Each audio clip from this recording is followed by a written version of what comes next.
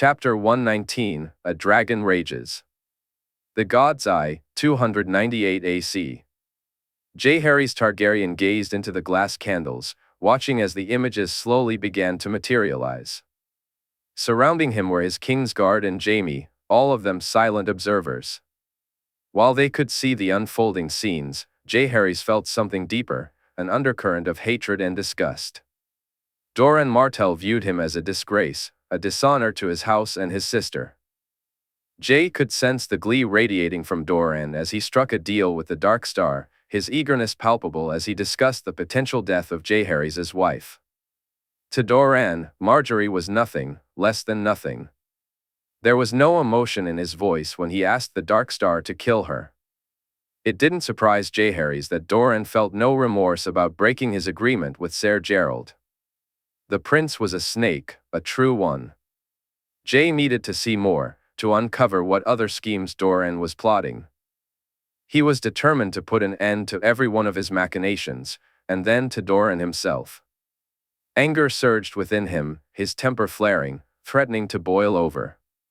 As the images shifted repeatedly, showing him trivial conversations, Jay realized he had lost focus. His anger had clouded his mind, and he knew he needed to regain his calm. When he finally saw her, tears almost welled in his eyes. This woman had called him her son, only to be taken from him, just like so much of his family. Elia and his father had shared a bond, but there was no love there. He felt that truth clearly now. In their previous encounters, he hadn't fully understood or felt it himself. But now, he knew what love was, the way his father's heart raced when his mother was near, just as his own did when he was with Margaery. "My brother is the true snake you should fear, Rhaegar," Elia's voice echoed in his mind as she spoke of Doran. He could hear the concern for his father laced in her tone, concern, but not worry, not panic. That was the key difference, and he understood it now. When you loved someone, when you believed they were in danger or feared losing them, that's when panic set in. Your worries became a storm within you. The intensity of his feelings surged, amplifying even the smallest fears when the person he loved was involved. Elia had warned her father about Doran, but there was no trace of fear or panic in her voice. As Jaehaerys watched, the images shifted once more. Elia now lay on a bed with a young man, a smile lighting up her face as he gently stroked her hair while she caressed his chest. They were both fully clothed, and the scene felt innocent enough, yet he could sense the love between them, the rapid beating of their hearts.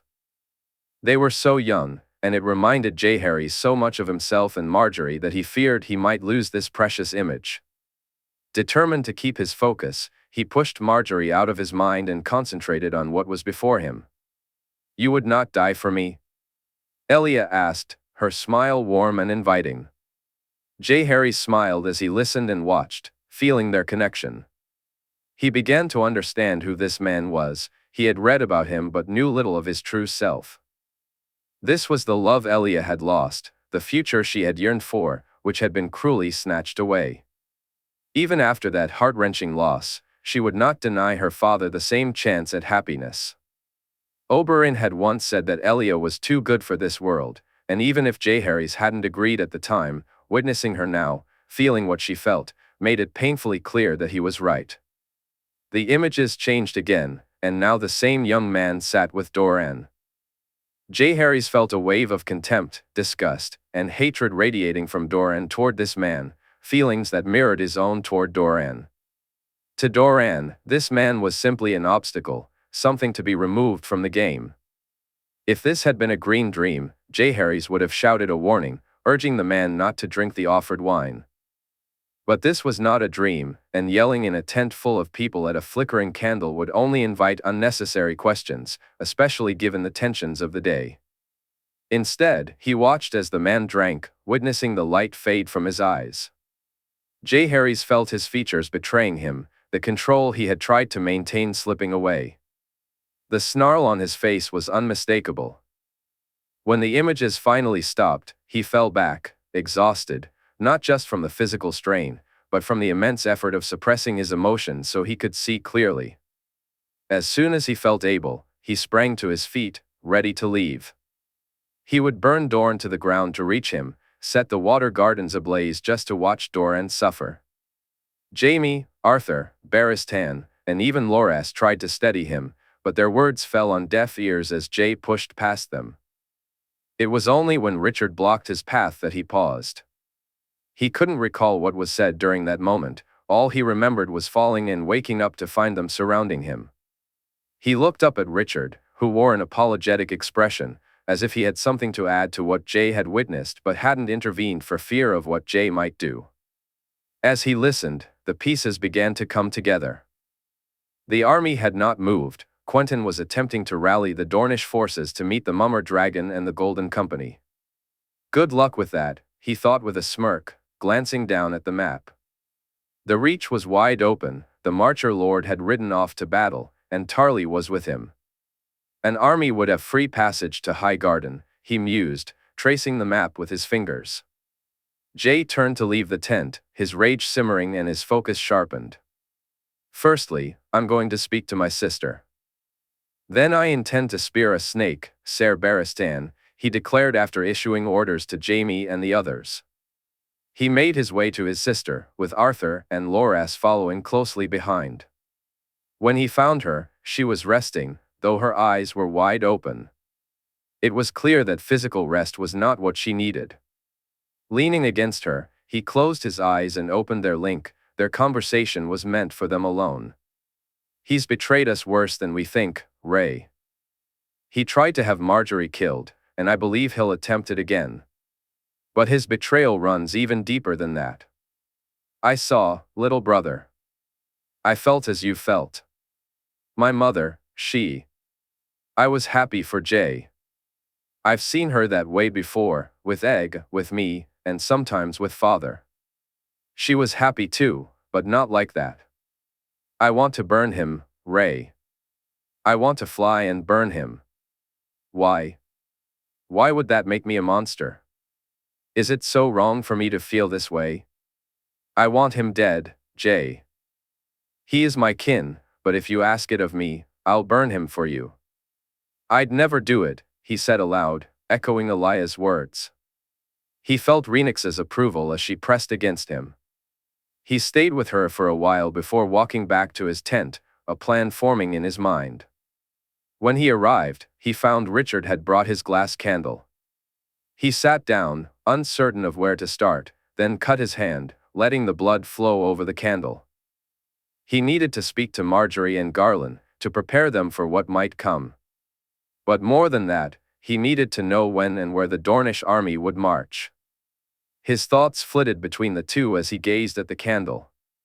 He wasn't sure if that was the reason for what he saw. It wasn't Margaery he envisioned, nor was it the Dornish army Doran intended to use against her. Instead, he saw Doran himself, speaking to Quentyn and then to his large Norvosi guard, Ario Hoda, a man utterly loyal to Doran, as Oberyn had once told him. Next, he saw Doran sitting in a room. The malevolence radiating from him was palpable, and the words he heard were like daggers to his heart. A snake at his back and a knife to the throat of the woman he wished to name his queen. He felt a shift as he gripped the table, the images flashing before him. Then he saw it. Margaery was being held on a balcony, a man gripping her by the hair, a knife in his hand. As he looked on, the knife moved across Margaery's throat. No. No. No, he screamed. He shouted at the top of his lungs, but he couldn't see Jaime, Arthur, Barristan, or Richard. None of them were there, nor could he feel Loras gripping his hands, or Brienne trying to help him. Even Walder couldn't pry his grip from the table as he held on, and then everything went white. It was as if 1,000 doors had opened at once. A dragon roared from outside the tent, and across Westeros, animals echoed its fury. In Dorne, 298 AC, Arianne was taken by surprise when Quentyn left. She never thought her father would be foolish enough to send her brother to fulfill any significant part of his plan. Her attention had been focused on others, Ser Gascoigne, Ser Manfrey, Maester Miles, Ricasso, Elise Ladybright, and Ario. Arianne believed her father would choose smarter, more capable people than Quentyn for such tasks. The reality was that whatever role her father had envisioned for Quentyn was beyond him. He would have been better off sending Trystane, her younger brother, though still a boy, outshone Quentyn in both wit and charm. Arianne believed that in a year or so, Trystane would even surpass him with a spear. She cursed herself for not seeing this sooner. The letter from Illyrio, chastising her for not listening, didn't help her mood either. However, learning that Quentyn was heading to the Stormlands eased her worries a bit. Her brother could rarely match wits with anyone, and against Oberyn, it would be a mismatch as severe as if he faced him in the yard. When she spoke with Daemon, it soon became clear what her father's plan entailed, and she laughed at the absurdity of it. But Daemon's words made her pause. "Ironwood, princess," Daemon said as they sat together, sipping wine. "What of the blood royal?" She replied dismissively. "Remember what you said of him? That he's Criston Cole reborn. He whispers in my brother's ear that he should rule after my father, that it's not right."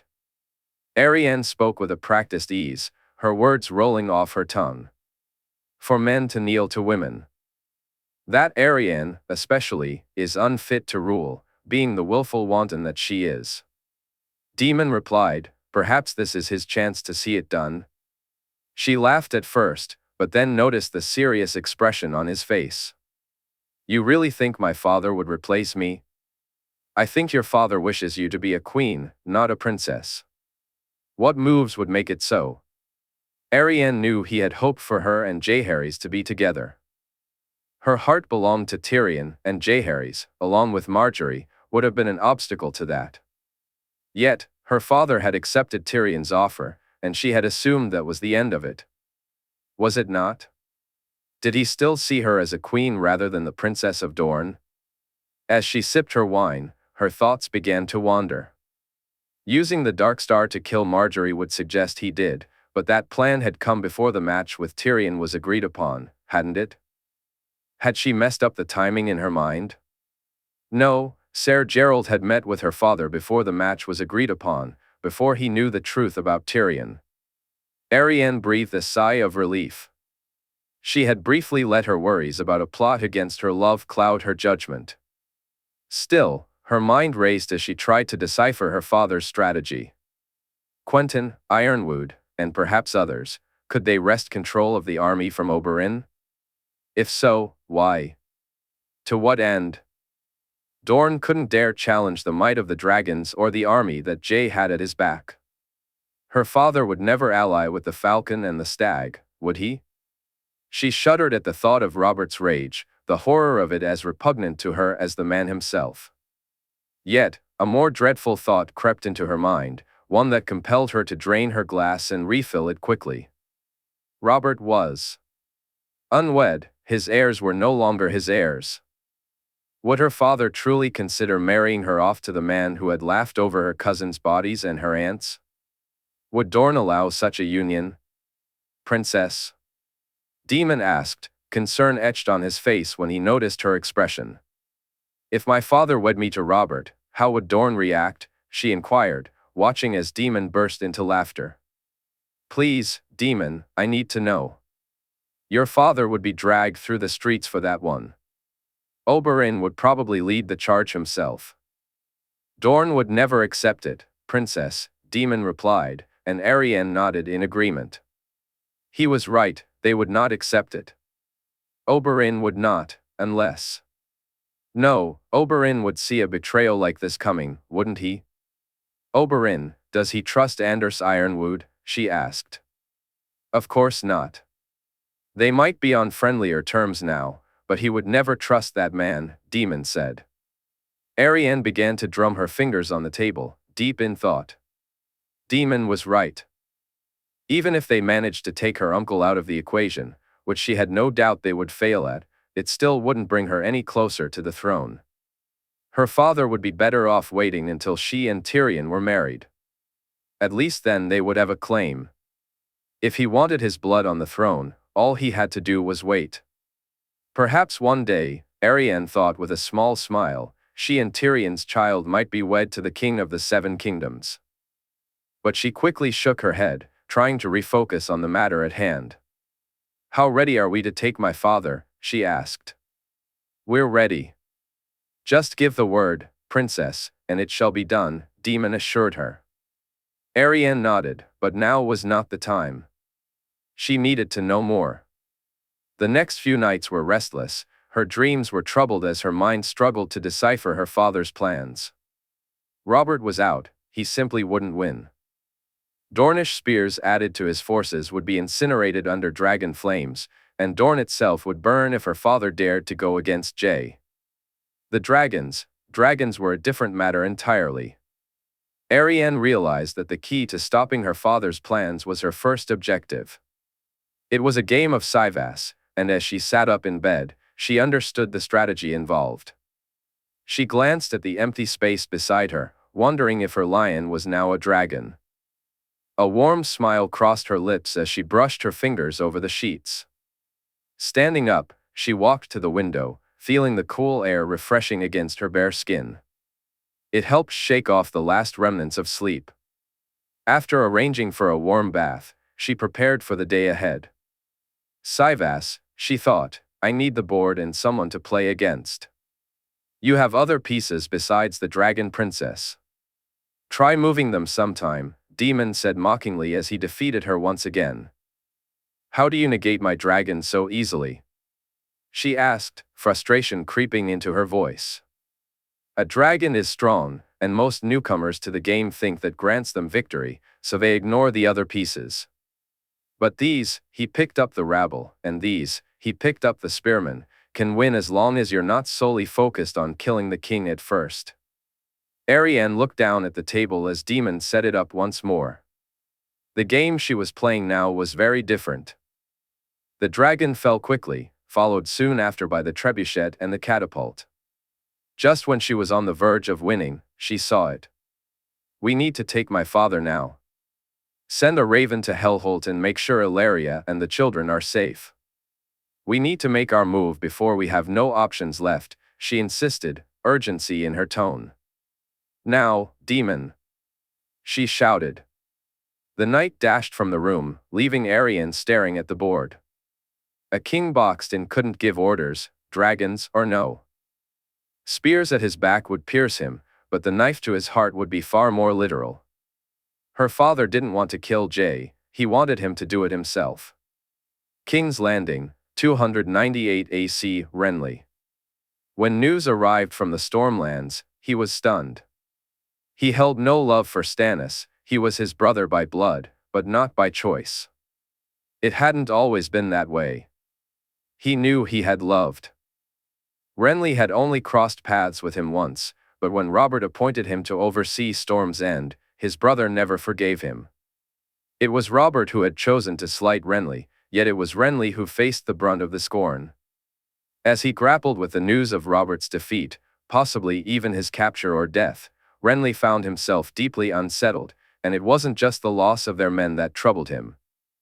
While Robert marched with the Golden Company and Jon Arryn led the Knights of the Vale, Renly couldn't shake the feeling that their forces were inadequate. The numbers didn't add up, and neither Robert nor Jon Arryn were the men they once were. The Lord Hand had left him with a significant problem, one he was too late to address. Just days after taking his position, he received word about Lysa Tully and her son's imprisonment. The lady had not fared well in the Black Cells, and while her death didn't stir any remorse in him, he couldn't fathom why she had bitten through her tongue.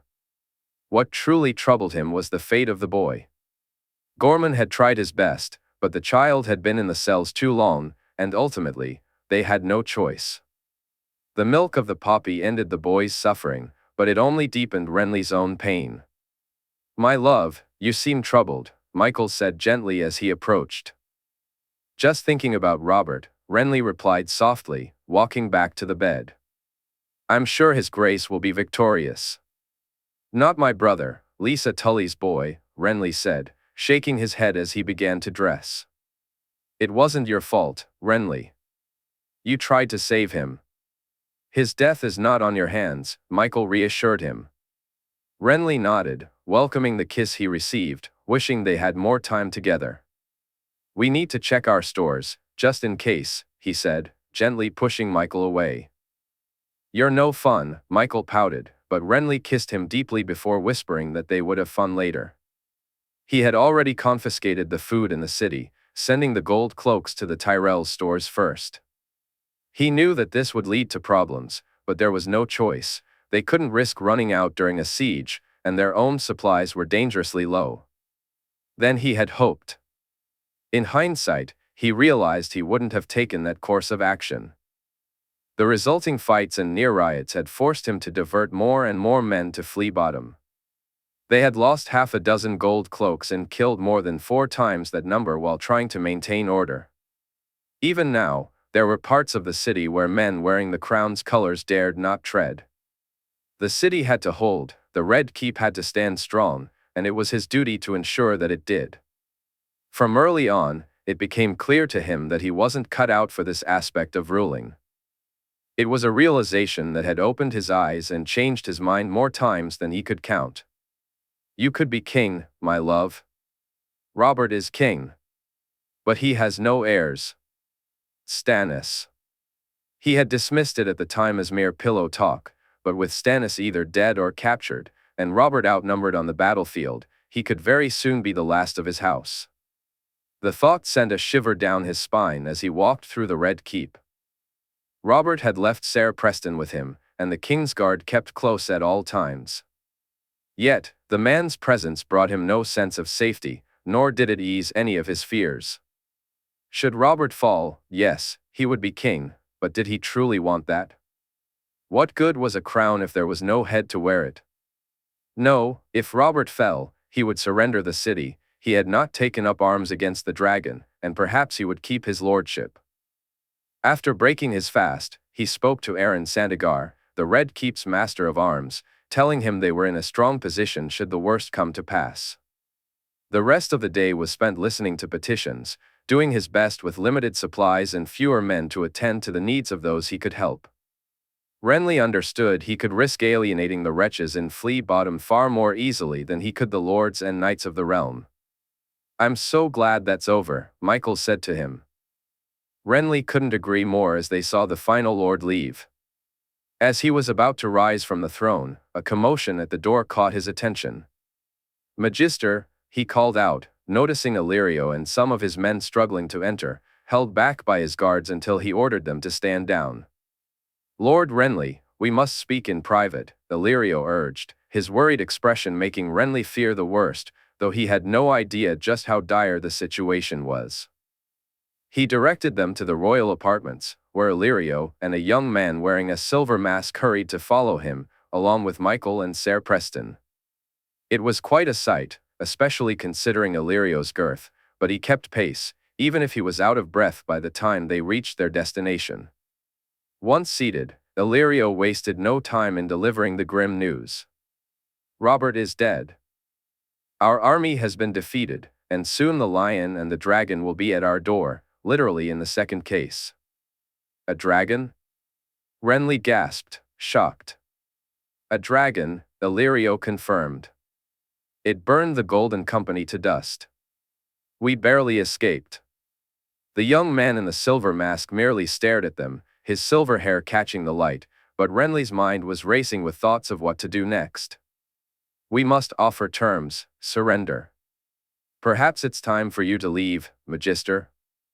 If what you say is true, which I have no doubt it is, then you should be in Essos rather than here. Surrender? Leave? We will not. We'll fight until the last man if need be, the young man snapped angrily. Who are you to tell me what to do? I am your king, he declared, rising to his feet. Aegon, sit down. Ser Preston, if you will, Illyrio interjected. Renly watched in horror as the Kingsguard struck Michael hard on the back of the head, knocking him to the ground, then drew his sword, placing it at Michael's neck. Ser Preston, Magister? Renly asked, his voice filled with shock, though he felt a wave of relief when he saw Michael move. Consider yourself fortunate I still need a stag, Lord Renly. You will do as I say, or I will make you watch as your companion suffers for your refusal. Is that understood? Illyrio looked at Renly, who nodded in response. Good, now bow to your king, the silver-haired boy commanded. King? Renly questioned, his brow furrowed. I am Aegon Targaryen, the sixth of my name, king of the Undulls, Rhoynar, and First Men. Kneel before me, or I will have Ser Preston remove one of your lover's eyes and make you eat it, Aegon declared, his voice cold. Renly glanced at Michael, fear evident in his eyes. Your Grace, I am at your command, he said, lowering himself to one knee. Good. Lord Hand, tell the stag what it is we wish of him, Aegon replied with a smile. Renly listened as Illyrio issued orders, shut down the city, have the gold cloaks man the walls, prepare the Red Keep for a siege, and send men to the docks to prevent any ships from docking. Looking from Illyrio to Aegon and then to Michael, Renly realized he had no choice. He complied with their demands. That night, as he lay in the black cells, he could only hope that his love was safe and unharmed. He prayed that they would need him for longer and that, when the time came, the dragon would burn them all. Old Town, 298 AC, Samwell. The Citadel had begun to regain some order after the deaths and disappearances of the Magisters. Sam watched as men were appointed archmasters, even though they weren't quite ready. Links had been formed a bit too soon, and efforts were underway to make the place more secure. They had no true guards, but had hired men to act as such. One of these men had become a friend to Sam. He was older than most, slightly overweight, and Sam found him amusing, even if his speech was peculiar. He had been cautious about whom he befriended after the incident with the man Jon Snow and Marwyn had sent to him. No, not Jon Snow, Jaehaerys Targaryen, according to the ravens the Citadel had received. To say this revelation had thrown the Citadel into a furious state of whispers and arguments would be an understatement. Some archmasters insisted it was clearly a lie, claiming there was no proof. Samwell listened intently to the conversations around him. Some spoke of Jon Snow's remarkable abilities, claiming that such feats were proof enough of his Targaryen heritage. They recounted tales of how the blood of the Targaryens was magical, and how that explained everything. Whether that was true or not, Sam knew deep down that Jon had something extraordinary in his blood. He had witnessed it firsthand. Wasn't that what warding was? At first, Sam had feared Jon. After all, he was the one behind the deaths and disappearances, and with Jon's abilities, Sam knew he couldn't hide from him. But then the letter arrived. While it didn't answer all his questions, it provided a reason, one that felt increasingly true with each passing moment. A letter from a friend, the young woman said. I have no friends other than here, Sam replied, a hint of doubt in his voice. Yet a letter has arrived all the same. He opened the letter and quickly scanned the words. They were unclear, but he understood their meaning nonetheless. Sam, no doubt you have misgivings about the role you played. While I cannot remove those doubts, allow me to ease your concerns about whether your role puts you at risk. Life is about choice, Sam, and some people make terrible choices, choices that others must pay for, causing them great pain. The choices certain men made caused my family and me immense suffering, more than you can imagine. So my choice was clear, and I live with it, knowing it was the right one. One day, you may learn the truth about why I made that choice. I hope that when you do, you will understand. Until that day, I wish you all the best, Sam. Study hard, pursue your dreams, and do so free from fear. For you need not fear that I will make the same choice with you. As he finished reading, Sam wasn't surprised that the letter remained unsigned. Some things were best left that way. After uncovering the truth about Jon, he began to wonder if the family mentioned in the letter was the Targaryens, rather than the Starks, as he had initially believed. Over time, Samwell had come to believe that there was some truth to the whispers he heard in the library at night. Comments like, just as well Theobald didn't live to see the dragons return, and Valen used to rant about them when he was in his cups, echoed in his mind. Even Gallard had shared similar sentiments. He began to wonder what had angered the dragon so much and realized how little he truly understood about the happenings around him, despite having spent almost 4 years in this place. Sam had progressed from novice to acolyte, forging half a dozen links along the way, earning him a reputation as a prodigy. While some treated him as he had been treated for most of his life, like Leo Tyrell, perhaps because they had known each other before he arrived, others like Pate, Armin, Molander, and Rune had become his friends. A few nights later, Sam made his way to the Quill and Tankard to meet up with his friends. He knew he would have to listen to Pate talk about Rosie, though he suspected the others would prefer to discuss dragons. The truth about Jon Snow had sparked many conversations among the novices and acolytes, with speculations about whether he was the only hidden dragon and if they would soon see dragons soaring through the skies again. Sam smiled at the thought. He hurried down the winding alleys, finally reaching the tavern. Laughter greeted him as he walked inside, where he found his friends already drinking. Here he is now. Sam will tell the truth of things, Molander announced, silencing the others. Sam will call you a liar to your face, Leo, Pate chimed in, while Rune and Armin laughed. I will? Sam replied, feigning surprise. Tell him, Sam. You've met Jaehaerys Targaryen. Tell him he's not silver-haired and purple-eyed like Leo claims, Pate teased. I've met him. He's dark-haired and gray-eyed, Sam said, taking his seat. When did you meet him, fat boy? Leo asked, raising an eyebrow. I met him here in Old Town when he came for Lady Lynette's wedding to Lord Mormont, and then again during. At the tourney at Highgarden, I traveled back here with his cousins, the Starks, he said, watching Leo gulp. Pay up, Pate chimed in, and Sam observed as Leo reluctantly handed over some coins before storming away from the table, visibly angry. The drinks are on me, lads. Pate announced, prompting loud laughter from the group. That night, he spent hours japing and jesting with his friends, the drinks flowing freely as they all sang along with the tavern to songs like The Hidden Dragon, The Greedy Falcon, and The Rutting Stag. Sam felt a bit unsteady on his feet when they rose to join in on The Mockingbird Who Fooled a Falcon. While the others continued to revel, Sam sensed he'd had enough and decided to head back to the Citadel. As he arrived, he spotted his friend on duty. A man looks unsteady on his feet, Barlow's remarked. I may have, Sam hiccuped, had too much to drink. A man will help you inside, Barlow said, and Sam leaned against him as they navigated the halls and passed through the gates to their cells. Sam couldn't help but chuckle at the thought of how much he had wished for a cell in this part of the living quarters. It had taken him 4 years to be assigned a cell next to the maesters and archmasters.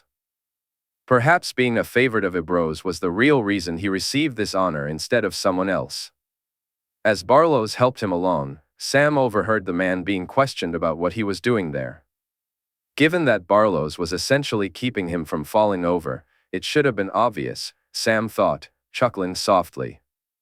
Before he knew it, he found himself laid down on his bed, Barlow's gently placing his feet onto the mattress. Sam felt grateful for the assistance. He wasn't sure he could have managed it alone. A man should rest, Barlow said. Thank you, my friend. Vala Morgulis, Barlow's replied. Vale Doheris, Sam murmured as he drifted off to sleep. Highgarden, 298 AC, Olenna. War was a terribly dull thing, especially the way Mace fought it. She sighed as she watched yet another feast unfold. Garlan had organized patrols and drills, and he had a cavalry force ready to ride out at the first call from Jay. Meanwhile, Mace held court, feasting and boasting about great victories, as well as the faith his future grandson had placed in him. She swore, if she heard the Battle of Ashford mentioned one more time, she would go as mad as Aerys had been. Olenna had done her best to keep Margaery and Sansa busy. She and Allery had talked repeatedly with her granddaughter about plans for when she became queen. Sansa had helped the seamstress add designs to Margaery's wedding dress, which had become a true work of art. Olenna had to wipe away a tear every time she thought about it. The image of Margaery wearing that dress and standing beside Jae as they married in the September of Baelor felt almost too good to be true. Garlan had shared Jae's plans with her. While she understood the basics of war, she was no expert, and her grandson had reassured her of their soundness. Willis had discussed the political landscape, a topic she felt much more comfortable navigating. Robert and Jon Arryn had backed themselves into a corner, so much so that her grandson couldn't see any outcome other than a complete military victory that would keep them in power. This thought briefly worried her, especially when she heard about the Golden Company. However, Jae had assured Margaery it was no concern, and she felt that if anyone would face the dragon's flames, it would be Bittersteel's men. She made her excuses and headed to her room, knowing Mace was about to launch into yet another story of defeating Robert. She could already feel a headache creeping in. "Grandmother, are you well?" Her sweet Rose asked as she hurried after her, the white wolf keeping pace precisely by her side. "I'm fine, sweetling, just tired." "I'll see you on the morrow," she replied, kissing her on the cheek and glancing down at the silent wolf. Words weren't necessary, they both understood. The wolf understood her well enough. The fact that Jae had left Ghost with them was a comfort. She would have preferred a Kingsguard, of course, but the White Wolf was perhaps even more dangerous than Ser Arthur. Ghost never left her side, always seeming to be awake when she was. Olenna wasn't even sure if the fierce creature ever slept. As she lay down, she hoped to hear some news soon. The uncertainty bothered her more than anything else. That night, she was awakened by howling. In her worried state, she didn't bother to dress properly, throwing on a dressing gown over her shift as she rushed to the door. "What's happened, Margaery? Has something happened to my granddaughter?" she asked. Left shook his head. "Eric has gone to her room, my lady. Do you wish to go see her?" Olenna nodded. When they reached Margaery's room, they found Sansa, Willis, Garlan, Mace, and Allery all there too. Margaery was unharmed, and Olenna breathed a huge sigh of relief, but then her worry shifted to Jae. "Is it Jae? Has something happened?" she asked anxiously. "No, I think my brother is unhurt. It's something else, a warning. He wants us to be wary, I think," Sansa replied. Olenna looked at Margaery, who didn't seem upset. "How do you know?" Mace asked, and for once, it was the right question her son had posed. "When Fawn howled, I warred into her. It was strange. I felt. I don't know. But I felt one thing more than anything," Sansa explained. "Danger to the pack," Margaery said, answering for Sansa. Sansa nodded in agreement. Mace blustered while Garlan remained calm, immediately walking from the hallway they were in. Olenna smiled, glad to see him take control, relieved he was there and not fighting elsewhere. When Mace and Allery left for their bed, she watched as Sansa spoke to Margaery and then as Willis. Olenna escorted her granddaughter Margaery to her room. "You're not worried about Jae?" Olenna asked, sensing that Margaery might be holding in her concerns. "No, look, grandmother," Margaery replied, walking over to Ghost. "Ghost, is Jae hurt?" Olenna nearly stumbled when the wolf shook its head. Oh, I give up. "I'm going back to bed," she said, realizing tonight was not the night to figure out how her granddaughter could speak to wolves. "He's safe, grandmother, trust me," Margaery reassured her, pulling her into a hug. Olenna hugged her back before stepping out of the room. "Right, stay here with her," she instructed her giant guard, who nodded as she and Left walked back to her own room. It took them 2 days to discover the reason for the warning. A Dornish army was marching through the Reach, according to Garland's scouts. They had passed Hornhill, making their destination clear. Mace wore a foolish smile, though he didn't have all the details. Even if he did, Olenna felt certain his reaction would be the same. "This is good news, Dorne is allied with our king," Mace said. "Yet they march to us and not to the king," Willis pointed out. Obviously, His Grace sent them to us, Mace insisted, prompting Olenna to sigh again. Why would he, father? No, this is something else. When they arrive, we'll be ready. I'll have the men form up and the defenses manned, Garlan said, rising to take action. I'm the lord here, son, I'll see to the men, Mace replied. Garlan reached into his pocket to retrieve a letter, but Olenna shook her head. Allow Garlan to handle the details, Mace. You need to be rested and ready should a battle commence, she advised, noticing him nod in agreement. Garlan shot her a relieved look as he left the room. Why would Dorne attack us, grandmother? Willis asked as they walked down the hall a little later. Doran wishes to see his daughter on the throne, Willis. It's not. Margaery is the target, she said. What? King's Landing? That was Doran, he asked, and she nodded. I'll see her guards are trebled. She needs to stay indoors, along with Sansa, he said, hurrying off. Olenna felt a surge of fury at herself for allowing doubt to cloud her judgment. Logic dictated that Doran wouldn't act until Jae was crowned, that they had time to deal with him after the war. Now, she regretted not taking action sooner, either through Jae or by sending someone to confront the Dornish prince herself. She could only hope she wouldn't come to regret her inaction. Highgarden, 298 AC. Garland's scouts reported that the Dornish army was just shy of 10,000 men, half spears and half cavalry. His own force was slightly less than 20,000, not counting those his father commanded, which would have brought their total to 40,000. But unlike his own troops, his father's men were unprepared for battle, most weren't even present. While Garlan had assembled his forces, his father had called the lords and placed them on standby. So, rather than a true force of 40,000, he had just over 25,000 ready to fight. What worried Garlan most was the quality of the Dornish army. He believed his men would hold, but if the soldiers facing them were the best Dorne had to offer, he couldn't be certain they would prevail. This concern weighed heavily on him, especially considering the ground where they would likely do battle. If he could choose the field, this would not be it. The terrain was too close to home and ill-suited for large cavalry charges. On foot, the Dornish spears would outmatch their infantry. If he couldn't deploy his cavalry effectively, he could end up losing this battle. Given their location, he wasn't sure he would have time to regroup if that happened. As he looked out at the distant Dornish forces, he prepared for the parley, sighing when he heard his father ride up, a feeling of dread settling in as he turned to see. Garlan adjusted his helm as he listened to his father's suggestion. We should go out and offer them terms, his father said, and Garlan tried to suppress a laugh as the helm clicked shut. I think it's best if you stay here, father, he replied, glancing at Ser Jon Fossaway, who nodded in agreement. I must be the one to negotiate with these lords, son, his father insisted, pulling the helm off his head, struggling to keep it from closing again.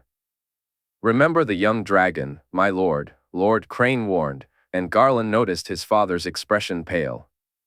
Garlan? I'll be fine, father. A knight isn't a lord, he reassured him as he rode out to meet the enemy. His party consisted of Lord Crane, Lord Caswell, and Ser Jon Fossaway. The lords accompanying his father seemed to accept that the words spoken to them were enough to hold their desires to negotiate at bay for the moment. As he surveyed the sigils before him, he recognized Manwoody, Vaith, Illyrian, and Santagar. While there were others lingering behind, these four had come to meet them halfway. My lords, what brings Dorne to our doors? He asked, looking at the men across from him, Lord Daegos Manwoody, Lord Daeron Vaith, Ser Simon Santagar, and Ser Ryan Illyrian. They belonged to significant houses, but none he would have expected to lead an invasion into their lands. Silence hung in the air for a few moments until Lord Daegos finally spoke. We're willing to offer you terms, Ser Garlan, favorable ones, he said. Why would we accept? Our men outnumber yours 2-1, and we can call on reinforcements. Can you? Ser Jon chuckled. We could burn the Reach, Ser, before or after we defeat your army here. Many lives would be lost. Or you could give us what we want, and we'll march back to Dorne, Ser Ryan interjected. And what is it you want? Garlan asked, curiosity piqued. We ask for the ladies, Sansa, Olenna, Allery, and Margaery, to accompany us to Sunspear. They'll be treated fairly, and their honor will not be besmirched. On that, you have my oath as a Dornishman. Daeron said, so, it's true what they say? He smirked. What do you mean? Ser Simon asked. That the Dornish sun drives a man mad. You asked me to give up my grandmother, my mother, my sister, and our ward. Are you serving a different king, my lords? Do you really think I would agree to this? Here's my counteroffer, turn around and ride back, quickly. You've managed to raise my annoyance, and you're close to provoking my ire. And trust me, I'm not even the one you should be worried about. His smile widened. No? A voice inquired. No. You threaten the future of the good family, a king's future bride and his sister. Dorne barely survived a dragon the last time it attacked. Believe me, my lords, this time it won't be the same. Ha! A wolf in dragon's clothing is no true dragon, and we in Dorne have faced and defeated a real one before, Lord Vaith retorted. You've been warned, my lords. In the name of King Jaehaerys, I command you to desist and return to Dorne. Dorne follows no king, only our prince, Ser Simon replied. Very well. I will see you soon, without a flag of truce protecting you. Good fortune, my lords, you will need it. With that, he turned his horse and rode away quickly. Once he reached his camp, he spoke to his father, sending him back to inform his grandmother of what had transpired. I need to be here, son, to lead, his father insisted. No, they're coming from Margaery, father. You need to be there in case I fall. Garlan. Son, his father said, concern for his safety evident in his eyes. Despite not wanting his father on the battlefield with him, Garlan couldn't help but respect him a little for that. Go. Ride, he urged, and his father nodded in agreement. Less than an hour later, Garlan found himself riding out to confront the Dornish cavalry. The lance in his hand felt heavy, but it was nothing compared to the resolve in his heart. For King Jaehaerys and Queen Margaery, he shouted as his lance struck true. It was King's Landing, 298 AC. Illyrio felt a growing concern about Aegon. No, that was an understatement. He had been worried about him for quite some time. The boy had always been arrogant, but that was to be expected. After all, he was a king. However, ever since the dragon had scorched him, Aegon's demeanor had worsened. His temper and sense of entitlement had become more pronounced, threatening everything Illyrio had worked to achieve. After witnessing Aegon kill Jon Cunnington, Illyrio had thanked his son for saving his life. The knife that had slipped from Jon's hand was clear evidence of the man's intentions.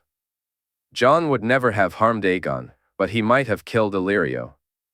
What surprised Illyrio even more was that Aegon hadn't even noticed the knife. He had killed Jon out of a misguided sense of disloyalty. While it was true that Jon had shown signs of discontent, Illyrio pondered as they rode toward the city. Signs were not proof, and to so easily take the life of a man who had acted as a father figure, he shuddered at the thought as the city loomed in the distance. Once they arrived in King's Landing, Illyrio made his way to his building. There were important men inside whom he needed to see before they set foot in the Red Keep. Aegon whined, yes, actually whined, until Illyrio instructed Haldon to give him some of his concoction to calm him down. What was in that mixture, Illyrio had no idea, but it worked. Aegon needed to be relaxed to carry out the tasks ahead. Illyrio took his seat at the table, and Sewer Rat ushered the man in. The Unsullied's name was fitting, given what he had tasked him with. Pouring the wine, Illyrio glanced at the old gray-haired man before him. At first glance, one might mistake him for an innocuous grandfather, but Illyrio knew better. I didn't expect you back so soon, Magister, the tattered prince said, sipping his wine. Nor did I, but needs must, my old friend. Are the men ready? Illyrio asked. We'll man the walls and gates to keep you protected, but we can't fend off an army. My ships are ready to ferry us away if it all seems lost. Then we leave. I know.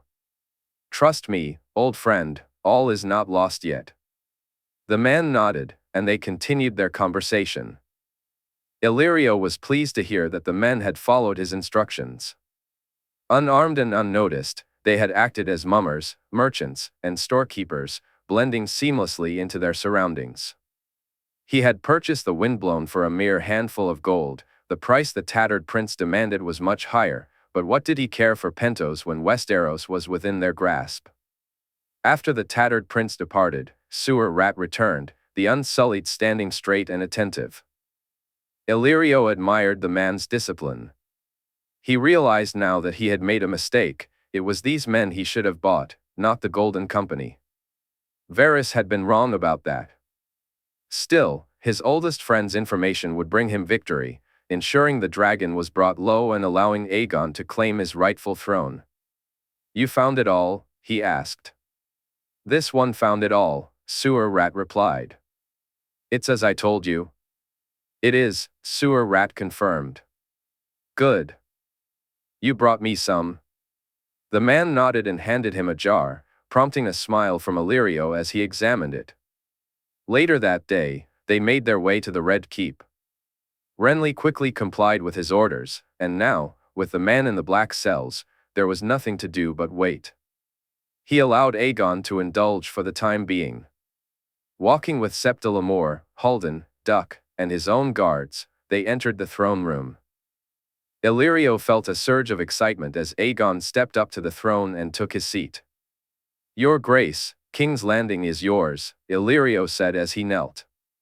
Excellent work, my Lord Hand. How goes the rest of my realm? Aegon asked. It will take a little longer to see it brought to its knees, my king, but kneel before the true king they will, on that you can be assured. I have my word, he said, watching Aegon's smile grow. Sarah, we're so close, and our son will be the greatest king of all. I'll see you soon, my love. Once Aegon is settled, I'll come to you. He glanced at the Iron Throne, imagining their boy seated there. The year was 298 AC, and Jaehaerys Targaryen was on his mind. 1,000 eyes in one, images flooded his thoughts, relentless and vivid. He saw Lya taking Jon Arryn's arm, Doran sitting in his chair, and Oberyn feasting with lords, casting them distrustful glances. In a dark gray cell, he caught a glimpse of a woman seeking warmth from the cold. Her dark hair concealed her face, but her attire revealed her as a kraken. Suddenly, he was soaring through the sky above an island, where below him, a gray wolf played with two young girls. Before he realized it, he was running along the ground, where an old man slept by the fire. His uncle's eyes were closed, but as he rose onto his back feet, he tilted his head for a better view. Eamon looked peaceful and content, a smile on his face suggesting that his dreams brought him joy. Continuing his journey, he soon found himself in a large hall, where his other uncle laughed with men dressed in black. The coolness of the forest brushed against his fur as he approached a vast camp, where thousands of tents stretched as far as he could see. He swore he could make out a giant. Then he was in Casterly Rock, resting on a bed beside a golden-haired girl who slept peacefully. He curled up next to her, feeling a deep sense of contentment. As he cawed loudly at other birds, he feasted on meat, the charred flesh filling his body. Taking to the sky, he looked down to see a multitude of birds like him, all gorging on the remains. Flying over the camp, he spotted her, Rhaenix, watching the birds as they flew by. The glass was faded and dirty, and the windowsill barely large enough for him to perch upon. He stood there, peering into the scene unfolding before him. The red-haired woman began to undress, while the man behind her kissed her neck. A surge of anger bubbled up inside him, and he cawed loudly at them both. Suddenly, he was transported to another place, feeling her warmth and familiarity wash over him, as his old friend welcomed him back gladly. Through Ghost's eyes, he watched her smile down at him, and her words eased his anger just a bit, but soon the images returned, and he felt himself drifting far away once more. A large man stood behind a chair, his axe ready to defend, but all he could focus on was the weapon and the man it protected. In an instant, the axe was in his hands, and as he looked down at it, he jolted awake in his bed. "How long?" he asked, sitting up, realizing he was dressed in clothes he hadn't put on. 3 days, Jaime replied, concern etched on his face. "I worked." "I didn't mean to," he confessed, and Jaime nodded knowingly. "What did you see?" Jaime asked. "Many things," he replied, but Jaime pressed on, "No, before you warged, what did you see?" He closed his eyes, searching for Ghost, the wolf sleeping at the foot of the bed. Just watching her chest rise and fall helped ground him. "I'm sorry. I needed to know she was safe.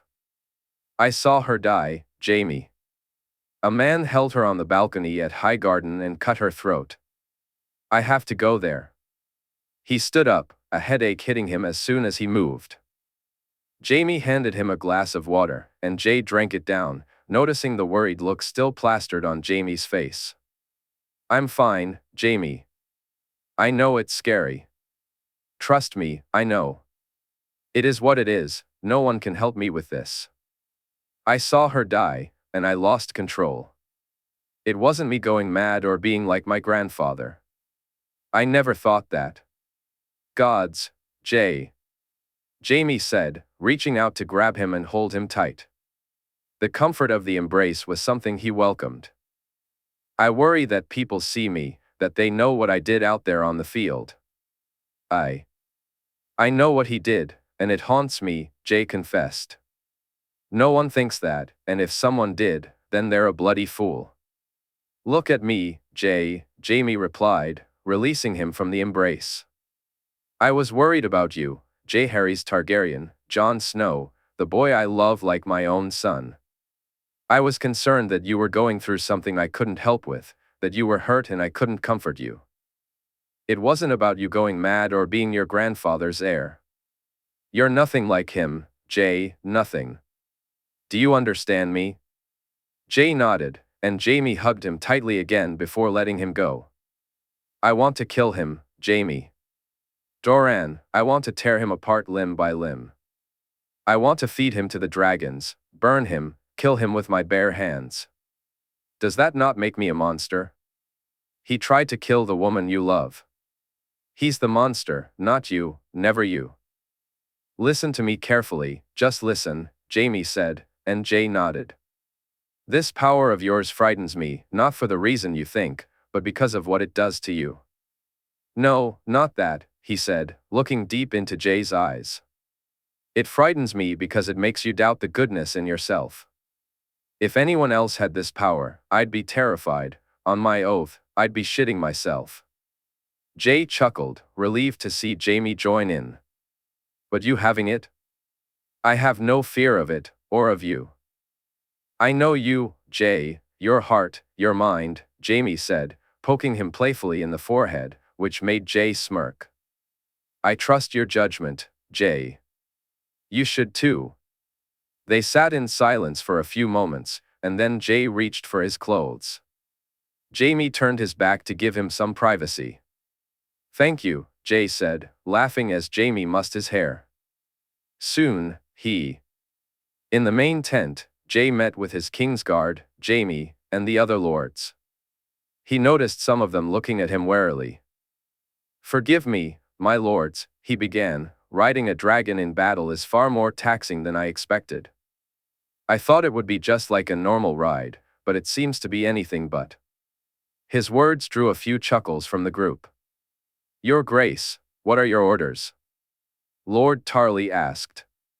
"My Lord Hand will take command of the army," Jay replied. "Lord Tarly, you are to march to King's Landing with great haste. I intend to fly ahead and meet you there.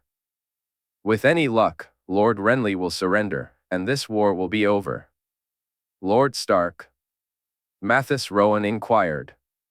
Has secured us a great victory, and Lord Arryn is his prisoner. We'll send riders to inform him to march to King's Landing as well. My lords, we should send ravens to announce our victory to the realm, he said, dismissing them. As the other lords departed, Ser Richard spoke up. Lord Valerion has arrived, your grace. He found no sign of the Magister or the Mummer. Can you send your lips to seek them out? I'd use the candles once more, but... Understandable, your grace. I'll see to it, Ser Richard assured him. Doran, your grace? Arthur asked. He dies, be it by my hand or another's. His betrayal runs too deep, Ser Arthur. I believe he intends to take Margaery hostage to force me to kneel, but that won't be all. He wants me dead, Jay responded, prompting gasps from the others. How do you know this, your grace? Barristan pressed. What you saw in the glass candles, I feel, Ser emotions, feelings, not quite thoughts, but enough to ascertain them. The magic required, the blood needed to look into the past, is far more than just using them in other ways. I don't know if it's my blood that's the key, or the fact that I can ward in Green Sea, but for me, it's more. I felt my father and mother at Harrenhal, what they felt, as if I was experiencing it myself, he explained, met with disbelief from his audience. He took a moment to reach for the mug, swallowing the water before continuing. My Lord Hand told me something I didn't realize I needed to hear. I am not my grandfather, sirs.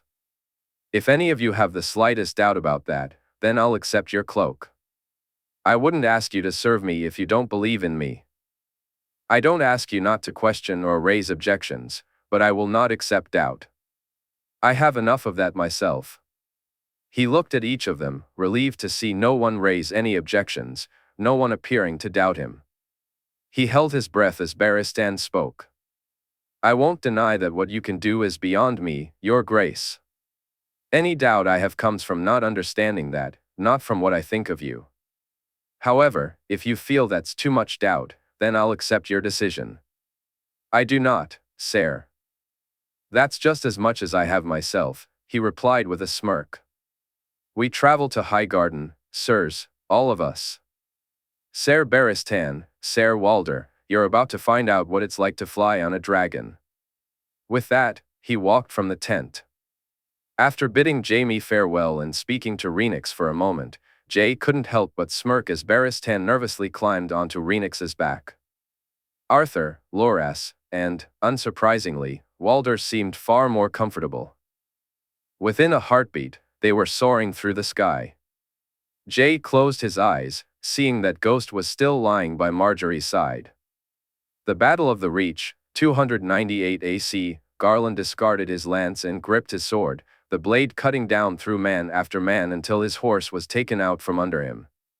He saw the spear before it struck, jumping and rolling instead of hitting the ground hard.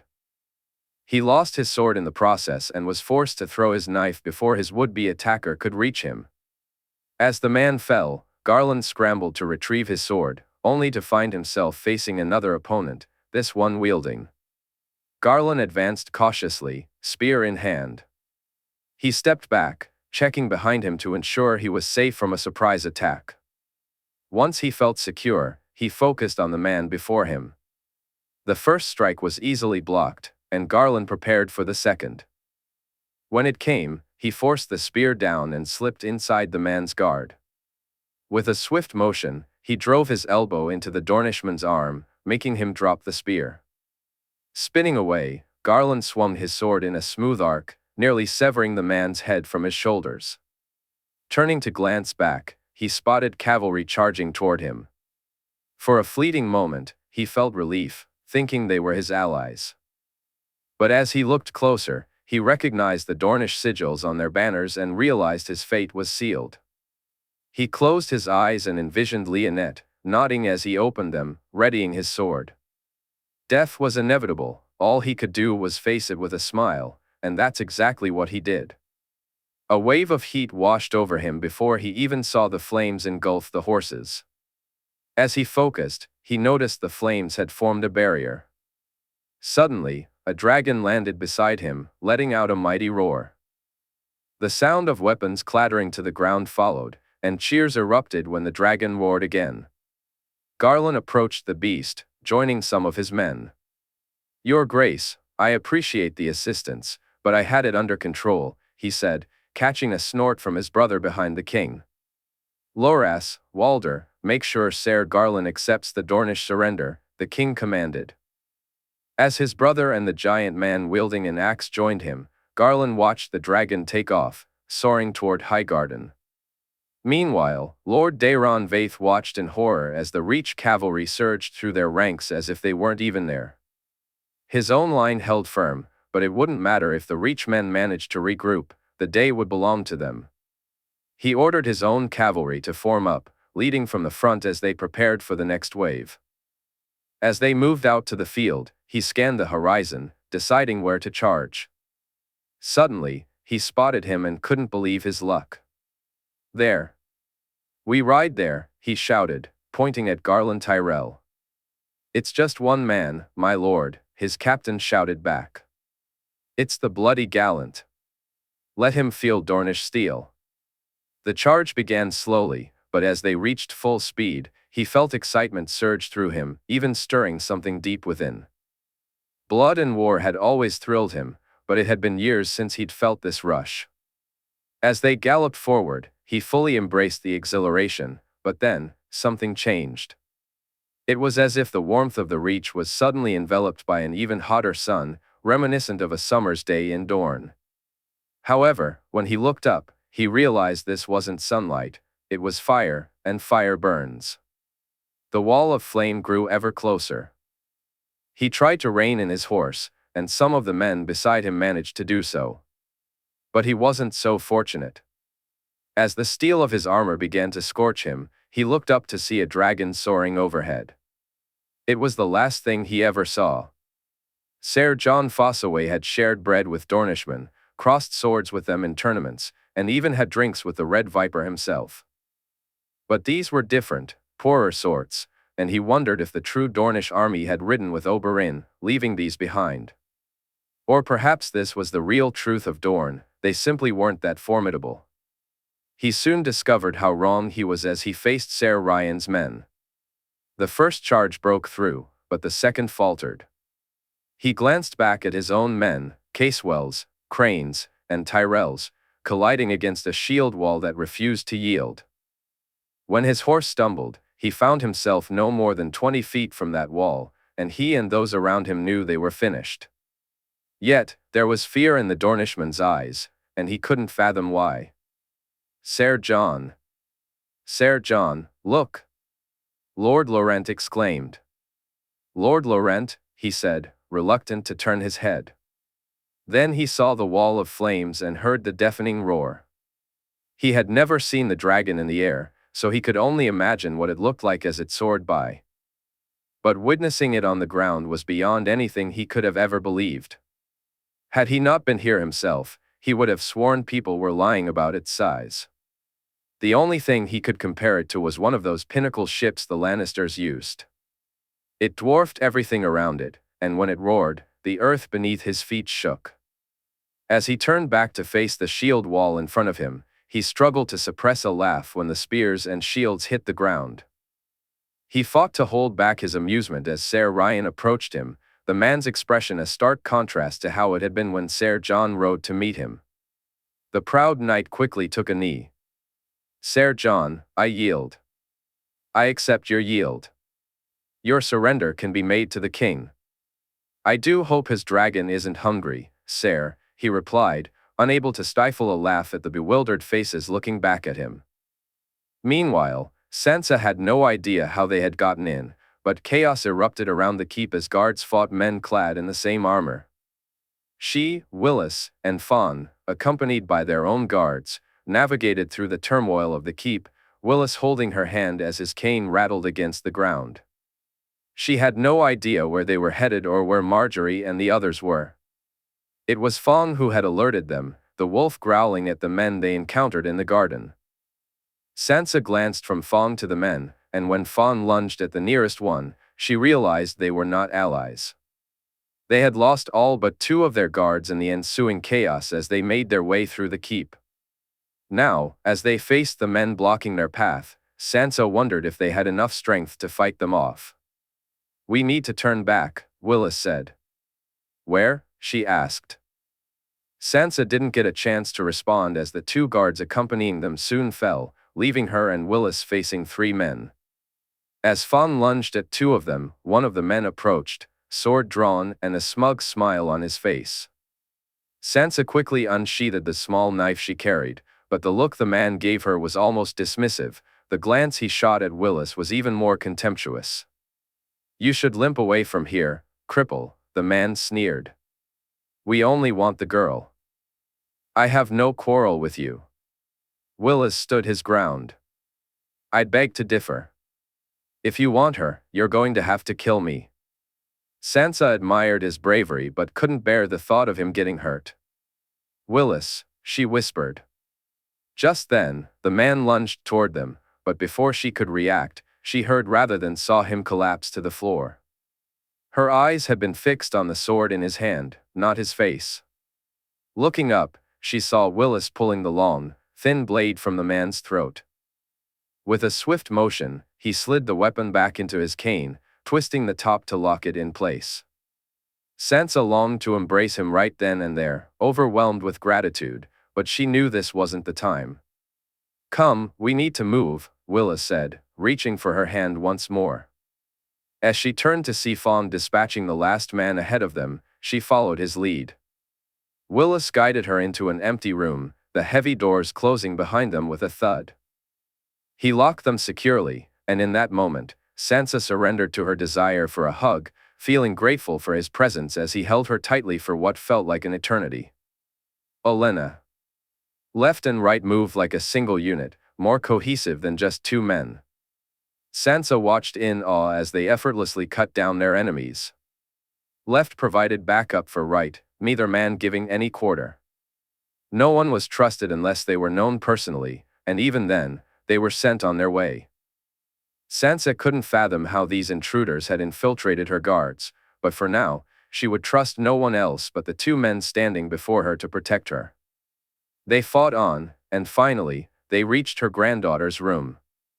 Olenna's heart sank at the sight. Olenna found the room empty and ransacked, but she felt a wave of relief wash over her when she noticed there was no blood. As she moved on, she encountered more dead guards, some belonging to her, others who had pretended to be one of hers. Turning a corner, she stumbled upon some of her guards engaged in a fierce fight against others wearing the same armor. Whether her men were winning or losing, she would never know, as left and right swiftly turned her around and guided her in a different direction. "We need to find my son and good daughter. Margaery must be with them," she said, and left shuffled her down the hall without ceremony. Normally, no guard would dare lay a hand on her, even by accident, and the urge to unleash her thorns was almost overwhelming. But Left was doing what was right, and Olenna was grateful for that at this moment. They soon reached another skirmish, and Olenna recognized the room where the fighting was taking place as one of their safest locations. She directed left and right to assist, watching them work with ruthless efficiency. The battle, which had been evenly matched, quickly shifted in her guards' favor. They not only provided an edge but completely turned the tables, leaving the men before them with no chance. Once the fight was over, Left returned to her side, while Right sent the other guards to both ends of the hall to keep watch for any more intruders. "My lady, Lord Mace is inside," Left informed her as Right knocked on the door. It took some time for someone to answer, but when it finally opened, Olenna found Mace, Allery, Leonette, and Janna inside. However, there was no sign of her granddaughter. Though worry gnawed at her, there was little she could do at that moment except offer comfort to Allery and Leonette, who were clearly distressed. Left and Right followed her into the room, standing guard at the door in case they were needed. Before Olenna approached her good daughter and good granddaughter, she paused and looked at the 2 guards. Eric, "Thank you," she said sincerely. As she moved towards her family, the roar of a dragon echoed outside, and a smile began to spread across her face. "The king is here, and he's brought his dragon," she announced to the women, relieved by the hope it brought. Olenna's thoughts raced as she faced the reality of their situation. Ser Simon Santagar knew this was a fool's errand. Mace Tyrell was a fool, so perhaps he shouldn't have expected anything less. Given the odds against them, it might have been the only way to secure a victory that day. Still, the foolishness of their actions became painfully clear during the parley. This was supposed to be a simple journey through the Reach, where they would confront Mace Tyrell and a token force, not an entire army. They were up against a formidable force led by someone as capable as Ser Garlan. Simon had urged a retreat, advising them to accept the offer and return to Dorne. Whatever Doran was thinking, it was clearly misguided. They couldn't win here today, and engaging in battle would only give the dragon a chance to return. Of that, he had no doubt. With the threat to his betrothed and her family, Doran had overlooked a crucial detail. They had thought they could neutralize the Reach. Yes, the king's sister was present, but she was merely a distraction. Their true target was the Tyrells and the Starks, who they would leave behind once they had her. It was reckless enough to provoke the dragon, doing so to the wolves as well was sheer folly. Unlike their own liege, the Starks had gone to war for the deaths of their kin. "We can't find her, Ser," one of his men reported, causing Simon to sigh. The man they had beaten and threatened had led them to the Rose's room, only to find it empty. "Keep looking. We leave with her, or we don't leave at all," he ordered as they moved through the halls. By the time they finally located her, he was down to just 4 men, including himself. When he saw her companions, he cursed the fact that he had no crossbowman with him, not even an archer or anyone skilled with a bow. Glancing at the Rose and the White Wolf, he realized that getting past one to reach the other would not be easy. 2 of his men attempted it and proved him right. As he watched the White Wolf effortlessly tear out their throats, a chill of true fear ran through him. Why didn't it make a sound? How could it move so fast? And those red eyes, why were they staring at him like that? "You can make this easy on yourself. Just come with us, and the rest of your family will be safe," he said. Then he heard it, a sound unlike anything he had ever imagined. "I believe you should listen to your own words, Ser. My husband has just arrived, and you've just seen what his wolf can do. Do you really wish to see what his dragon can?" The Rose spoke, a confident smirk playing on her lips. He felt almost paralyzed, unsure of what to do. The wolf snarled, and his men beside him seemed reluctant to move forward to face it. The fact that it hadn't left the Rose's side since it had taken down 2 of his men so easily was perhaps the only reason he and his men were still alive. When he saw the Rose's smile, full and beaming, he knew he was in deep trouble.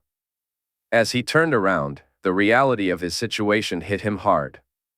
The king stood before him, clad in armor the likes of which he had never seen. The sword in his hand was a work of art, a thin blade with a flamed pommel and a flawless red ruby on its hilt. It was unmistakably Dark Sister. If the king were alone, he would have felt outmatched. He had heard tales of the king's prowess from Oberyn himself. But the 2 men flanking the king were as legendary as the sword he wielded. The bold and the sword of the morning stood ready at each shoulder, Ser Arthur gripping his own milky white blade as he regarded them. "Will you accept my surrender, your grace?" he asked, a hint of hope in his voice. "My queen will," the king replied firmly. "Your grace, I surrender," he said, dropping his sword to the ground. He watched as Ser Arthur and the bold stepped forward, standing over him. The king walked past them, leaving him on the ground without a glance. He held his helm in one hand and wrapped his arms around his queen, wondering if he would lose his head. As Doran had surely lost his. Chapter 120, The Sun is on Fire. Highgarden, 298 AC. Margaery felt a tug at her hand. Ghost, her loyal dire wolf, had woken her from her nap and was pulling her along, and a surge of worry shot through her. Had something happened to Jae? But Ghost quickly reassured her with his calm demeanor. He wanted her to follow him. So, she did. As they moved through the keep, Margaery couldn't help but wonder how they had entered and who she could trust. The only reason she felt safe was that her own guards accompanied her and Ghost seemed comfortable with them. Turning a corner, they came face to face with more of her men. Her guards moved toward them, but Ghost let out a low snarl. Margaery tried to call them back, but her voice failed her. In horror, she watched as her guards were taken down by the others. 3 men attacked, and one of them smiled at her, filling her heart with dread. But Ghost was quicker than she had ever seen him. She felt no sorrow for the 3 men's lives as Ghost dispatched them effortlessly, relief washing over her. The wolf urged her to keep moving, and she knew better than to hesitate. Onward they went, through hallways and into rooms. Margaery marveled at how Ghost seemed to know where it was safe. Finally, they reached a dead end. Ahead of them stood 5 men. Margaery wasn't sure where she found the strength, but she remembered who she was, Jae's queen, and she refused to cower before these men. As 2 of them advanced toward her, Ghost sprang into action again. He took them down and returned to her side, and Margaery looked down at him gratefully. Jae had left her the best Kingsguard he could, she thought, standing a little taller as she faced the men before her. Then she heard the roar, and she knew he had arrived. Before she realized it, she saw him. Ser Arthur and Ser Barristan stood by his side. A smile spread across her face as he commanded the men to surrender to her, solidifying her position. The smile grew wider, and before she knew it, she was in his arms, his lips pressed against hers. In that moment, she felt as safe as she could ever wish to be. "You came?" she asked, her voice a mix of surprise and relief.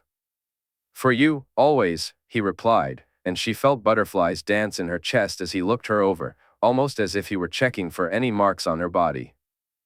The promise of retribution for her attackers shone in his eyes. "I'm unharmed, Jae. Ghost protected me," she reassured him, watching as he reached down to rub the wolf's head. "Thank you, boy."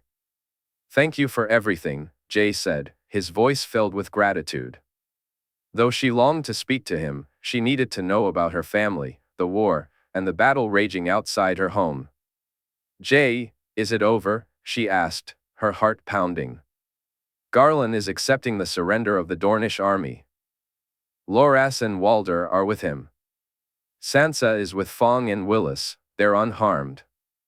I can't be certain about the rest of your family, but Ghost will take us to them," he assured her, taking her hand. He nodded to Ser Arthur and Ser Barristan to move the prisoners, and they all followed Ghost down the hall. They quickly stopped at a room where Ghost scratched at the door. When it opened, Margaery saw Willis and Sansa, each rushing toward their respective sibling.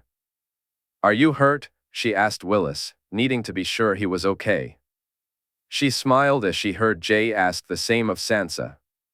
"The battle is over. Ghost will take us to your family, Lord Willis. Both you and Sansa should come with us," Jae stated firmly, leaving no room for argument. "Of course, Your Grace." "My brother, he is well?" Willis inquired. "Garlan is unharmed, Lord Willis.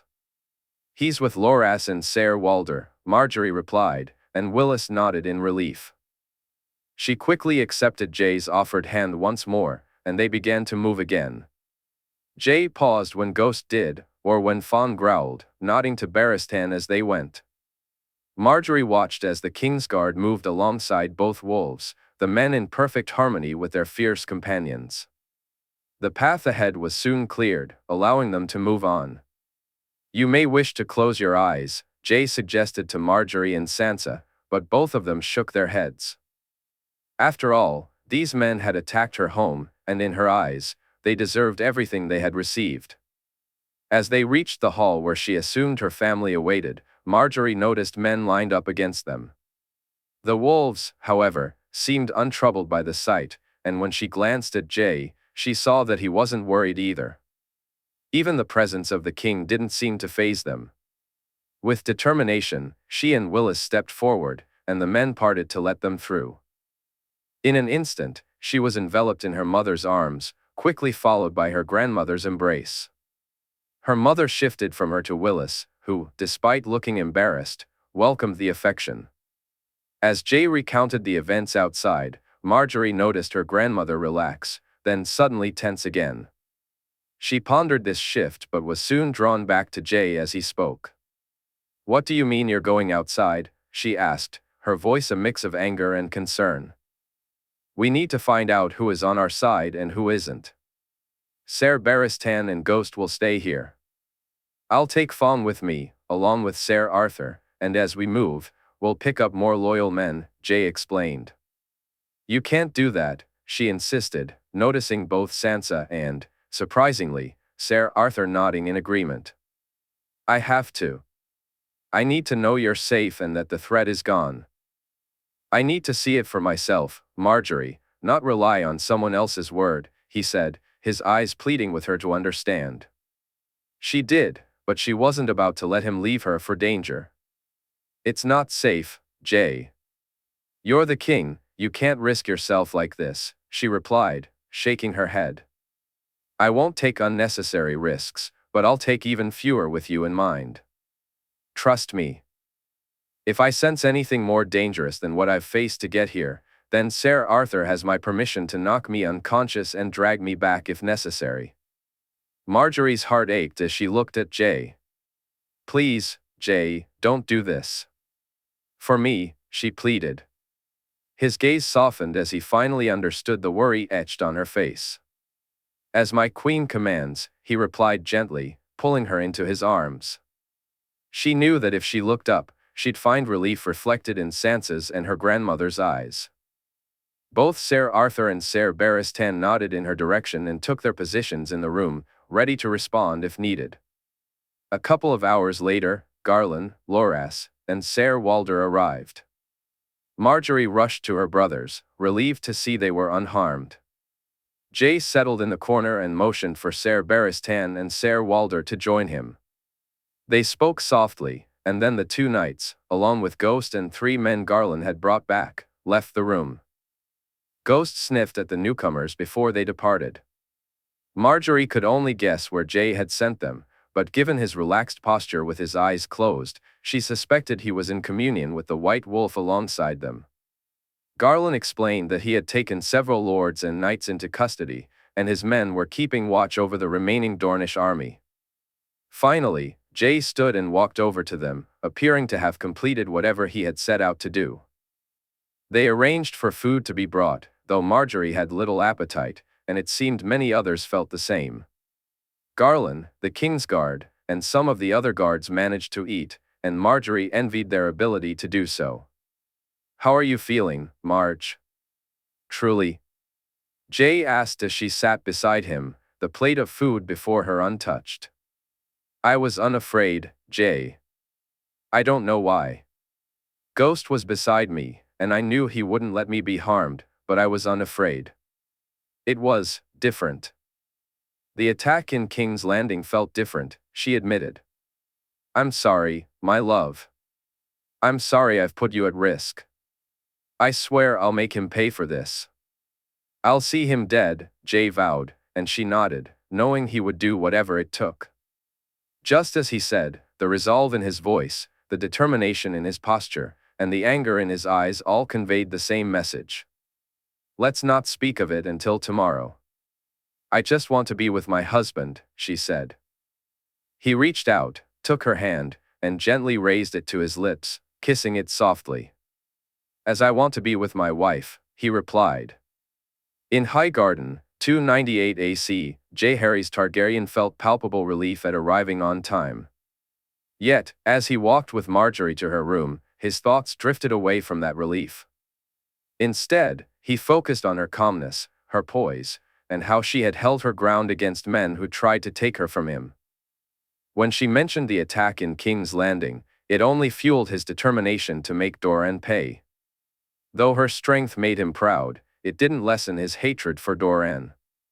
holding her hand as Garlan recounted the prisoners they had taken, and seeing through Ghost's eyes while he, Barristan, and Walder hunted down those who had hidden, only reinforced how strong she truly was. More than his relief, it was her strength that occupied his mind as they reached her room, where Arthur and Loras took their positions outside. As they entered the room, Ghost settled down on the floor, facing the door. In an instant, Margaery was in his arms, kissing him with a fervor that felt frantic, as if she needed it to breathe. Jay found himself craving it just as much. When the kiss finally softened and became sweeter, he pulled back to look into her eyes. "My queen," he said softly, sensing her smile even if he couldn't see it. "My king," she responded, moving to the bed and lying down. Jay removed his armor before joining her. In moments, he was simply enjoying the feeling of Margaery's head resting on his chest, his arm wrapped around her. As he lay beside her, he brushed his hand through her hair, feeling her inch even closer to him. Margaery wrapped herself tightly against Jaehaerys, seeking comfort in his embrace, and he never wanted to let her go. He felt her shiver slightly and then heard a small gasp, realizing that the weight of the day was finally catching up to her. Concerned that she might fully grasp the danger she had been in, he quickly sought to distract her. "I don't think there's ever been a king as lucky as I," he said softly. Margaery lifted her head to meet his gaze. "Why?" she asked. "My queen isn't just brave and strong.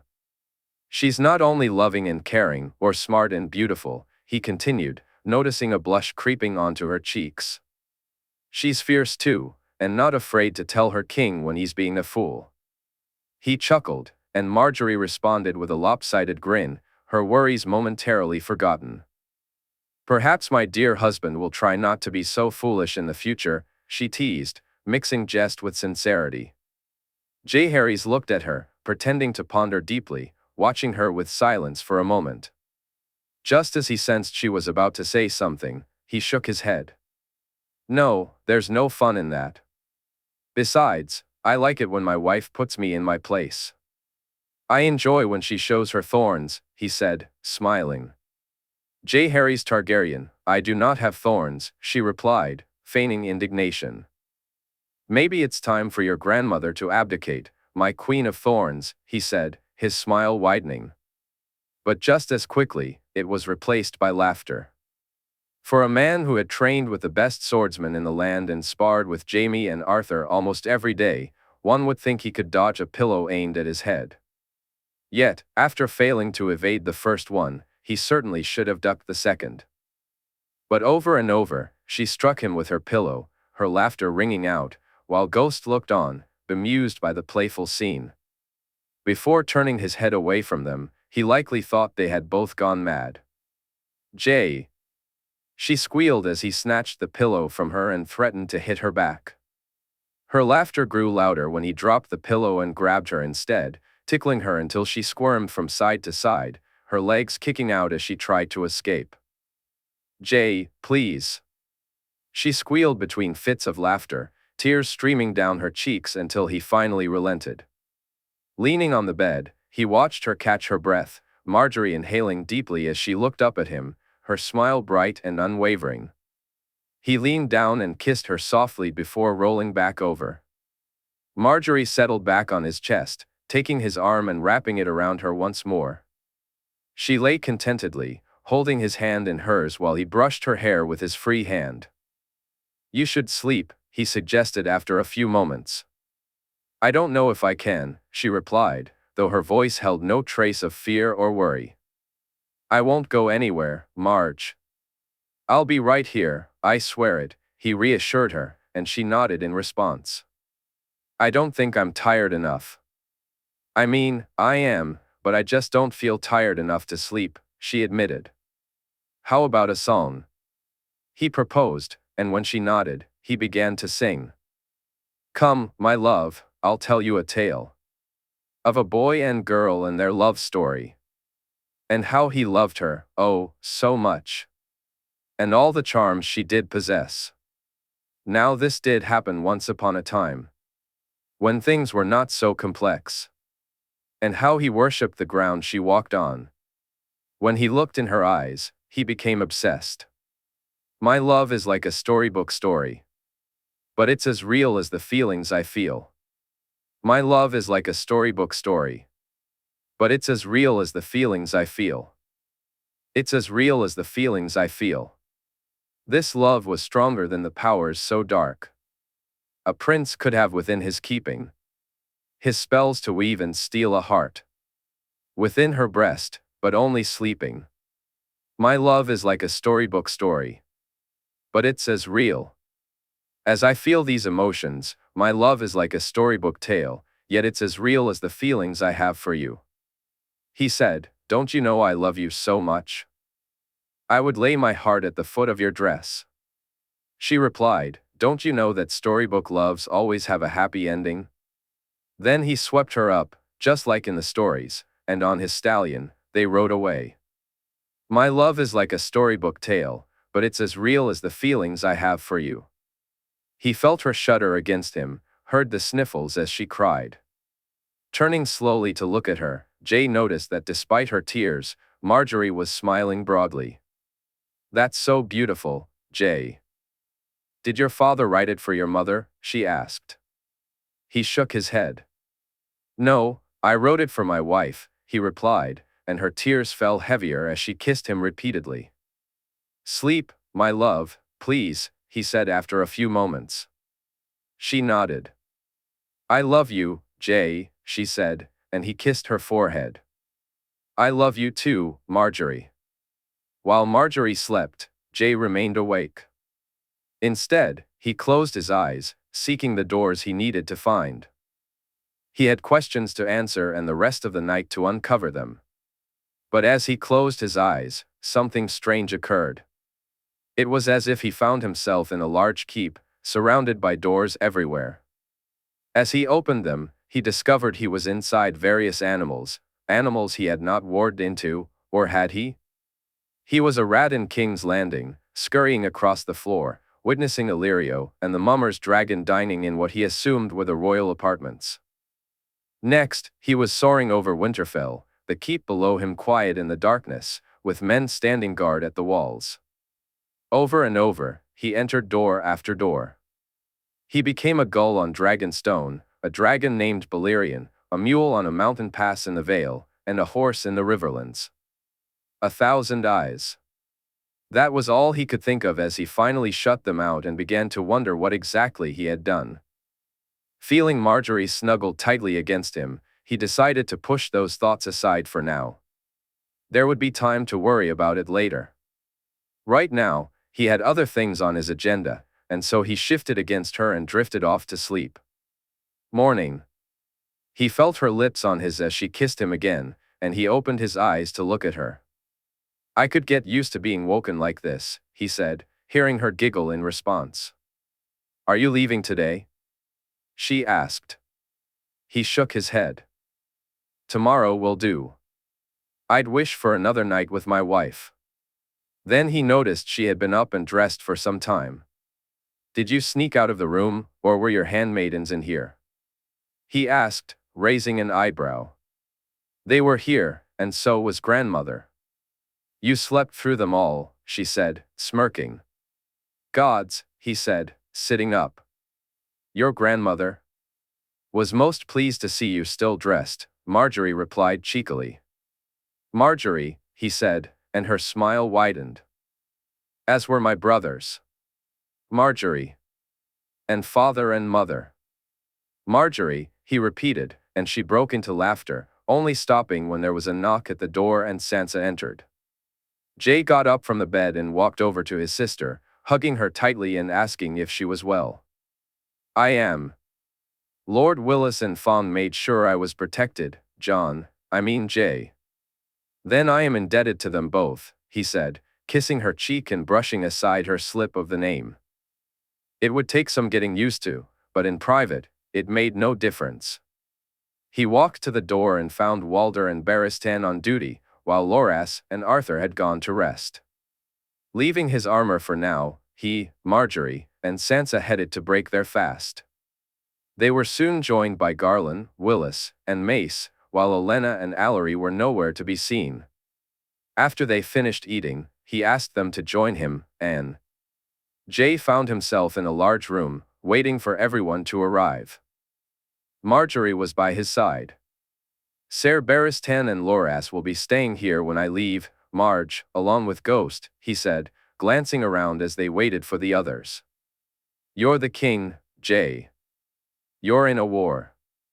They should be with you, she replied, concern etched on her face. He shook his head. I have Rhaenix, Walder, and Arthur. If anything, this shows how much I need the Kingsguard with you and Sansa. As for the war, I'll explain more when the others arrive, but it's much closer to the end than you all think. It took some time for the rest to join them. Jay asked Sansa to stay as well, and his little sister appreciated the gesture. Once everyone was seated, he knew it was time to share what he had been up to and how their plans had unfolded. As you may already know, Oberyn defeated the Stormlords and has taken Stannis prisoner, he began, receiving nods from the group. My uncles have also defeated the Knights of the Vale. Jon Arryn is currently in their custody. Father is safe, right? Robb? Sansa asked, her voice tinged with worry. They're both unhurt, little sister, he assured her, relieved to see her sigh of relief. The Ironborn attempted to seize the north while its men were in the south, but they were unsuccessful. Arya and Bran are both safe, Sansa, he added quickly, sensing her worry. Theon Greyjoy and his sister Asha are resting in our dungeons. What about Robert and the Golden Company? Margaery inquired, and Jay took a deep breath, bracing himself for their reactions. I challenged Robert to single combat, a surrender for a surrender, he said, anticipating the annoyance that would follow. He felt Margaery's hand find his, offering support. As you can see, I won. Robert Baratheon is dead. He looked around at each of them. Olenna and Mace appeared pleased, while Sansa's expression was one of concern, likely more about the risk he had taken than the news itself. You killed him, Your Grace? Willis asked, eyes wide with disbelief. I beat him. I struck a mortal blow, Jay confirmed, the weight of his words hanging in the air. But when he asked me to end his life, I couldn't do it.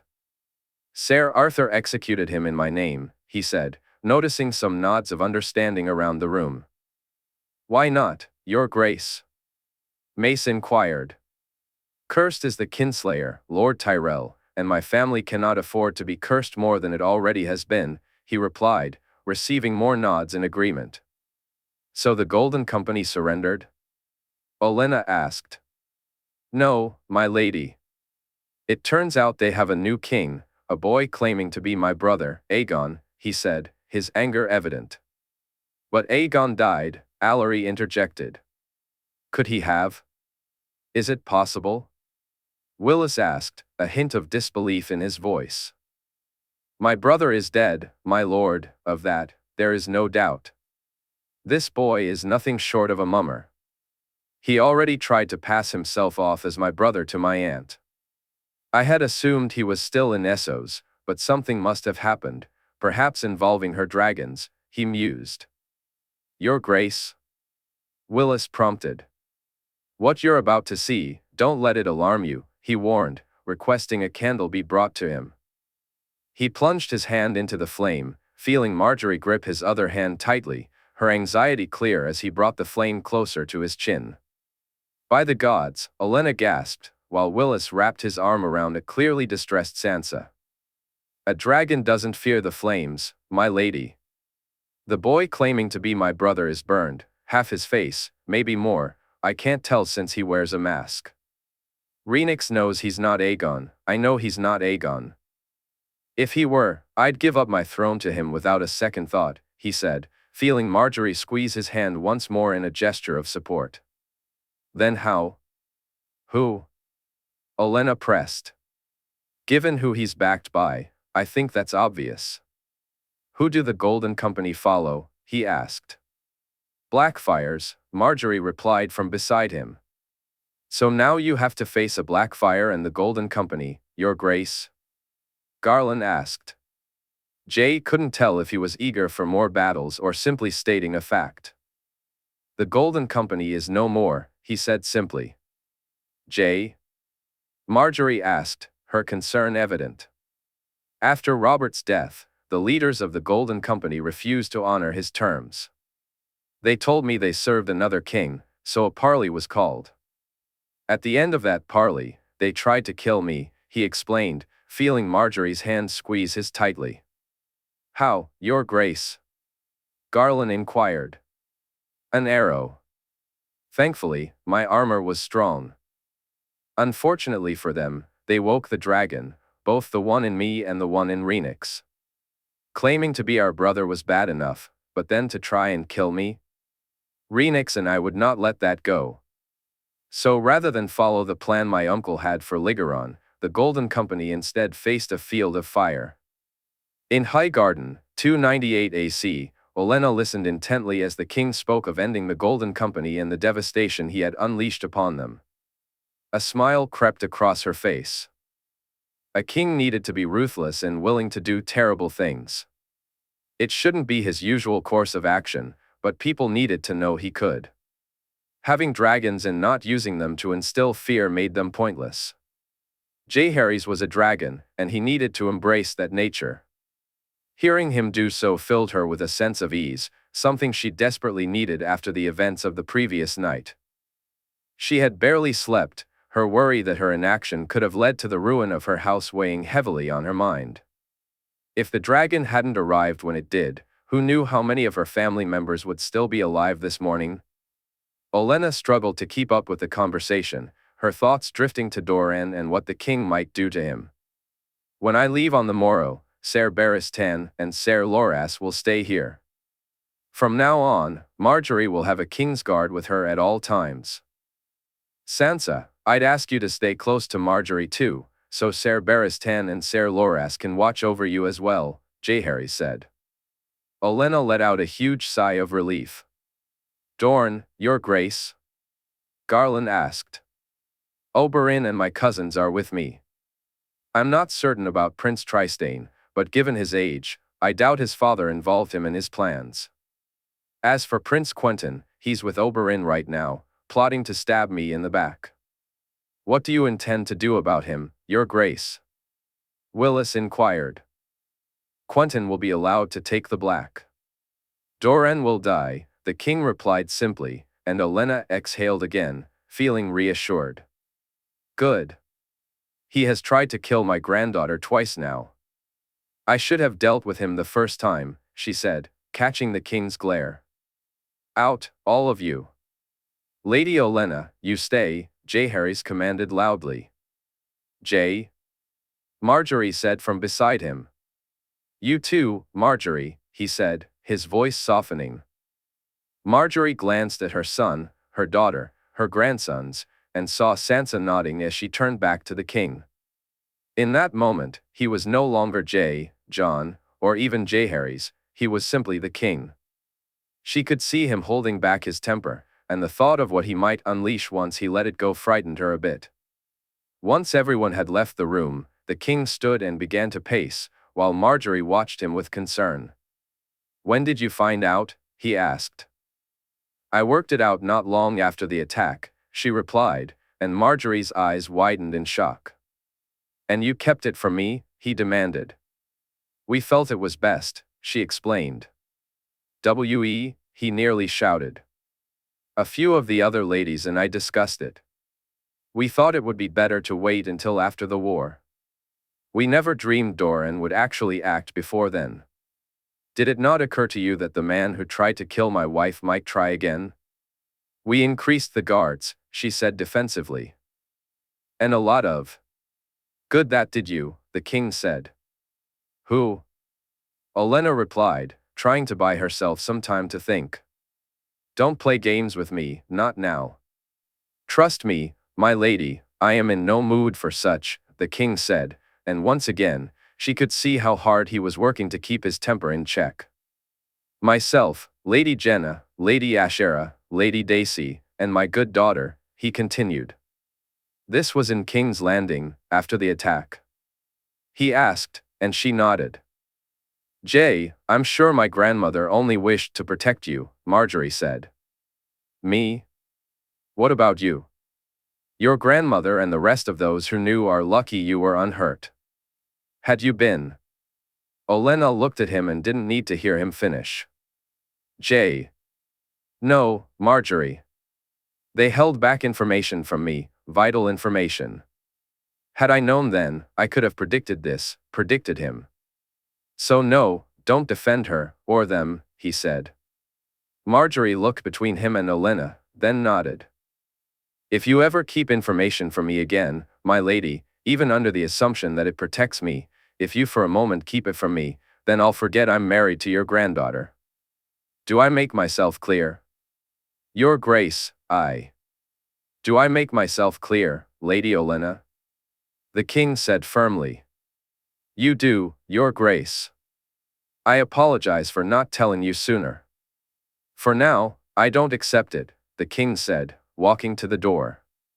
He stopped and turned back to look at her and Margaery. For now, he said, a little softer. Margaery glowered at her before standing up and walking out after her husband. Olenna sat there alone, unable to fault anything he'd said. If anything, she welcomed it. That he cared so much about her granddaughter only proved once more how right he was. She would speak to the other ladies and let them know, no doubt they too would find themselves on the receiving end of the king's wrath. Olenna found herself sitting and wondering if this was what her son felt like after one of her own reprimands. Dinner that night was. Lady Olenna found the king's demeanor far more pleasant than she had expected. His attitude toward her and Allery seemed unaffected by the earlier events, which relieved her. Once the formalities concluded, Loras approached her. We'll be taking over the duty rosters for your guards, he informed her. Between Barristan, Garlan, and me, we'll decide which guards will stay closest to family. Are you not upset to be left here? Olenna asked, concerned that he might wish to partake in the remaining battles. His Grace told me he trusted no one more to watch over his queen. He asked me not just as a Kingsguard, but as his closest friend and good brother, Loras replied proudly. I'm grateful you'll be here, you and Ser Barristan, she said. It's an honor to have the Lord Commander guard the Queen. The king knows the message this sends, grandmother, Loras added. The next morning, Olenna watched as the king said his goodbyes. Jaehaerys spoke to each of them before finally standing before her. Olenna felt a flutter of nerves. I'll see it done and then end this war, my lady. Soon, we'll be preparing for a wedding and moving into the Red Keep itself. I hope you'll join us more permanently. I would welcome your advice and counsel, he said, surprising her. I'd be more than happy to give it, Your Grace, she replied, taken aback when he hugged her before moving on to Sansa and then Margaery. The kiss they shared was anything but proper, yet she couldn't bring herself to begrudge them. That morning, just like the one before, she visited Margaery's room and found the king had spent the night.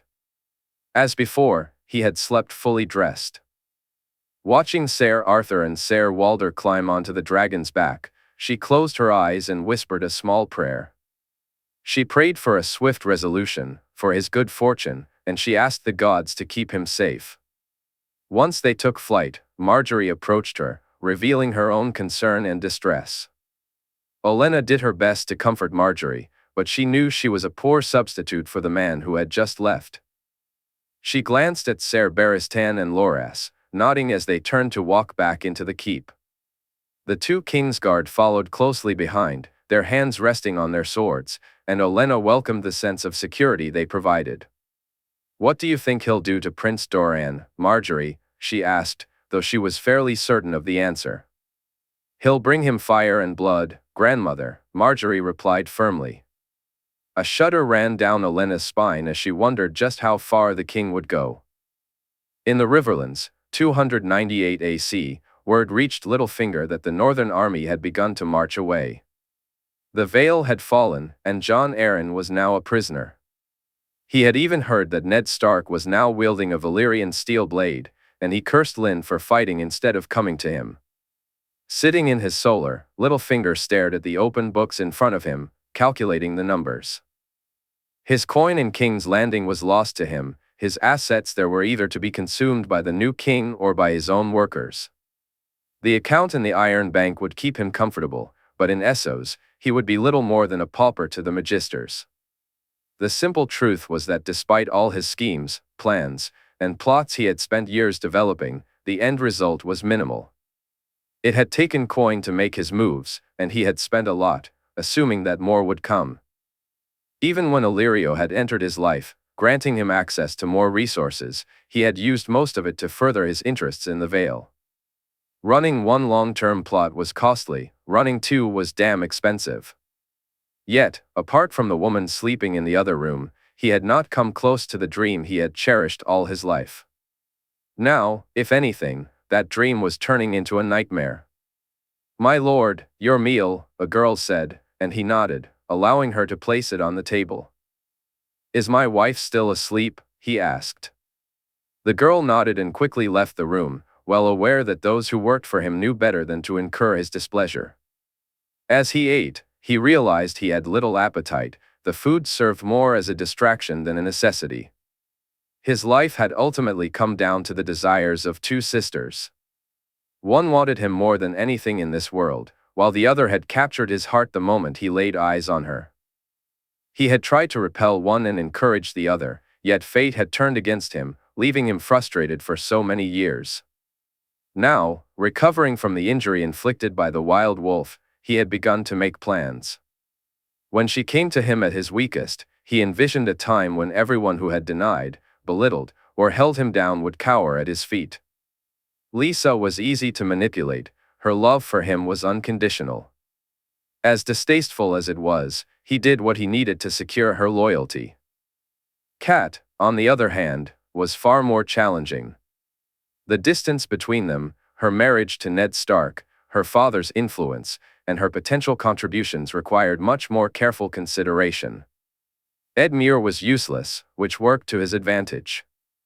Through Kat, he could potentially gain control of the Riverlands, maybe even the north, while Lysa only offered him the Vale. He moved in the shadows, allowing Edmure to remain ineffective, needing only a nudge here and there to leave the Riverlands ripe for the taking. Hoster posed more of a problem, but a solution had presented itself in the Maester, whose desires exceeded his means. It wasn't supposed to happen so soon, and for that, he blamed Ned Stark and his bastard. Their own actions forced Kat into play much earlier than he had anticipated, and he couldn't risk losing this opportunity. "Peter, you didn't wake me?" Kat said as she walked into his solar. "Forgive me, my love," he replied. "You were so upset by the news, I thought you deserved some extra rest." I did. I missed you. I had worried." "Kat, my sweetest Kat, we are wed now, together forever," he said, rising from his seat to kiss her softly. "Go break your fast, my love. I'll join you presently." "What are we to do, Peter?" "Edmure, Jon Arryn, they were our final hope," she replied, concern etched on her face. He shook his head. "There's still the Golden Company, Kat. The battle being over in the Riverlands gives us an opportunity. We must make haste and move on. In the confusion, we can perhaps make it to Wickenden and then to the Drearfort," he explained. "Your home?" she asked, puzzled by his choice. I have some coin and papers there. If things turn for the worse, then we'll head to Essos. My children. I couldn't bear to be away from them," she said, worry creeping into her voice. "For now, my love, we must look to our own safety before we can worry about anyone else's, especially if the bastard wins," he said, noticing her wince. "Would it not be best if we are somewhere he can't reach us?" She agreed, and he kissed her again, sending her off to break her fast. He found some of the questions she posed tiresome at times. He had to admit, it was not what he had expected, being with her and claiming her as his own. Whether it was due to her age, the fact that she had borne children for another man, or simply that he gained nothing by being with her, he wasn't sure. Things had not worked out as he had planned, and perhaps that alone was enough to dull the shine of the love he thought he would gain. At times, he cursed himself for allowing Edmure to weaken in the hopes that he would be replaced by his sister's son. Cat as regent seemed a better prospect than Lisa doing the same. Yet, the more he thought about it, the less he believed that was true. Lisa was pliant, and while Cat had been so far, he worried that as more of the truth came to light, she would not remain compliant. He stood up and looked out the window. The small town below them would soon reveal their whereabouts. The Rivellins were no longer safe ground. Peter had envisioned a different outcome. Hoster dead, Edmure pushed aside, Cat as regent, and Bran as lord. Ned Stark would have been next to fall, and then Cat's eldest would reclaim the north. His strategies in the Vale would soon secure that power for him too. Years of planning unraveled simply because he couldn't eliminate a bastard who turned out not to be one at all, and who had taken everything from him. The following day, they rode out of town, their carriage carrying them both. He had wished they could go to Maidenpool, it would have been much easier to set sail from there. But House Mouton had declared for the dragons once again, and he didn't know if he could trust them. No Wickenden, no home, just a journey to Bravos. The sooner they were gone from Westeros, the sooner he could return. He had slipped down a few rungs, but the ladder was still there. He just hoped it wouldn't be burned away before he had the chance to climb it again. Relax, Cat. Our retreat is only temporary, he said with a smirk. In Sunspear, in 298 AC, Arianne rode hard, with Daemon and her last few trusted guards beside her. Dre had come to her aid, practically saving her life. How he had known what was happening was beyond her. She had spent moons rooting out anyone she suspected of being a spy, replacing guards she didn't trust with those she believed in completely. Yet everything had come crashing down, and if it weren't for Dre, Daemon, and a few others, she would be facing her father's wrath right now. 2 days ago, Daemon had ridden out with 200 men, ready to confront the 300 stationed near the Water Gardens. The decision to move against her father was painful, but she knew it was necessary. Dorne itself would fall if her father succeeded. He might think he could bring the dragons low, but he would soon realize how mistaken he was. Jaehaerys' death would unleash a fury on Dorne not seen since the dragon's wrath. This would be far worse. Rhaenix was not just a dragon, she was a force to be reckoned with. Arianne was a sister who had already lost one brother. If someone were to take the other from her, there would be no limit to what she would do. The cost to Dorne would be far too high to pay. No, she needed to save her father from himself, so she sent Daemon to do what was necessary. Waiting was hard, not knowing was even harder. Though the Water Gardens were just hours away, it felt as distant as the north, given how long it took for news to reach her. Arianne paced in her room when suddenly the shouts began, followed by screams. She rushed to the window and saw that Sunspear itself was under attack. At first, she was confused, but then the reality struck her. She was in serious trouble. "Guards," she shouted, and her men came running. "Princess, we must move. There are traitors among us," her guard said urgently. "How many?" she asked. "More than us," he replied, and she swallowed hard. They moved through the halls, where men were falling and fighting. Some were surrendering, the cowards, she thought, as one of her guards broke away to block enemies from reaching her. She ran quickly, pulling up her dress, revealing more of her legs than she usually would. The sounds of arrows and crossbow bolts filled the air, and men fell beside her. She was still too far from escape. By the time she reached the courtyard, the situation looked dire. They would be captured, she would be captured, and there was no way out. Just then, the sound of horses startled her. She turned to see men riding in, arrows flying and lances striking. Leading the charge, swinging a sword, was Dre. He wore Dalth colors, Ser Andre's personal guard, and Arianne felt a smile break through her fear. "Perhaps the princess would like a horse," Dre said, offering her a beautiful chestnut steed. "Thank you, kind Ser," she replied, climbing onto the horse. She was grateful she'd worn lighter clothing today of all days. They rode swiftly from the courtyard and into the shadowy streets of the city, racing toward freedom. In the open desert, Arianne found herself surprisingly enjoying the feel of her mount, despite the chaos that had unfolded. In the distance, she spotted men riding toward them. Dre ordered his archers to prepare, but as Arianne focused, she recognized her own colors, with Demon leading a dozen men their way. "It's Demon, lower your weapons," she commanded. "Princess, can we be sure?" Dre questioned. "It's Demon, Dre. If he's turned on me, I've already lost," she replied firmly. Dre nodded in understanding. Demon appeared bloodied, but thankfully not seriously injured, though his men looked worse for wear. He quickly explained what had happened. 300 men had turned against them as they rode. Somehow, her father had managed to sway them to his side. Arianne's heart raced as she wondered where they were. When Demon mentioned they were coming behind them, panic surged within her. "Where? Who?" she asked, desperate for a plan or a safe haven. "The desert, princess. Then Lemonwood, and on to Hellholt.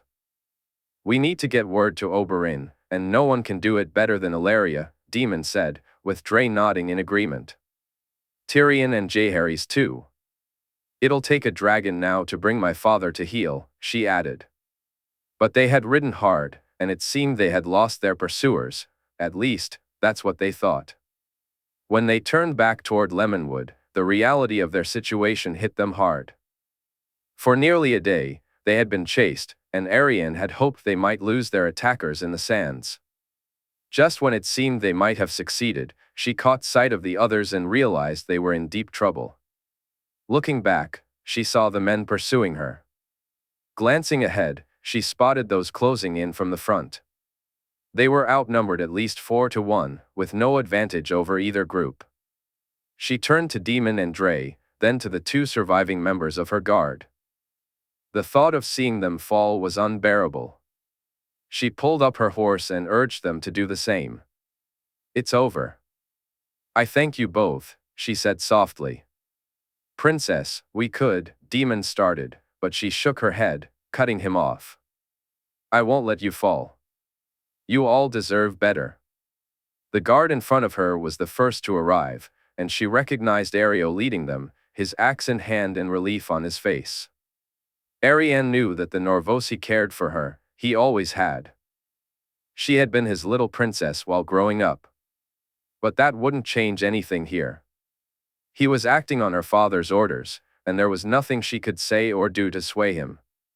"If you step down, I'll grant you your lives," Illyrio said, addressing Demon, Dre, and their men. "We will step down, Illyrio, but you're on the wrong side of this," she replied, looking directly at him. "I stand on the side I'm always on, princess. My princes." "Perhaps that's what the princess means, Illyrio." "Prince Doran is making a terrible mistake," Demon interjected, and Arianne caught the briefest flicker of doubt in Illyrio's eyes. "You know this to be true, Illyrio. What he's doing will lead to Dorne's destruction and my father's death. Does he really think a dragon will show him mercy?" "It is for my prince to command, for Hoda to obey," Illyrio said, and Arianne understood there was no reasoning with him. Just then, the others arrived. Arianne watched as Demon and his men, along with Dre and her guards, dropped their weapons. She closed her eyes, wondering what her father would do next. What was his plan? Then she heard it, the roar that echoed louder against the vastness of the desert, making the horses spook. As Rhaenix soared overhead, it unleashed flames, not close enough to harm them but a clear warning. Moments later, the dragon landed, and the king and his Kingsguard dismounted, stepping a few feet away. "I'll accept your surrender now. Do so, and I won't seek further punishment. Refuse, and each and every one of you shall burn. When I'm done with you, your homes, your families, everyone you love will burn as well," the king declared. "You wouldn't dare, not with the princess here," the leader of the second group replied. Princess Arianne is unbowed, unbent, and unbroken. I believe my cousin would rather die on her feet than live on her knees, the king said, and Arianne smiled as she looked at him. Will not surrender, for Dorn, a man declared, stepping forward. But as Ser Arthur moved on to meet him, the man fell before he even got close to the king. Anyone else? The king challenged. The next one won't face a sword, it'll be a dragon that ends him. Rhaenix roared loudly, affirming the king's words. All the men threw down their weapons, except for Illyrio, who remained steadfast. Arianne pleaded with him to comply. Serve. Obey. Protect. Simple vows for a simple man, the king stated. Illyrio looked at him as if he had seen a ghost. But who you serve, who you obey, and who you protect are as important as those vows. What do you know of my vows? Illyrio asked, his voice strained. I know the man you swore them to is unworthy of them. Was his wife? Is his daughter? The king questioned, and Illyrio glanced between him and Arianne. What are your plans for my prince? Illyrio inquired. Help me, and I won't take his life. Fight me, and you'll die, and so will he, Arianne heard Jaehaerys say, his tone chilling. You give me your own vow that you won't seek his death. Illyrio asked. I won't seek his death. I may threaten it, but I won't pursue it, the king replied. Illyrio nodded, letting his axe hit the ground. Arianne climbed off her horse and made her way to the king, curtsying before him and calling Demon and Dray over. Your Grace, my men stand ready for your command, Arianne said. Your father is finished, princess. No longer is he the Prince of Dorne.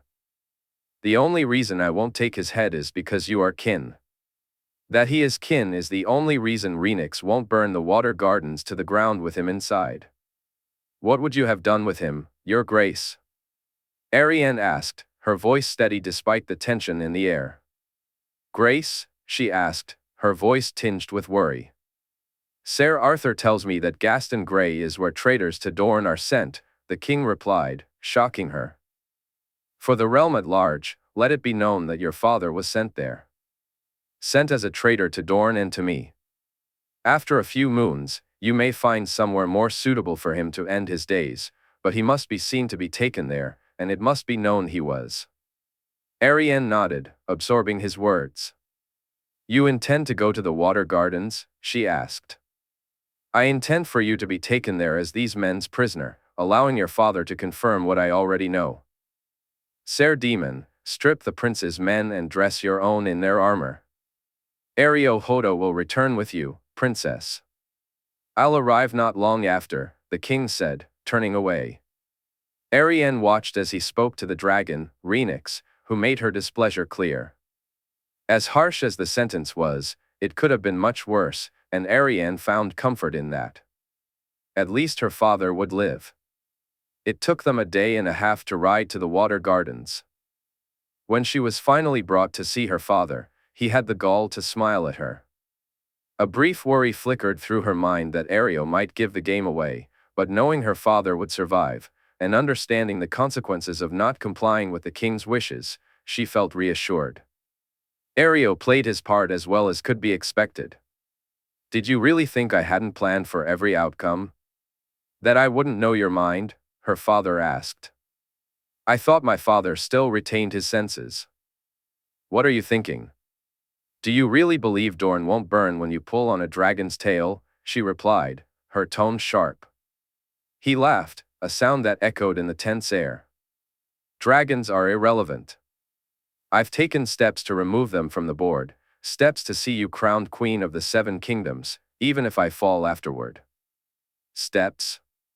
You'll learn of them soon enough. For now, I'll see you. But the sound of fighting suddenly caught her father's attention as his men were overpowered by hers. Arianne couldn't help but smile at the surprised look on his face, a larger grin spreading when he turned to Illyrio. She realized the man was not coming to his aid. Panic flickered in his eyes when he heard the dragon, and shock registered on his face as Rhaenix flew overhead.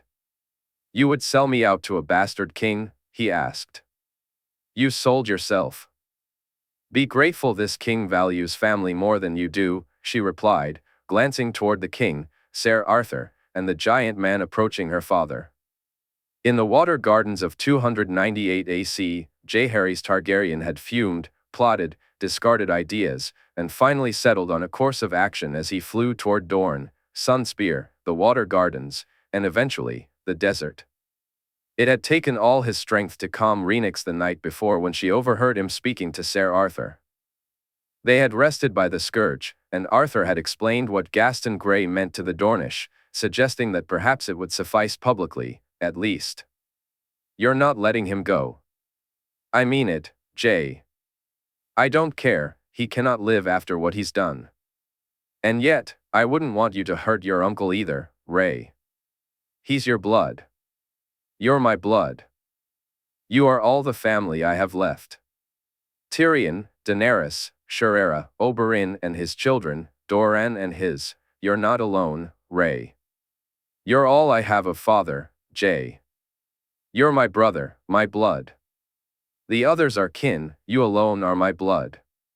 As you are to me, Ray. Trust me, there are worse punishments than death. If he lives, he can plot and plan. One day he may come back for you. Even if that weren't the case, he deserves to die. Her anger was palpable, and Jaehaerys felt the blood drip from his nose, so strong were her emotions through their bond. Trust me, he'll get everything he deserves, he said. Though she didn't agree with him, she trusted him for now. After speaking to Arianne, he waited in the desert, lying against Rhaenix's side. As she slept, his sister was calmer than she had been. He understood her rage, he felt it too. A part of him wanted to make an example of Doran's death. It was during his time with Olenna that he realized he couldn't act on that desire. What she had done had angered him greatly, yet he couldn't allow her hurt to ripple out and affect Margaery, Loras, and the rest of his good family. What Doran had done was far worse, but with Olenna, it was never truly something he would do. He had let his anger cloud his judgment. He began to wonder if he was doing the same with Doran. Looking at the situation politically, killing Doran would create more issues than simply sending him to prison. Then there were Oberyn, Arianne, and the rest of his family to consider. Right or wrong, his actions would hurt them, and in turn, he would be hurting himself. Now, as he walked toward the man, his course was set. The first thing he wanted to do was see how much Doran would admit to his face. Would he lie or deny it? Would he try to sway Arianne to his side, or would he own up and claim that what he did was for the good of Dorne? Jay found himself eager to find out, to expose this man for who he truly was, the man Elia had always known him to be. Prince Doran, Jay said, standing before a man who felt more like a stranger than an uncle. Finally. Though I doubt you wish to see me this way. On my knees, ready to give you your wish, I believe that would have been your preference. I would have. I nearly did, Doran replied. Jay laughed.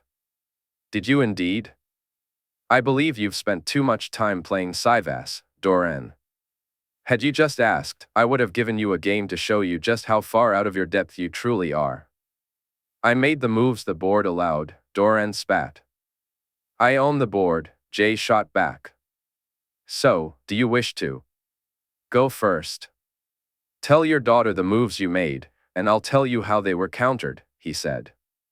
Doran sat in silence, his gaze fixed on Arianne. Very well. You sent the Darkstar to kill my wife, Jay said, watching the stunned expressions on the prince and princess's faces. Oh, you didn't know that Margaery and I were married? Like I said, you were playing on my board. I would have known, Doran replied. Would you now?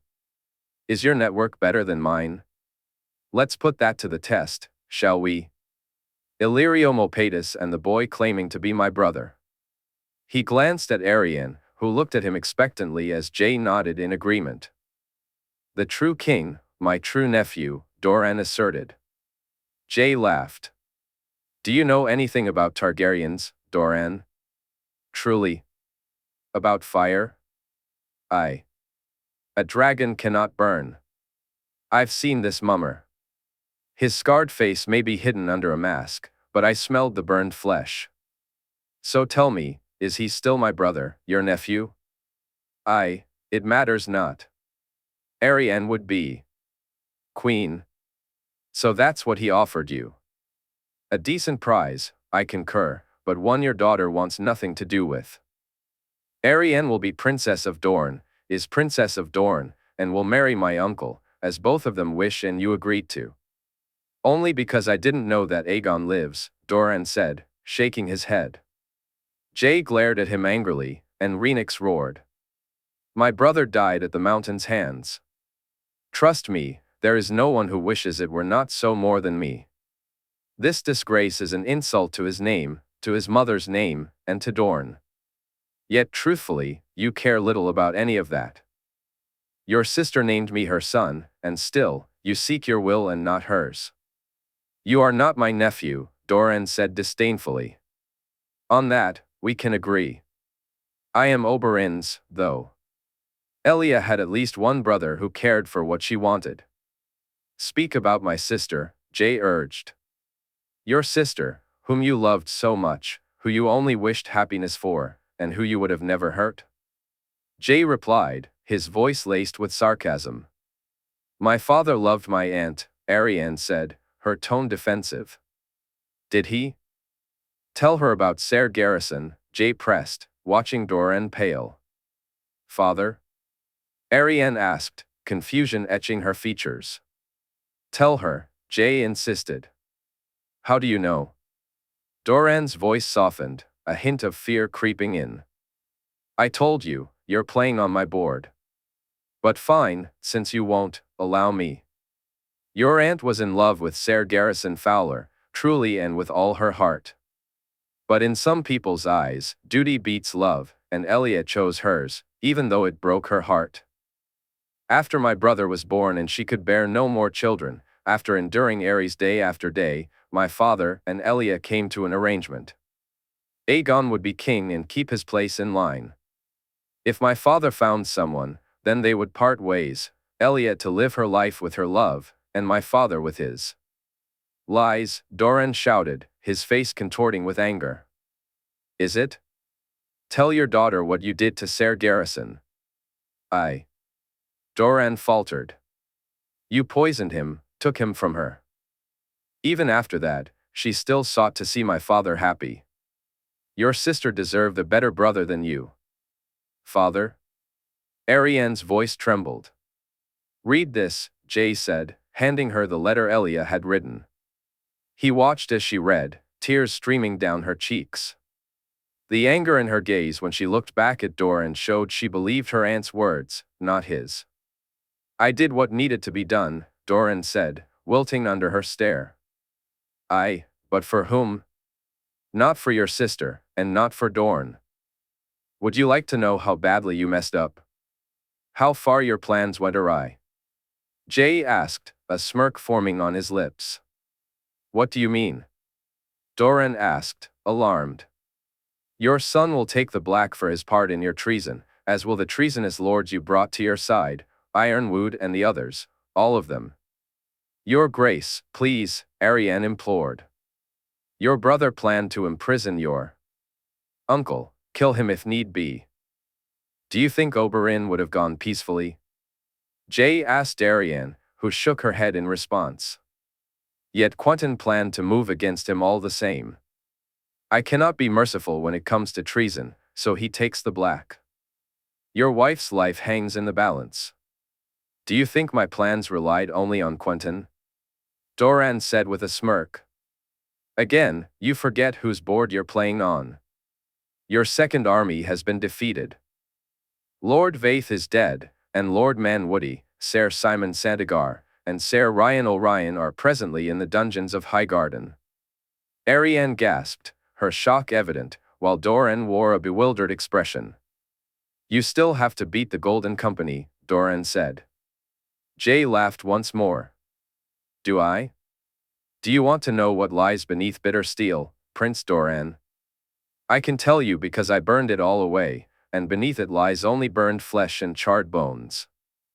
Did you really think they were a match for a dragon?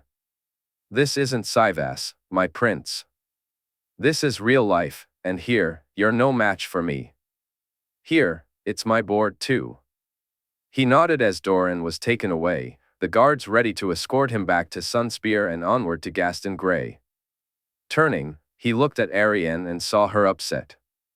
She was angry, at him, at her father, perhaps even at herself. I am sorry, princess, truly. He left me with no choice, he said gently. Arianne met his gaze, giving a small, barely perceptible nod.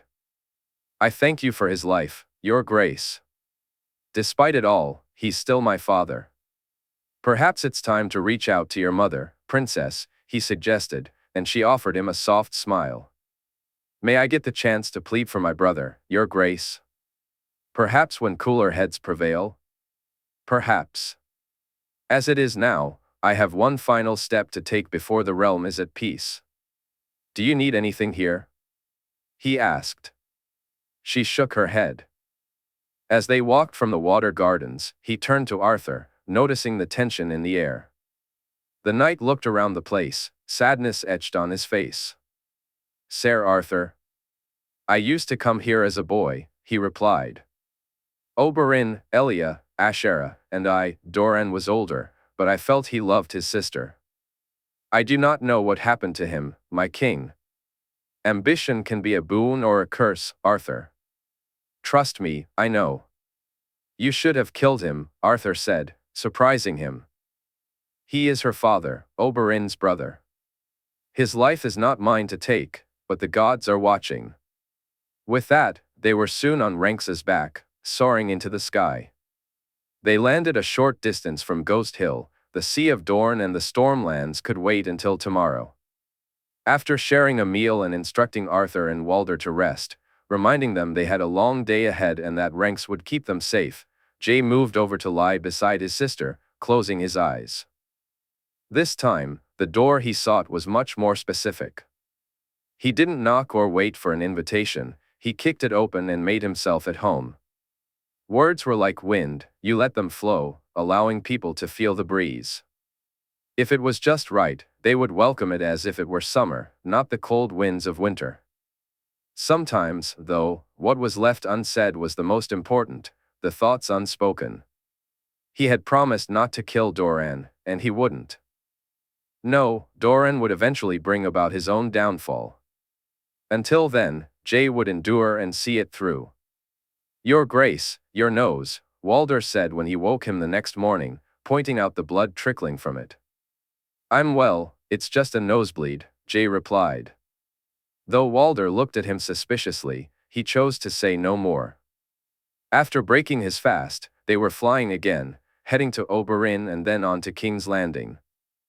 A mummer's dragon and a fat cheesemonger were their last remaining obstacles.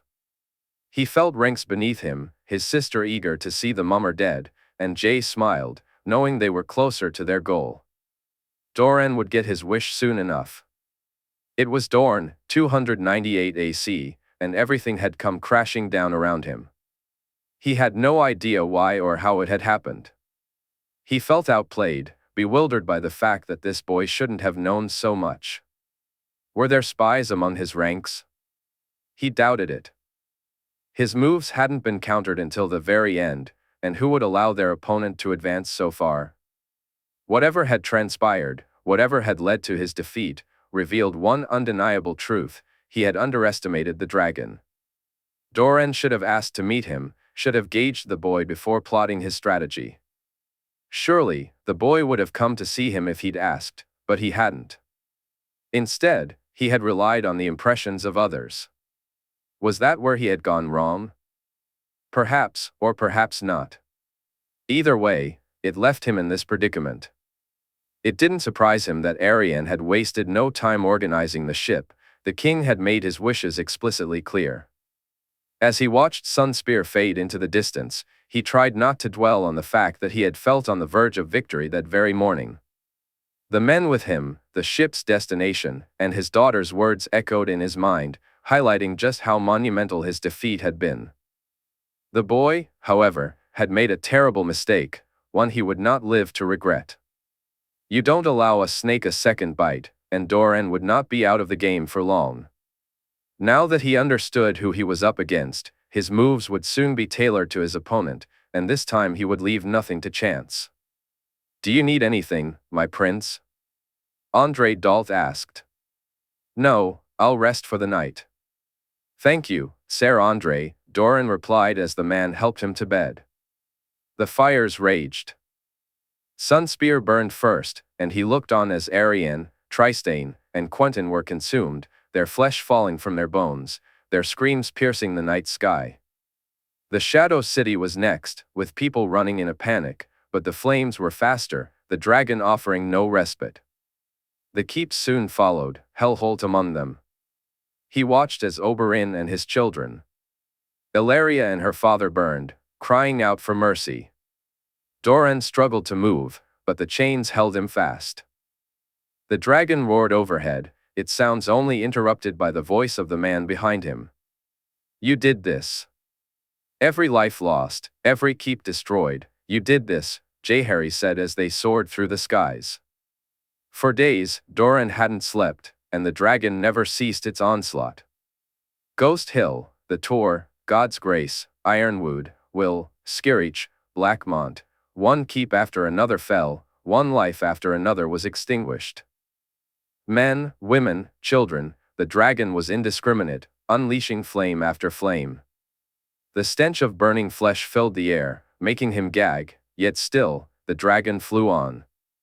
Sandstone, salt shore, lemonwood, and finally, the water gardens. Doran watched helplessly as children swam in the pools, their laughing, smiling faces clear to him from where he was chained on the dragon's back. "Please, no. They're innocent," he shouted as the dragon swooped toward the children. "You did this."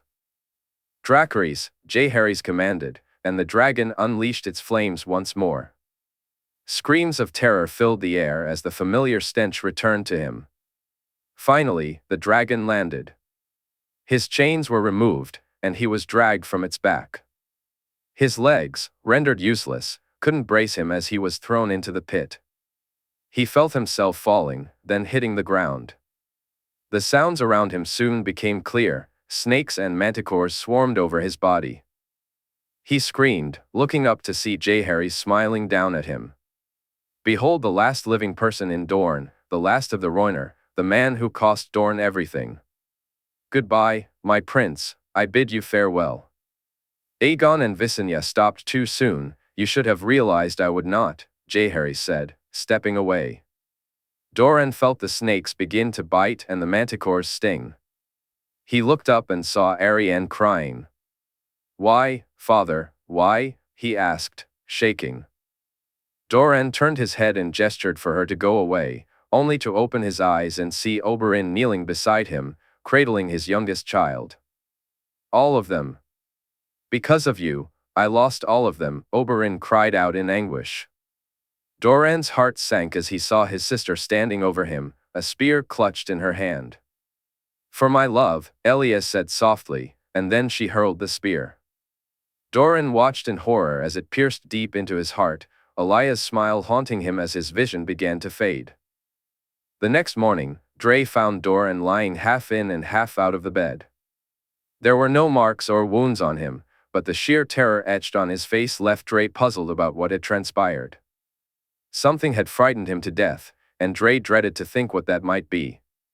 With a heavy heart, he closed the prince's eyes and wrapped him in his sheets, shuddering as he left the room. Chapter 121, The world was on fire and no one could save me but you. The King's Road, 298 AC. Tyrion had returned to find the battle concluded. The knights and lords of the Vale had surrendered, and Jon Arryn was now their prisoner.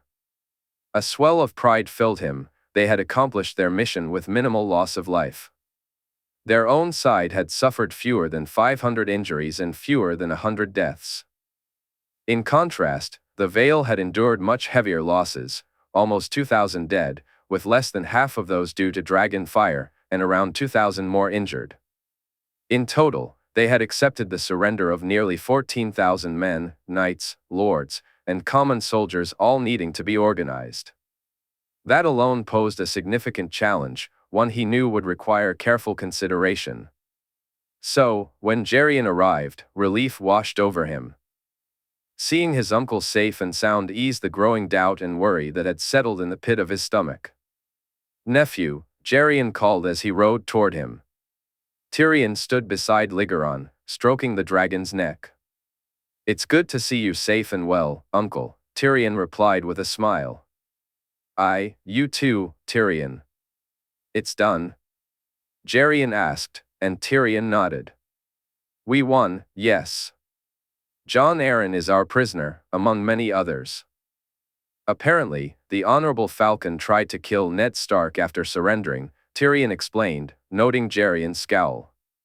"That man's claims of honor were always lies," Gerion said. Tyrion glanced at Cregan and Dusk, who were watching intently. "Tully was nowhere to be seen, uncle." "I'm sorry. Tully is dead. His men have surrendered. The armies of the Vale and Riverlands are beaten, as are the Stormlords. The rest is up to our king now," Gerion stated. "Dead? How?" "The floppy fish couldn't swim, Tyrion," Gerion replied simply, and Tyrion decided it was best to leave the matter there. "Any word from Jon?" Tyrion asked. "No, not yet. I wouldn't worry though. If something had happened or if I needed to know, Lygaron would let me know. Come, I'm sure you could use a meal, and the Northern Lords will be happy to hear your news," he replied, turning to Lygaron, who was already taking to the air, likely off to find some food of his own. As they walked, Tyrion exchanged a few words with Cregan. The young man had seen little action, and Tyrion felt thankful for that. Let him keep his innocence a little longer, he thought. Behind them, Ser Richard and Ser Jorah followed closely. As they approached the camp, Satin came running over, clearly excited to see one of his friends unharmed. Tyrion allowed him and Cregan to step aside and chat. Upon entering the large tent, Tyrion noticed Gerion glancing at the bird in the cage behind Ned Stark, a guilty expression crossing his face. "Uncle?" Gerion asked softly. "Jaehaerys asked me to bring the damn bird with me. I was so eager to go after Tully that I didn't," Gerion explained. Tyrion noted the way Gerion pronounced his nephew's name differently. It took some getting used to. When it was just the two of them, most still thought of him as Jon. In public, they called him Your Grace, and when he wished, he went by Jay or Jaehaerys. Tyrion knew his nephew struggled with it just as much as everyone else did. He was about to speak when the great Jon looked up and spotted him and Gerion, his booming voice soon announcing their arrival. "A prince and a lion. We are truly blessed this day," the great Jon declared, only to quiet down when Lya, Ned's wolf, suddenly got up and bolted from the room. Tyrion chuckled at the surprised look on the man's face. "One of her pups has returned," Tyrion remarked, catching the great Jon mumbling about wolves being the death of him. "Lord Gerion, it's good to see you well," Ned Stark said. "You too, Lord Stark. My nephew was just telling me the extent of your victory here puts my own to shame," Gerion said with a smirk. "Well, we are of the north, Lord Gerion. We're used to putting southerners in the shade," Meej replied proudly. "My good niece will be so happy. Lady Dacey never hesitates to show anyone who doubts the fierceness of the north, especially those born on Bear Island," Gerion added, noticing the small curl of the lip that the she-bear gave them both. "Riverrun fell without incident, my lord?" Lord Domeric asked. "It did, Lord Bolton, though its inhabitants had fled beforehand. One of whom I've been fortunate enough to catch up with. Well, fortunate for me, not so much for him," Gerion said, prompting laughter from those around. Tyrion glanced at Ned Stark and noticed the worried expression on his face. While Ned might have set Catelyn Tully aside and wished to deal with her no more, she was still the mother of his children. So, Tyrion nudged Gerion, who picked up on the tension as well. Lord Edmure tried to run, my lords. He wasn't quick enough and fell into the water and drowned, Gerion said, eliciting more laughter and a relieved exhale from Ned. Tyrion, however, knew his uncle well enough to doubt the truth of that tale. And his men? Howland Reed asked, his eyes sharper than most. Tyrion sensed that Howland suspected the truth, too. They have surrendered, Lord Reed. The war in the Riverlands is over. I believe our king may send for us if we're needed elsewhere, Gerion replied. The conversation became a jumble of voices, with some eager to march to the king, others leaning towards King's Landing, and a few expressing concern about what to do with the prisoners they had. In the end, nothing was resolved, and Tyrion felt increasingly inclined to mount Lygaron and fly to where his nephew was. After all, 2 dragons were better than 1. It was the Crannogman, however, who ultimately brought an end to all thoughts of action. Else but waiting for word. Our king knows where we are. Given what we all know he's capable of, I believe, as Lord Gerion said, that if we're needed, he'll send for us, Lord Reed said. Despite his small stature, his words carried weight, and Tyrion couldn't help but feel a twinge of envy. They changed out of their armor, and Tyrion opted for more comfortable clothing. While they didn't feast that night, they enjoyed a meal together, and he found himself having a good time. The Umbers were a lively bunch, large, loud, and perhaps a touch mad, but Tyrion relished their company. Gerion also seemed more like himself, laughing and joking with Lady Meege, the Manderleys, and surprisingly, Lord Bolton. The only one who didn't appear to be having fun was Ned Stark. Tyrion learned from Satin that Robb Stark had taken a nasty fall. Though he wasn't seriously hurt, it had clearly concerned his father. Tyrion suspected that it was the memory of Ned's late wife that weighed on his mind, much like it did on his own. He had no idea where Catelyn Tully was, but he had asked Gerion to keep it to himself that she was with Littlefinger. There was no point in worrying Ned more than he already was. That night, Tyrion slept peacefully, though his dreams were anything but.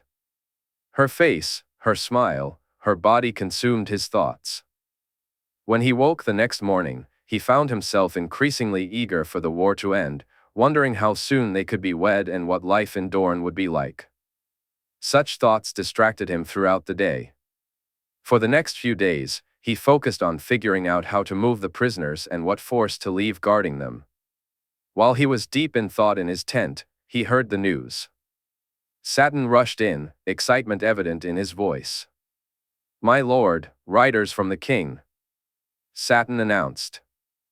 "Fetch my uncle, Satin," Tyrion replied, and Satin nodded eagerly. Accompanied by his Kingsguard, he made his way to Ned's tent, ready to hear what the riders had to say. The rest of the northern lords quickly gathered around, and Tyrion turned to see the man in front asking for him. Ned Stark swiftly pointed him out. "My prince, I bring word from the king," the man announced, handing Tyrion a letter. Tyrion smiled upon recognizing Jaime's handwriting, marked with the seal of the hand of the king. He broke the seal, read the contents, and then passed the letter to Ned. All the gathered lords looked to their liege for news, but it fell to Tyrion to explain. In that moment, Tyrion recalled just how close Ned had once been to Robert and the weight of the king's death on him. "My lords, please, let's go inside, and I'll share what my nephew has written," Tyrion said. It was the sight of the large gray wolf, rather than his words, that finally drew Ned inside the tent. Once they were all gathered, with Ned still looking lost, Tyrion decided it was best to get to the point. "Robert Baratheon is dead, my lords," he announced, met with a mix of cheers and gasps, though Ned remained silent. "Our king, faced with the prospect of battle, offered to settle it the old way, by facing each other, allowing the gods to judge," he added, emphasizing the last part. He scanned the tent and saw nods of approval and proud expressions from Lord Reed, Lady Meege, the Manderleys, the Umbers, and even Lord Bolton. They all seemed satisfied with how things had unfolded. After besting Robert, he continued, as if there had ever been any doubt, Robert asked him to end it cleanly, but our king refused. Instead, he had Ser Arthur kill him in his name. He noted the nodding heads around him. Cursed is the kinslayer, Howland declared proudly, eliciting more nods of agreement. Aye, that's the truth of it, Lord Reed. It seems, however, that the Golden Company did not uphold their end of the bargain. Robert was not their king, it was a Blackfire they truly supported, Tyrion stated, prompting angry shouts from the gathered lords. About dishonor and those cursed Blackfires. Holding his hand up, just as he had seen his nephew do, he was surprised by how quickly the crowd fell silent. Our king offered the Blackfire the same challenge, he announced, prompting cheers from the gathered lords. Though this one was refused. Bloody coward. Umber shouted. A smart one, Lord Domeric replied, earning more cheers. Only a fool would take on our king with a sword in his hand. The Blackfire also broke parley and attempted to assassinate our king, though he failed at that too, he continued, met with angry shouts from the crowd. We march. We'll gut these golden bastards and put them to the sword. Small John shouted fiercely. My mace has never tasted bitter steel, Meej added, bringing laughter from the assembly. We have no need to march, my lords and ladies. Our king and his army have already put the Golden Company to the sword. King Jaehaerys answered them with fire and blood, and the Golden Company is no more. Those who survived are to take the black, and the Night's Watch will be better manned than ever before, he proclaimed, eliciting cheers and a jibe from the great Jon. The king's just as greedy as those damned wolves. I would have loved to take down some Golden Company men. An umber against an elephant, now that's a tale worthy of song. The great Jon laughed heartily. We march to King's Landing, my lords, to see our king crowned, the king from the north, he said, borrowing their words, knowing his nephew was just as much from the west now. Later that night, he found Ned Stark standing silently, gazing out over the emptiness of the Trident, his wolf by his side. I'm sorry for your loss, Ned, he said softly. He was my brother once. I never thought I would find a truer one, Ned replied, his voice cracking with emotion. He was never meant to be king. That throne needs someone stronger, someone truer, he observed, watching as Ned nodded in agreement. I'm glad Jaehaerys didn't do it himself. I love my nephew, truly. It took me a long time to realize how to show it, but despite everything, I fear I would blame him. I would fall back into the same place I once was. I almost chose Robert over him, no, I think I did. I fear I would do so again, Ned said. No, Ned, you wouldn't, he replied, noticing the nod as he left the man alone. His words might not have been enough to comfort him, perhaps no words would be. In the Stormlands, 298 AC, Oberyn observed as they began their march toward King's Landing, though Quentyn and most of the army believed they were heading for the Riverlands. Oberyn instructed his daughters to move among the men, their eyes and ears would be invaluable. Even though his nephew thought he was on his side, Oberyn was being remarkably tight-lipped about his plans. If it were anyone other than Jaehaerys he was moving against, Oberyn would have been proud of the boy. He had tested his nephew more than once, asking questions and playing along, but there was more to Quentyn's dislike of Jae than simply following his father's bidding. It took Oberyn a while to figure it out, primarily because he was focused on determining who he could and couldn't trust. Doran wished for Arianne on the throne, and then Quentyn would become Prince of Dorne, fulfilling the desires of both his nephew and Anders Ironwood. Each night, as they set up their tents, Oberyn found himself sitting with men he wasn't sure he could trust. Lords whose loyalties he questioned, whether they followed him or Doran. He already knew Ironwood's position. Tyene had assured him that the Blackmonts could be trusted, given the lack of love between them and Anders or Quentyn. He was aware that House Dane was aligned with Jae, as were the Stormlords. As he looked out while they ate, he saw Nymeria sitting with the Fowler men. His daughter was very close to Franklin's girls, and the old hawk was quite fond of her. Obara sat with the Corgyle men, and Oberyn laughed as she said something to Lord Quentyn. My prince doesn't seem as happy as. Harmon turned to Illyria's father, seeking someone he could trust completely. Who is it that vexes the viper so? He asked. I fear not all our friends share the same sentiments about our king, Harmon, he replied softly, noticing Illyria's father's gaze flicker around the tent. First to Ander, then surprisingly to Will. I'm aware of some. Is there more than I think, my prince? Harmon inquired. I do not know for certain. Keep your eyes open and your ears pricked. I wouldn't expect any to come to you, but men can be foolish, he said, a smile crossing his face that didn't quite reach his eyes. They certainly are, my prince. Are Illyria and my granddaughters aware of this possibility? Harmon asked. They are, he confirmed.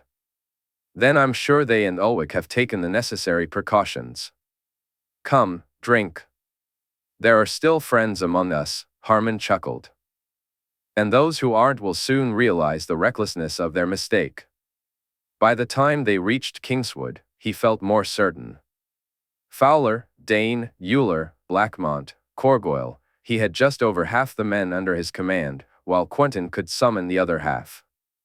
With the Stormlords, he could add nearly 4,000 more. He had the numbers, but he didn't want to see Dornishmen fall because their lords and prince were foolish.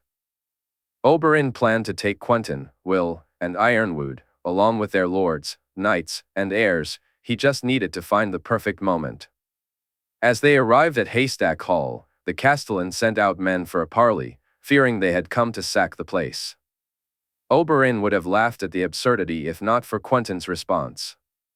The young man was threatening the Castellan, upsetting not only the Stormlords with them but some of their own men as well. What were you thinking? We aren't here to sack castles or threaten anyone. The war in the Stormlands is over. We ride on and leave those who have forsworn to raise their arms in peace, he shouted at Quentyn. That night in the tent, Quentyn sneered at his uncle. These are conquered men, uncle. Dorne has put them to the sword and beaten them. They need to know their place. I've beaten them, not Dorne, his uncle replied sharply. I've offered terms, and you'd make me a liar. Don't do so again, nephew. Believe me, you don't want to incur my displeasure any more than you already have. Forgive me, uncle, Quentyn said, though there was no sincerity in his tone. In the end, it proved fortuitous, revealing another potential threat lurking behind him. Nymeria was stunned to see Franklin speaking with Quentyn and Anders. His smiling face and words were enough to convince her of his deceit. Weddings? He'd sell us out for weddings, she said angrily in the tent. It is the way of the world. Cletus would rise high, and Quentyn would be a huge match for Franklin, Oberyn replied. Ha! Jenelyn and Jane would eat those little boys up and spit them out. Also, I thought Uncle Doran wanted a princess for his prince? Nymeria shot back, and Oberyn smirked. Arianne had told Tyene about Quentyn's failed trip east, and what one of his daughters knew, they all did. No doubt he still does. I wouldn't trust a word my brother says, his words and promises mean nothing, Oberyn said, bitterness lacing his voice. His daughters picked up on it, and Tyene sat down beside him, leaning in close. How many do you think we need, father? How many would we need to subdue to make our men trustworthy? Obara asked. He sighed as he began to work it out in his mind.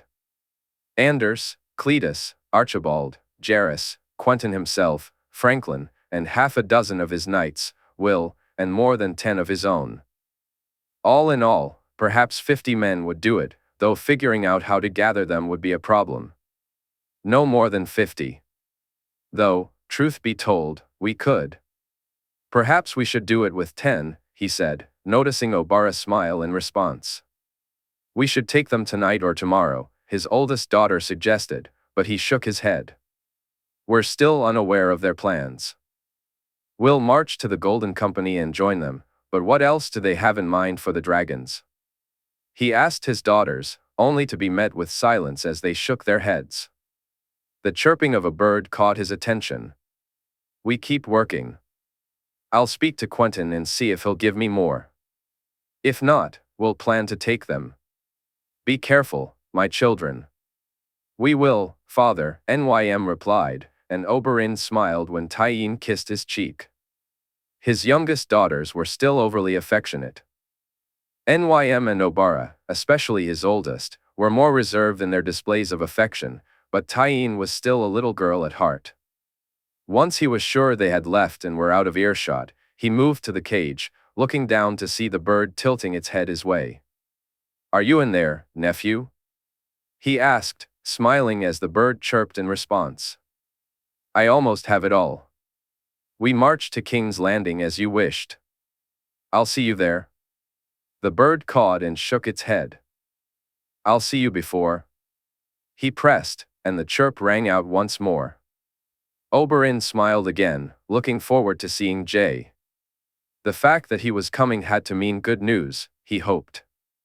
A day and a half later, they were marching through the Kingswood when suddenly they stopped. Men and horses panicked, as if they were under attack. Beside him, Obara readied her spear, while Beric, Lord Selwyn, and Harmon looked to him for guidance. Only Thuras seemed unconcerned, pointing up to the sky. "Our king arrives," Thuras said with a grin. "By the gods, is that a dragon?"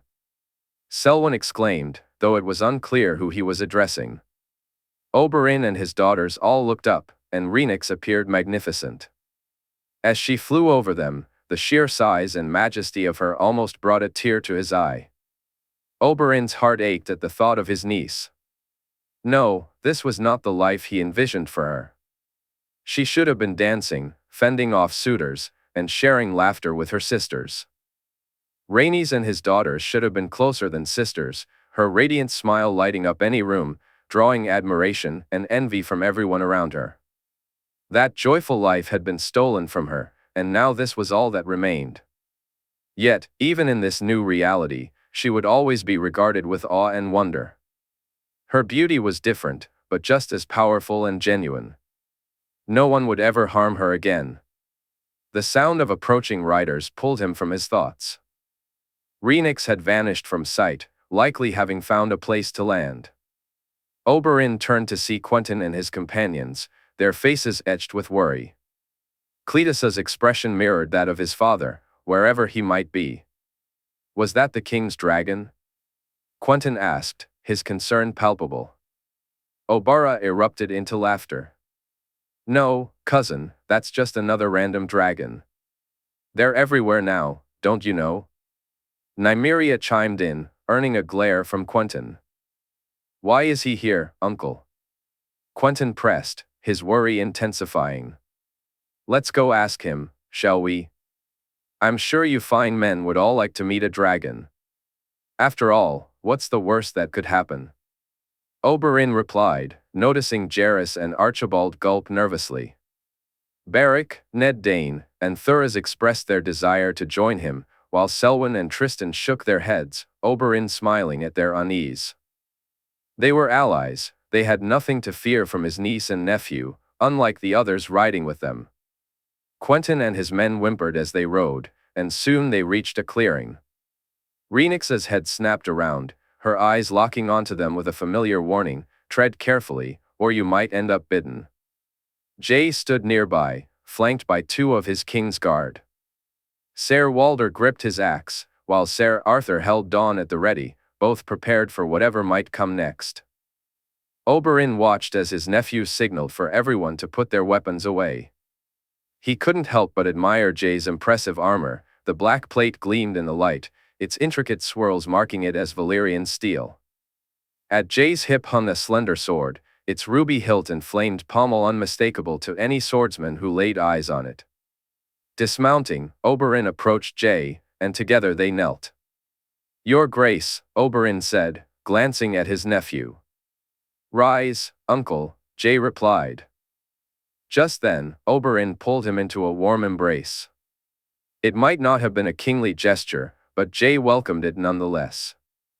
Lord Beric, Lord Dane, and Thuras, I believe you know them, Oberyn introduced, and Jay nodded, greeting each of them. Ned Dane smiled at something he whispered to Jay, and then Jay continued, Lord Harmon Euler, Illyrio's father. Lord Euler, it's an honor, Jay said warmly. I was fortunate to meet Lady Illyrio when she accompanied Prince Oberyn.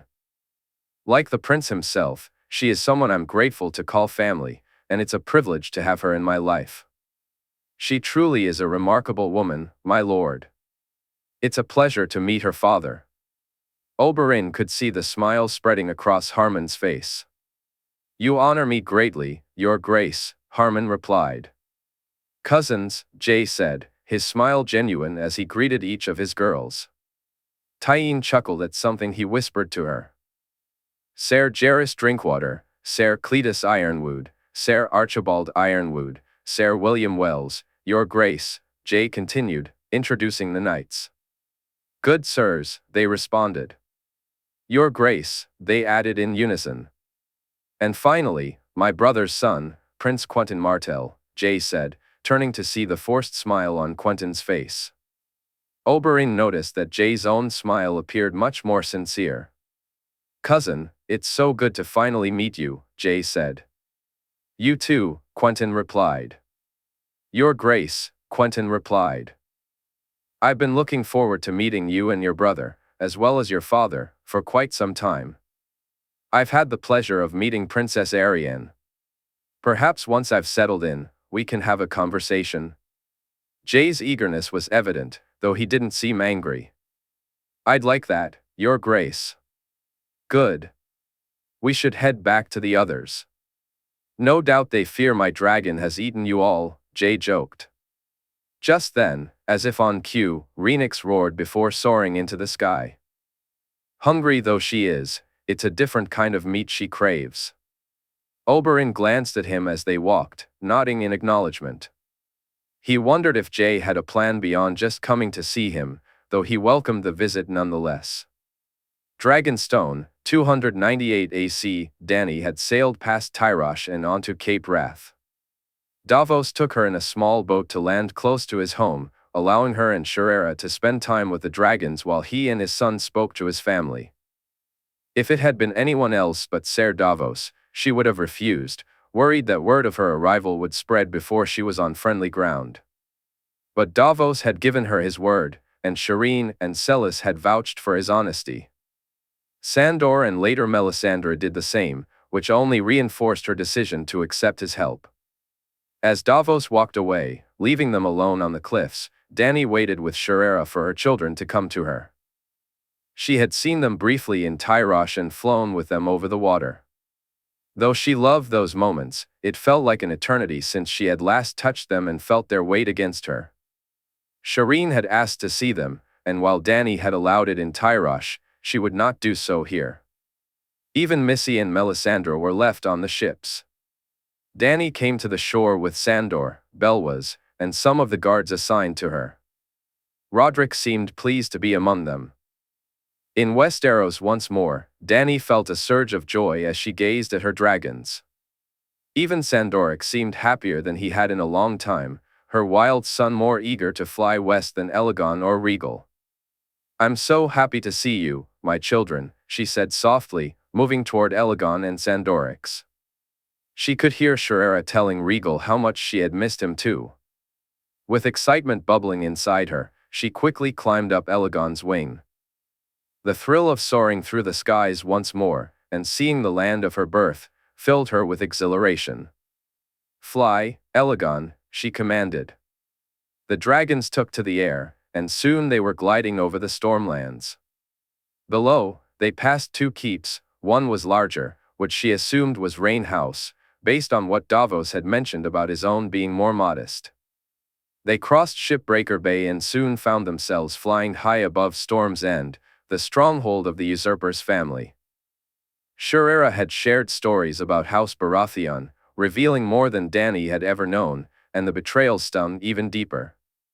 Orys had been Aegon's closest friend, but Shaerra had told her he was actually Aegon's bastard brother, tied to the Conqueror and the founder of the Stag's House. They had chosen Aegon over Rhaenyra, despite Rhaenys being their kin, and Dany herself had sided with the Blacks against the Greens.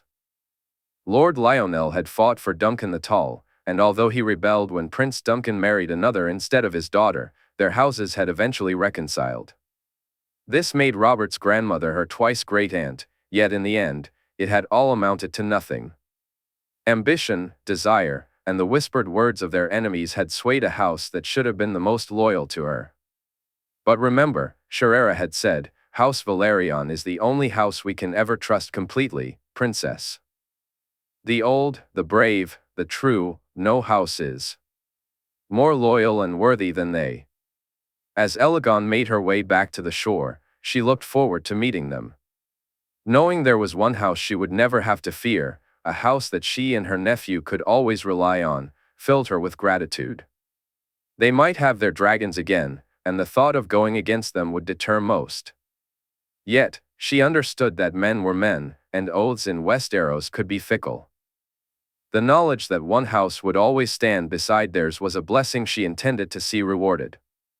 Jikagon, Ipradagon, Nike Lundagon Ao Adari, Island Re Lenton, Noha Renar, Adari Island Sigon Lida Toli Lentair, Ayahan Se Nohan.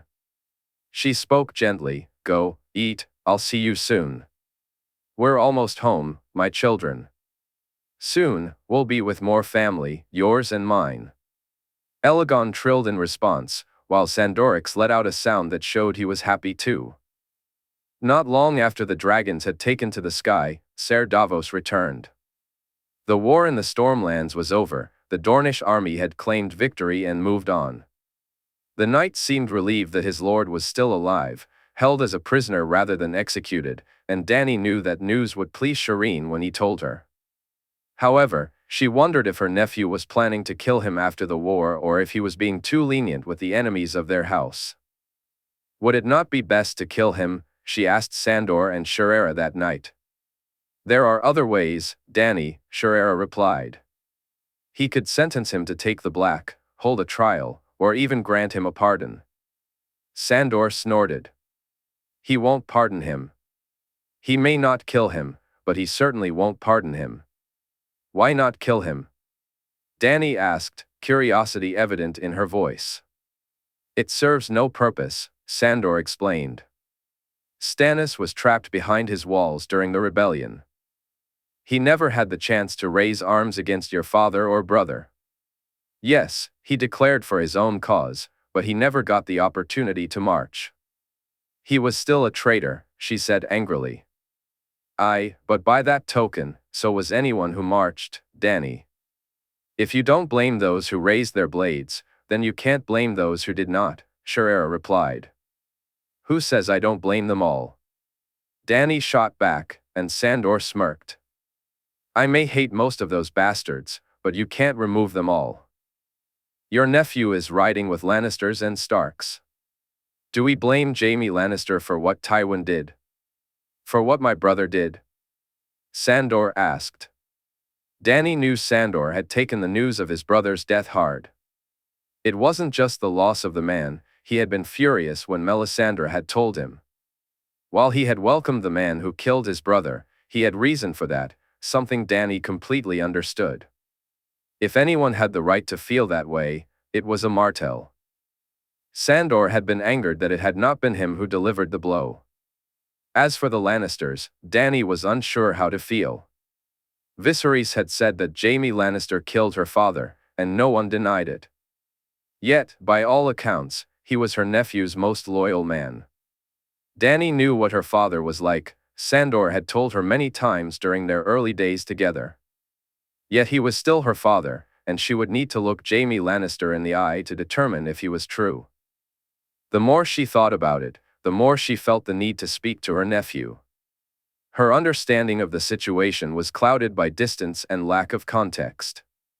She hoped he could offer her the reassurance she needed, not just about this, but about himself too. Melisandre said he was good, and Sandor, Davos, and Shireen all spoke of him as being of sound mind. But was he truly? Viserys had once seemed so, and even at his worst, he could appear that way to others. Could Jaehaerys be the same? Dany? Dany? Rhaenyra called, a little louder this time. Dany shook her head, once again lost in her thoughts and worries. "I'm sorry, I was thinking about our worrying that we may be too late or that he may not be what we wish," she said, her voice filled with concern. "I believe we've arrived in time, Dany. Melisandre, the dragons, they don't seem worried. As for the other, we'll know the truth soon. If he's not what we hope, then we'll face that together," Jaehaerys replied, smiling at her. Dany nodded in response.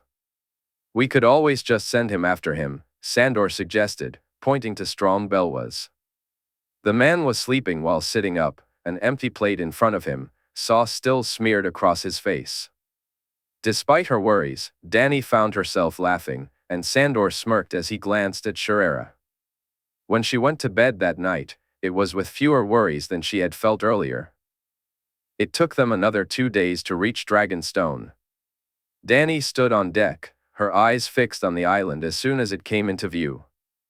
The Dragonmont was alive with the sounds of her children flying and circling the massive volcano.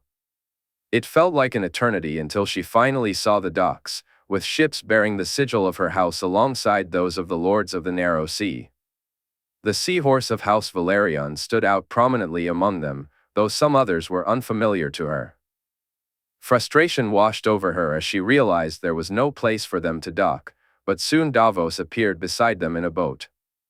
They quickly prepared to land, and aside from the sailors and a few men to guard the payment she had received in Myr, few would remain on board. Stepping off the boat and onto the sands was unlike anything she had ever imagined. True, she had pictured herself coming home many times, but she had no real idea of what home would look like. No clear image existed in her mind, and the books had failed to capture its essence.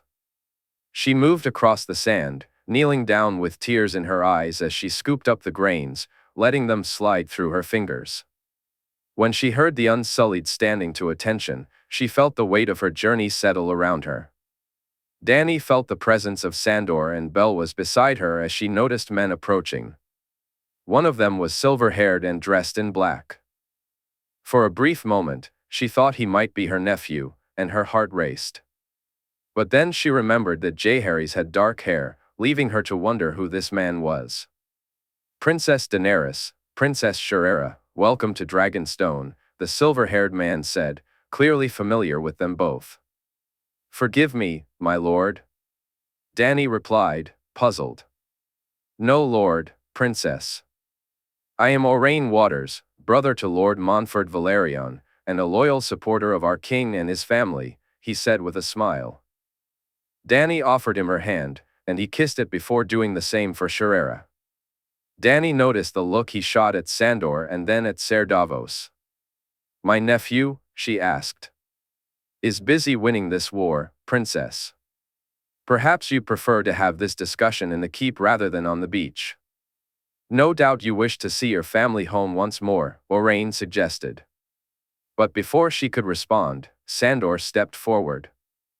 "The princess will move to the keep once we're assured of her safety." Dany observed Oberyn's expression shift to anger, which concerned her at first. But as she looked more closely, it became clear that his reaction was more than just anger. It was as if Sandor's words had insulted him. Oberyn was affronted, and she understood why. "House Velaryon is and has always been our truest supporters. I'm sure we'll be safe under their protection," she assured him. "I personally guarantee it, princess. Our loyalty to House Targaryen is beyond question," he replied, and she smiled, seeing him relax. To emphasize how little danger they were truly in, Lygaron, Regal, and Sandorix landed nearby. Dany glanced at Oberyn, who smiled and showed no concern. Instead, he looked at the 3 dragons with an expression of delight, while her children paid him no mind. "You've seen dragons before?" she asked as they walked toward the keep along the long, winding path. The pathway felt endless, leaving Dany frustrated as she realized she was no closer to home than when she had started her walk. "I have Princess, His Grace's dragons, Lygaron and Rhaenix," Oberyn said. "Lygaron?" Dany asked, finding the second name easier to grasp. "For the family he lost, princess. His mother was Lyanna, Your brother's father was Rhaegar, and his brother is Aegon, Oberyn explained.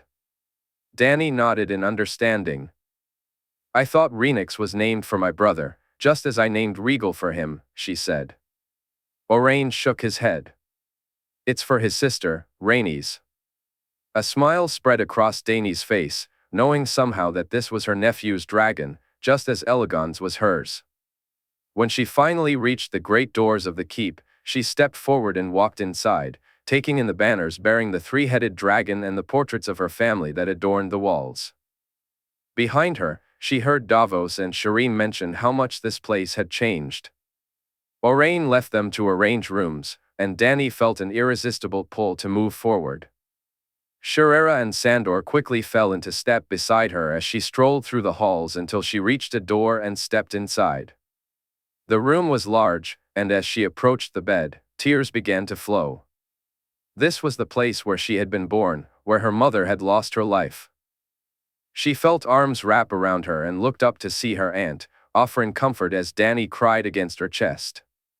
Sandor moved to the door to give them privacy while Rhaenyra whispered soothing words in her ear. She would have wanted you to live, Dany, more than her own life. Your mother would have wished for her daughter to thrive. Now, seeing you here, seeing what you've become, she would be so proud of you. I promise, if someone asked her to make a choice, you would still be the choice she made, Rhaenyra said, and Dany somehow felt her aunt was right. Later that night, they shared a meal, and after they finished, Oberyn led them into the chamber of the. Dany stood before the painted table, gazing down at the map Aegon had created of the 7 kingdoms he had aimed to conquer. She turned to Oberyn, eager to learn about her nephew's progress. As you know, the Dornish army, led by Prince Oberyn, defeated the Stormlords and captured Stannis Baratheon. The remaining Stormlords accepted the prince's offer and retreated to their keeps to wait out the war, Oberyn explained. In the Riverlands, an army commanded by Gerion Lannister, supported by loyal houses, took Riverrun and defeated House Tully and those sworn to them. The Tullys fought against the Starks. Sandor asked, a note of surprise in his voice. You've been away a long time, Clegane. Lord Stark set aside Catelyn Tully after she, Littlefinger, and her brother attempted to have the king killed, not once, but twice, Oberyn replied, then turned to Dany with reassurance. They failed, obviously, Princess, and the king was unharmed. Dany felt her anger rising again. Even here, people still sent assassins after her family. Lord Stark and the North allied with Prince Tyrion and some lords of the West to face Lord Arryn and the Knights of the Vale. Lord Arryn is now their prisoner, Oberyn continued. Dany smiled, feeling a swell of pride. Her half-brother, no, her brother, if he wished it so, had played his part in restoring their family to the throne. My brother rode his dragon, she asked, her curiosity piqued. Oberyn nodded, and Dany couldn't help but smirk, though a hint of jealousy flickered within her. Our nephew? Rhaenyra inquired. The king and Lord Jaime marched to confront Robert, who had the Golden Company at his side, Oberyn explained. Dany felt her nerves tighten. His Grace offered Robert single combat to decide the war, which Robert accepted. After defeating him, he had Ser Arthur take his head. The usurper is dead? The war is over? Dany asked, her voice filled with hope, only for Oberyn to shake her head. It seems that Robert. The Golden Company didn't come for that reason. They're actually backed by a magister from Pentos and a boy claiming to be Prince Aegon, Oberyn explained. Dany realized that Illyrio was involved in this plot. She remembered how he had once wanted to place Viserys on the throne, but it seemed the fat man was playing a different game now. Jon Cunnington is with this boy? Rhaenyra asked just as Dany was about to respond. He is. The king offered him the same terms, but they were refused. During the parley, they even tried to kill him. But don't worry, princess, the king is safe and unharmed. As for the Golden Company, well, they've awakened the dragon, Oberyn said with a smirk. What happened? Dany inquired. Oberyn recounted what her nephew had done. Fire and blood had been unleashed upon the Golden Company and this pretender. Now, all that remained was King's Landing. It seemed the war was almost over, and while Dany felt a sense of relief, she was also eager to see her nephew and brother. "Where is my nephew now?" "My brother?" she asked. "They're heading for King's Landing, Princess. All the armies are converging on the capital." "Good. Then so shall we. Sandor, you, Belwas, and the Company of the Rose's men will sail with Ser Davos to land as close to King's Landing as you can.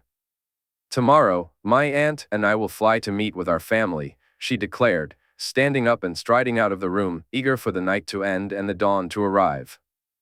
Tomorrow, she would see her family for the first time, and her heart raced at the thought. In the Kingswood, 298 AC, Jaehaerys Targaryen tried to rein in his temper as his cousin spoke. Quentyn offered platitudes while asking questions, his eagerness about the Golden Company apparent. Jae sensed that his cousin's network seemed as lacking as his uncle's had been. After arranging a meeting for an hour later, Jae first asked to. Jae spoke with several of the lords who had joined Oberyn, engaging with Stormlords and Dornishmen alike.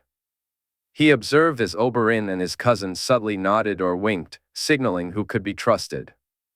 Briefly addressing Oberyn, he felt a sense of distaste for the charade he was about to undertake. He entered the command tent, preparing to devise strategies for a battle that had already been won.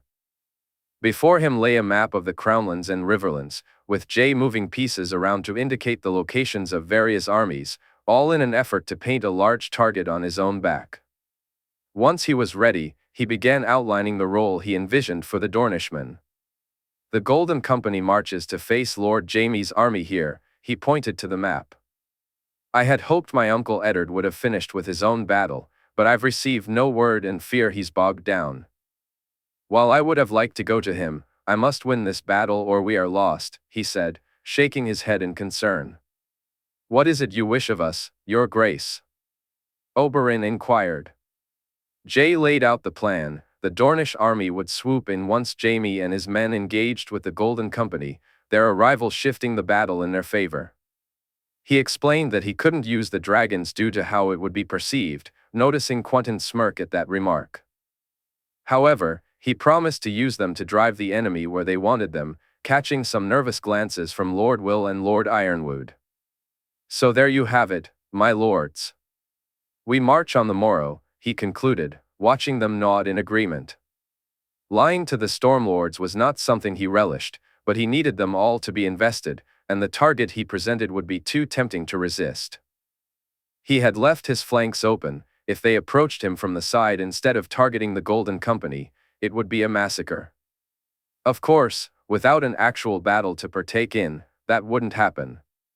Still, for a chance. To betray him would be a grave mistake. They would never find a better opportunity. That night, as Oberyn was called away, Jae summoned the Stormlords, along with Blackmont, Corgyle, Dane, Euler, and his cousins. "Forgive me, my lords. I must apologize for the performance earlier. It was necessary to uncover some traitors," he said, silencing the loud groans that followed. "What you're about to witness may seem strange, but please bear with me." He pulled out the glass candles, noting the excited glint in Thuris's eyes. It pained him to take Margaery's candle, but he had no choice. He needed to see, to reveal the truth. He placed the black candle on the table, took the green one, and, with his knife, cut his hand. The scar on his left palm rarely healed now, given how often he drew blood there. As he let the blood drip onto the candle, he closed his eyes and heard the gasps around him as the image formed. They saw the tent where Quentyn was laying out his plans, finally revealing how they intended to use Margaery, the army that would take her long before they needed to act, as his cousin insisted. "Prince Oberyn would never condone this, Your Grace," Harmon Euler said once the images faded and the full extent of the treachery became clear. "My uncle is not involved, Lord Euler. I am well aware of his loyalty and his own plans to root out these traitors." Things moved swiftly from there. He organized the men and reached out to Rhaenix, the dragon soaring quickly to their location. Soon, they surrounded Quentyn's tent, and at a roar from his sister, the men rushed outside. "Drop your weapons or face a dragon." "The choice is yours," he commanded, eyeing each of them. Most complied, but one did not. A large, bald man charged toward him, wielding a massive warhammer. "For Dorn!" The man shouted, and those were the last words he would ever speak. Removing Dawn from his back was swift, but Rhaenix was even quicker. She didn't burn him, no flames erupted from her mouth. Instead, she seized him with her talons, and in just a few powerful flaps of her wings, she soared into the air. The hammer crashed to the ground with a resounding thump. Everyone watched as she threw him high into the sky, then caught him in her mouth. The explosion of blood and guts sprayed everywhere, showering those unfortunate enough to be directly below. "Anyone else wish to try their luck?" he asked with a smirk. "Lord Ironwood, Lord Will, Lord Fowler, tell your men to stand down. Your treason and its consequences will be yours alone.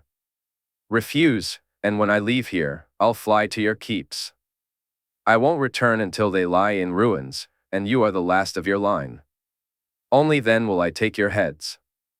Jae watched as the men began speaking to their soldiers. "Thuras, ensure my cousin is well guarded. Only Stormlanders," he instructed, as Thuras moved to secure Quentyn. Oberyn glanced at him, but Jae shook his head.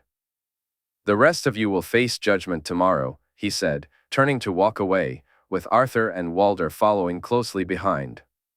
Once he reached the tent, he waited until Oberyn and his daughters arrived. Jae gestured for them to sit as he prepared to share his tale. "King Robert is dead, and the Golden Company is no more. My uncles, Ned and Tyrion, have defeated the Knights of the Vale, and Jon Arryn is their prisoner.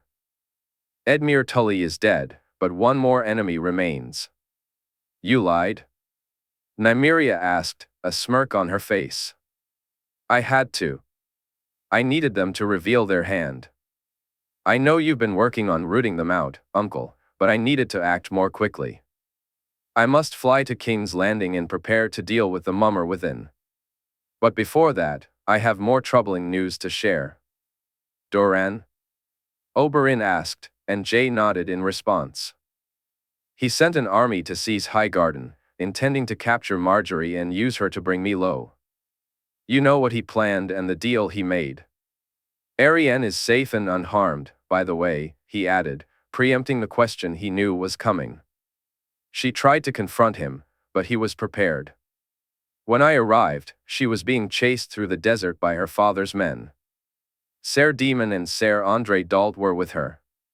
"What happened?" Oberyn asked. "I played a mummery, uncle, just like here.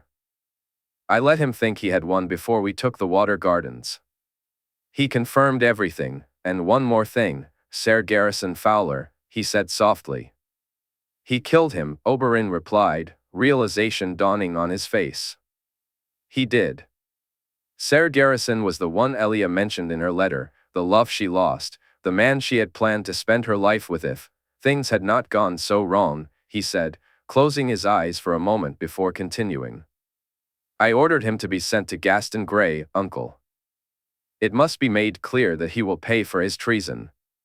In a few moons' time, he can be moved to more comfortable but still secure surroundings." "You didn't take his head?" Obara asked, and Jae shook his head. "I thank you, nephew.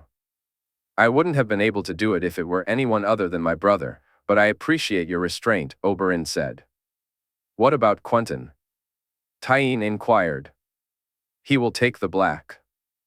Arianne has already pleaded with me and will undoubtedly do so again, but exile cannot be enough. Not just for the treason against me, he seeks to usurp his sister and speak to Ser Jaehaerys and Ser Cletus. Ask them how far they were willing to go if your father had resisted. They would have killed him," Obara said angrily. "They would have tried," Jae replied, earning smirks and a wink from Oberyn. "What about the others?" Oberyn asked. They will either lose their heads or take the black. They won't have any other choice. All of them? Obara asked, her voice filled with shock. The lords and knights directly involved. How many do you count, uncle? Not more than 50, he replied. The men just follow orders, and I know how this leaves Dorne.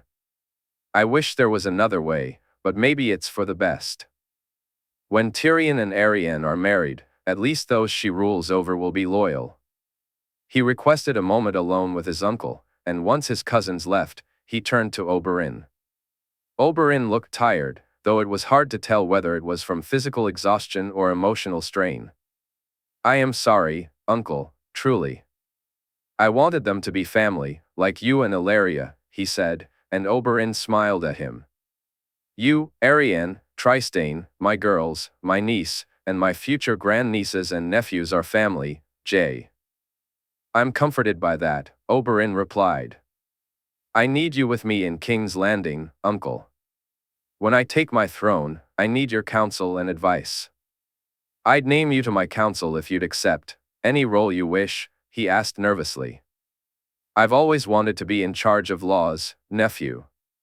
Let's bring forth laws that better this realm. Aye, let's do that. Doran Martell, master of laws, it has a nice ring to it, he said with a smile. As does King Jaehaerys the third of his name. Now I intend to get very drunk, nephew. I hope you're willing to sing. I'm in need of good cheer tonight, and I've heard tell of many new songs, Oberyn said, giving him a playful slap on the back as he left the tent. Unsurprisingly, none of the lords, knights, or their closest men involved in the plot against him decided that their heads were worth more than their lives. He could only imagine what Jeor Mormont would think when he heard not just the number of men, but the quality of them that would soon be arriving. Jay smiled as he thought about the loyalists soon to join him, his uncles, a promise he was glad to be able to keep. I'll see you in a few days, uncle, Jaehaerys said as Rhaenix bid farewell to his cousins. You will. Be safe. Let's end this war and move forward, all of us. Aye, we will. With that, Rhaenix took to the skies. In moments, he was soaring high above King's Landing, a part of him yearning to land and seize the Red Keep. He longed to see the mummer's dragon and the fat cheesemonger brought low, but something compelled him to continue flying past. Soon, he spotted the lion banners and swooped low so they could catch sight of him before heading further north to see the wolf banners as well. After just one pass, he heard his son call out. He circled around and couldn't help but laugh as Tyrion hurried to Lygaron's side, eager to take to the air. He flew alongside them, noticing Tyrion's expression, a mix of relief, curiosity, and a hint of worry that he hoped to dispel with laughter. Directing them to follow, they flew back to Jaime and the rest of their army, landing as the dragons conversed among themselves. We got your letter. It's done? Tyrion asked. Not quite. One more fight to come, uncle, then it's done. Come, I'm sure your brother will be happy to see you, just as Rhaenix is to see her own, Jaehaerys replied. Tyrion shook his head at the playful and friendly behavior of the dragons, which, to anyone unaware, could appear terrifying. 1 week later, in King's Landing, Jaime had marched hard and then waited for the Northern Army, along with Tyrion and Gerion's forces. Now they were less than a day away from the city. Having Tyrion, Gerion, and Jay all safe and nearby brought Jaime great relief. Even the news of his brother and uncle's victories hadn't completely eased his worries for them, so seeing them and speaking with them was incredibly important. As for Jay, after hearing about the events in Dorne and with his cousin in the Stormlands, Jaime felt a sense of relief that his king was back among people he could trust completely. Soon, the Dornish army would arrive, surrounding King's Landing and making it clear to those inside just how hopeless their situation was. Jaime had been taken aback when Jay had informed him that the fat cheesemonger and the mummer pretending to be his brother had gone to King's Landing. He was even more surprised to learn that they somehow now controlled the city. Renly? Jaime asked. A prisoner, Jay replied. What forces do they have? Surely not enough to hold the city? Jaime questioned, but Jae shook his head. No. They may have the gold cloaks, though. I've seen men on the walls who look associate. Unsullied? Jaime inquired. No, thank the gods. I think they're Sel's words. There's something. I feel like something's off. I'm missing something, Jae said. Whatever it was, neither of them had been able to figure it out. It made no sense. At most, they had 5,000 men, assuming they had landed Sel's words, which both Lord Montfort and Richard agreed they had not. In truth, they had half that number. Meanwhile, Jae commanded almost 60,000. Some had been left behind to guard prisoners and to begin marching them to the wall. They could send nearly 10,000 men to each of the 7 gates to overwhelm the defenders and take the city quickly. With Rhaenix and Lygaron, they could breach the gates themselves, burning them down with minimal damage and making the capture even easier. The fat cheesemonger knew they had a dragon, though he likely didn't realize they had two. Surely, he must have seen that there was no way he could win. If anything, he should have retreated to Essos. It made no sense. Like Jae, Jaime felt that something was wrong, but he couldn't quite put his finger on it. His Grace requests your presence, Tommen said, breaking Jaime's train of thought. Jaime smiled at his nephew as he rose to his feet. Jaime leaned forward in his seat. Then we shouldn't keep him waiting, should we, nephew? Tommen nodded in agreement. He had taken to squiring well, and although he and Jae hadn't spent much time together, Jaime could see how Tommen's eyes lit up when Jae was around. His lessons were always brighter when they were taught by Jae. They made their way to the king's tent, a subject of disagreement between him and Jae, but one that was necessary. The large tent was twice the size of Jaime's own, though his wasn't small either. Jaime had insisted it needed to look the part. Meetings with lords had to take place there. As king, Tommen's world would revolve around image just as much as it did around practicalities. Upon entering the tent, Jaime noticed he was the first to arrive. Jae sat in the corner with his eyes closed, opening them as Jaime walked in. Find anything out? Jaime asked. No. Other than the Sel's words are even fewer than we thought, around 500, led by someone called the Tattered Prince, Jae replied. Can he be turned or bought? I don't know, but I doubt he knows about the dragons. Soon enough, the others began to arrive, Tyrion and Gerion, Ned Stark and the Northern Lords, the Lords of the West and Riverlands, Lord Montfort and Ser Richard, and the Reach Lords Tarly, Rowan, and Ashford. After wine was served to those who wished for it and food was offered to the others, Jae motioned for them to look at the map of King's Landing. My lords, I doubt the forces inside the city have any true idea of the numbers assembled against them. I intend to show them those numbers. When we reach the city, I want our forces to split. Lord Tarly, Lord Rowan, take your men to the Gate of the Gods. Lord Stark, you will take yours to the Dragon and the Old Gates. Lord Gerion, the Lion's Gate is yours. Prince Tyrion will join Lord Jaime at the Mud Gate, and I will join Prince Oberyn and his army at the Iron Gate. The Red Keep is our main objective, my lords. Diverting their men. Dividing our forces at each of the gates will allow us the easiest access to the Red Keep. Once the Mud Gate and Iron Gate have fallen, diversion will no longer be necessary. Unless you can take the other gates without heavy losses, I ask that you focus on those two. The dragons, your grace? Lord Stark inquired. Using them in the city would invite disaster, my lord. Rhaenix and Lygaron can be directed under my uncle's guidance, but the risk to innocent lives in the city is far too great. I plan to use the dragons to capture the Mud Gate and Iron Gate, as they provide the shortest route to the Red Keep. Maegor's is formidable if properly protected, and there, the dragons will serve as a warning rather than a direct assault, Jae explained, receiving nods of agreement. A sound plan, your grace, Jaime affirmed, showing his support.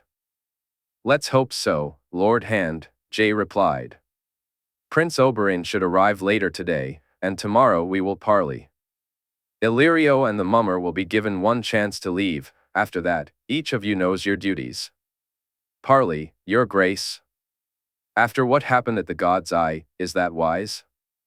Lord Crakehall asked, his words straightforward. No, it may not be, my lord, but it must be done nonetheless. I doubt they would attempt the same tactic twice after it failed. I won't be parleying alone, Rhaenix will be by my side. Trust me, my lord, no one is more invested in my safety than she, Jay said, glancing at Roland, who nodded in understanding. My lords, you have your orders. I ask that you attend to your men and prepare. It was a dismissal in all but name. As Ned and Tyrion began to move, Jay raised his hand, signaling them to stay. Gerion, Ser Richard, and himself, along with Arthur and Walder, were also instructed to remain. Jaime observed as Jay settled into his seat, his king looking tired and worried. It took a few moments before Jay spoke again. I've spoken to Lord Jaime. About this, I hope to consult the glass candles tomorrow when they can be used again. There's something more at play here, something I haven't been able to figure out, and it vexes me. Given the odds they face, Illyrio and this false Aegon should have fled further away. I would have expected them to be on a ship to Essos by now, rather than still being here. Their presence worries me. You think they have some cunning plan, a trick or a hidden ally? Tyrion asked. Jay shook his head. They have something, uncle. What it is, though, I do not know. Tomorrow, when the order comes to attack, I ask you to be even more cautious than usual. Tyrion and I will be on our dragons, and you'll be on the ground. I want you as prepared as possible, even if I can't tell you what you're preparing for. We'll take care of it, your grace. I'll speak to my lords and ladies and let them know, Ned replied. Jay nodded. Dusk will be with me, my king. If there's anything to worry about, I'm sure the wolves will sense it. Just be careful, all of you, Jay added. It wasn't the king who spoke then, it was the boy who cared and worried about them that made that simple request. We will, your grace, Ned assured him, and Jay nodded. Richard said he would see if he could gather any information from his sources. After everyone left, Jay turned to him and Arthur. Tomorrow, I want each of the Kingsguard to be with my family. Ser Arthur, you alongside Ser Jaime, Ser Walder with my uncle Ned, Ser Jorah with Gerion, and Ser Richard with Prince Oberyn. You'll be on the dragon for the entire time, my king? Arthur asked. Neither Tyrion nor I will land unless it's beside a Kingsguard. I give you my word on this. Tomorrow, we stay in the air until the fight is over. I'll make sure the others have their orders, Arthur said, turning to move. Arthur, you be careful as well, Jay said, and Arthur smiled. You too, your grace. Arthur, Jay called, a small smile on his face as he looked up at him. Jaime returned the smile, the weariness that had once marked his features seemingly gone. Cheer up, Jay. Soon you and Margaery will be married, and then your real troubles will begin, Jaime joked. Do you miss her, Jaime? Daisy, here now, do you miss her? Jay asked. Every day. Her and Joanna, but I'll see them soon, Jaime replied, and Jay nodded in understanding. I look forward to it. Them, Joy, Jenna, everyone. It feels like forever since I've seen them. Gods, I even find myself ready to move at storytime some nights, Jay chuckled. I'm sure my cousin will welcome its return. How many girls will be able to say in the future that they had tales told to them each night by a king? Jaime asked, his eyes twinkling. Jay smiled broadly. Go get some rest, Jaime. I'll see if I can find anything else before I sleep myself. I'll see you in the morning. Make sure you sleep too, Jay. Tomorrow will be a long day. Jaime bid him good night, but found himself unable to rest. He walked through the camp before finally heading to his bed, his mind troubled, just like Jay's, though he couldn't quite pinpoint why. King's Landing, 298 AC. Illyrio received word of the army surrounding them. Even though he had known it was coming, the sheer size of it rattled him. As he watched the forces spread around the city, he wondered how he had ever thought he could defeat them with just the Golden Company. Then he saw the White Dragon, and it hit him. Defeating them had never been his plan. Aegon would have gathered all these men under his banner if it weren't for Jaehaerys Targaryen. He wondered if Varys had known, if he had tried to intervene and had been found out. It seemed likely, and it only fueled his hatred for the boy outside the gates even more. As he walked away from the walls, he reached the bottom and sent the men out to organize the parley before he. Illyrio made his way back to the Red Keep, but he hadn't gotten far before the tattered prince caught up with him. The Sellsword's displeasure was evident. "You never mentioned anything about a dragon," the tattered prince said, frustration lacing his voice. "I'll handle the dragon and its rider," Illyrio replied, trying to reassure him. "And what about that massive army? Who's dealing with that?" "The army won't be a problem. Trust me. Your ships are ready, aren't they?" "They are." "Fine, I'll wait for the parley. But if that army attacks and my men can't hold them off, we're out of here." Illyrio nodded, then continued on his way. He spotted Sewer Rat, who informed him that he had followed through on Illyrio's instructions and his men were prepared. Upon reaching the Red Keep, Illyrio was greeted with even better news: the bountiful harvest had docked in the bay. He quickly sent word to allow a Fodor to disembark. Another opportunity to resolve the impending siege was presenting itself. In the throne room, he found Aegon, his son, clad in black armor. Though it wasn't as striking as the traditional Targaryen armor, it looked far more regal on him. "Your bastard brother has arrived, Your Grace. He requests a parley," Illyrio announced with a bow. "Does he? Is the surprise ready?" Aegon asked, his tone casual. "It is. Also, my man has returned from Bravos with news from the Faceless Men. Forgive me for overstepping, Your Grace, but I permitted him to land." Aegon nodded. "That's quite all right, Lord Hand. I leave such trivial matters for you to handle." Although Aegon smiled, Illyrio could sense the discomfort beneath it. The boy had always been entitled, but since taking the throne, his arrogance had grown. Illyrio cursed Jon Cunnington as they prepared to meet the false king, lamenting that he hadn't curbed Aegon's impulses sooner. If only he had been aware of them, he could have taken action. Haldon, Duck, the Septa, or even someone more suitable could have kept them in check, but now it was too late. As he rode out, he glanced at the group ahead of him. The grim-looking man with the wolf sigil had to be a Stark, something Aegon seemed to notice as well. The others were mostly lions, evident from their golden hair and green eyes. He recognized the striding huntsman of House Tarly and the golden tree of House Rowan. However, it was the bright red sun and golden spear of House Martell that caught both his and Aegon's attention. "My uncle is here?" Aegon asked, a smile spreading across his face.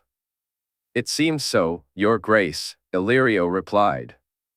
He had received a message from Doran accepting his offer, but there hadn't been any further communication since. He smirked. The snake at the dragon's back was a welcome piece of good news. But as he observed Prince Oberyn's expression while looking at Aegon, he felt uncertain. Either Oberyn was the best actor in the realm, or there was genuine hatred in his eyes. The latter seemed more likely when Aegon addressed the Red Viper. "Uncle, for so many years I've longed to see you." Explaining why I could not would take more time than we have right now. "Perhaps once this false king has knelt and been dealt with, we could speak?" Aegon suggested. "Ha, you're right, nephew. He really is a fool. My sister would never choose a son over a daughter, one child over another. There is nothing in this world that could make her do so," Oberyn said angrily. "Princess Elia saved her heir."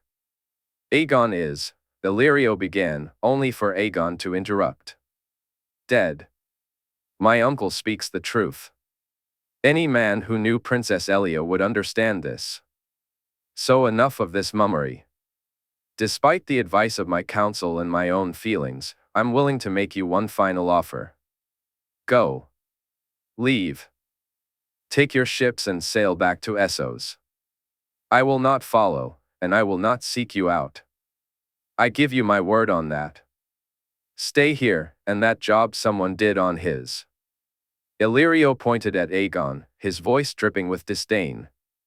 I'll see it taken to its natural end. Trust me, my dragon won't let him off so easily. As the dragon roared nearby, Aegon's expression shifted, a mix of fear and greed flickering across his face. No, Aegon said, locking eyes with the king, a smile creeping onto his lips. You've developed quite a reputation in such a short time, Jaehaerys. But one of the problems with a reputation is that it reveals what you love, what you care for, and what you'll do to protect those attachments. Illyrio observed the king, noting the slight tremor in his carefully composed expression. The glimmer of doubt in Jaehaerys' eyes was enough to make Illyrio smile. You see, Varys told me why you killed the Mad King, what he planned to do to the city and why people call you the Kingslayer. For 15 years, that truth has lain buried, untouched. Had anyone bothered to uncover it, I wouldn't be able to do this. He raised his hand, and the cage was dragged forward. What the hell are you doing? Jaehaerys demanded. You have until tomorrow to surrender and accept Aegon as your king. After that, every hour until you comply, this will happen. He lifted his hand, and a green liquid was splashed over the man, woman, and children trapped inside the cage. The small family, dragged from Flea Bottom, a mother, a father, and their 3 children, screamed as the world around them turned green. Jaehaerys nearly leaped from his saddle in a desperate attempt to intervene, but the dragon roared even louder behind him. Illyrio welcomed the tears welling in the boy's eyes. He had provided them with food, a better life in King's Landing and in the north. The coin he'd won in tournaments, the coin from the Tyrells, all of it had been used to care for these wretches. And that, Illyrio thought, was Jaehaerys' greatest flaw. To care left you weak, honor left you weak. Looking at him now, Illyrio could see that the boy was indeed as vulnerable as the rest of the false nobility. Illyrio's voice dripped with disdain as he spoke about Aegon, asserting that his own lineage possessed the true strength needed to rule. If you attack, my men have already been ordered to ignite the wildfire. Tell me, Lord Jaime, do you truly know how much the Mad King had stashed away or where it is? Even if you did, do you really believe you could access it all? You have one day, your grace, he said, contempt evident in his tone as he turned to ride away. Excellent work, Lord Hand, Aegon remarked, slowing down as they passed the cage. Illyrio nearly gagged at the stench of charred flesh, while Aegon seemed oddly fascinated by it. Just as they reached the gate, the roars of dragons echoed in the air, more than one. Aegon looked up to see 3 dragons soaring overhead, 2 of them carrying riders, their silver hair unmistakably marking them as Targaryens. Hurrying back to the Red Keep, Aegon found himself needing to calm down after the unsettling sight, requesting Haldan to bring him some of his concoctions. His son threatened to show everyone what a true dragon could do, and the vile threats he made regarding Daenerys only heightened the tension. A Fodrer has arrived, Magister. He awaits you in the royal apartments, Duck announced. Very well. See that Aegon rests, Duck. With any luck, this will all be resolved by tomorrow, Illyrio replied. You think they'll accept? Duck asked. The boy will, and if not, a Fodrer may provide us with an alternative solution, Illyrio said, a smile creeping onto his face. And should they attack? Duck inquired. Then they'll find surprises along their routes, and before we leave this city, it will burn, Illyrio declared as he walked away. Sewer Rat had moved some of the wildfire and lined the routes from each of the gates to the Red Keep. If the army breached the walls, they would ignite it, causing destruction in the city, but the greatest casualties would be among the marching armies. As he made his way to his room, Illyrio felt the weight of his plans and schemes pressing down on him. All his gold, all his machinations had led him to this pivotal moment. In just one more day, his son, Illyrio, would be declared the one true king, and in doing so, he would fulfill his promise to her. As he entered the room, he spotted his servant and hurried to the table, eager to hear the latest news. "Ah, Afodar, I trust all went well?" he asked, taking a seat and requesting food to be brought. "It did, Magister." The faceless men were very accommodating, Afodar replied, declining the food when it arrived. Not that he cared, whether alone or in company, Illyrio always ensured he enjoyed his meal. "So, they will send someone?" Illyrio inquired, holding a roast partridge in his hand, juices running down his fingers. "They already have, Magister," Afodar said with a smile. Then, Illyrio felt it, a blade, initially just a pinprick, but swiftly becoming something far more severe. The partridge slipped from his grip, tumbling to the floor as he struggled to scream, his mouth covered. The face that had once belonged to Afodar was gone, replaced by a thin, gaunt woman with large, dark eyes staring back at him. The horrifying truth about the faceless men began to dawn on him, a truth he would never be able to share. He sensed another presence moving behind him, the knife now pressed against his throat.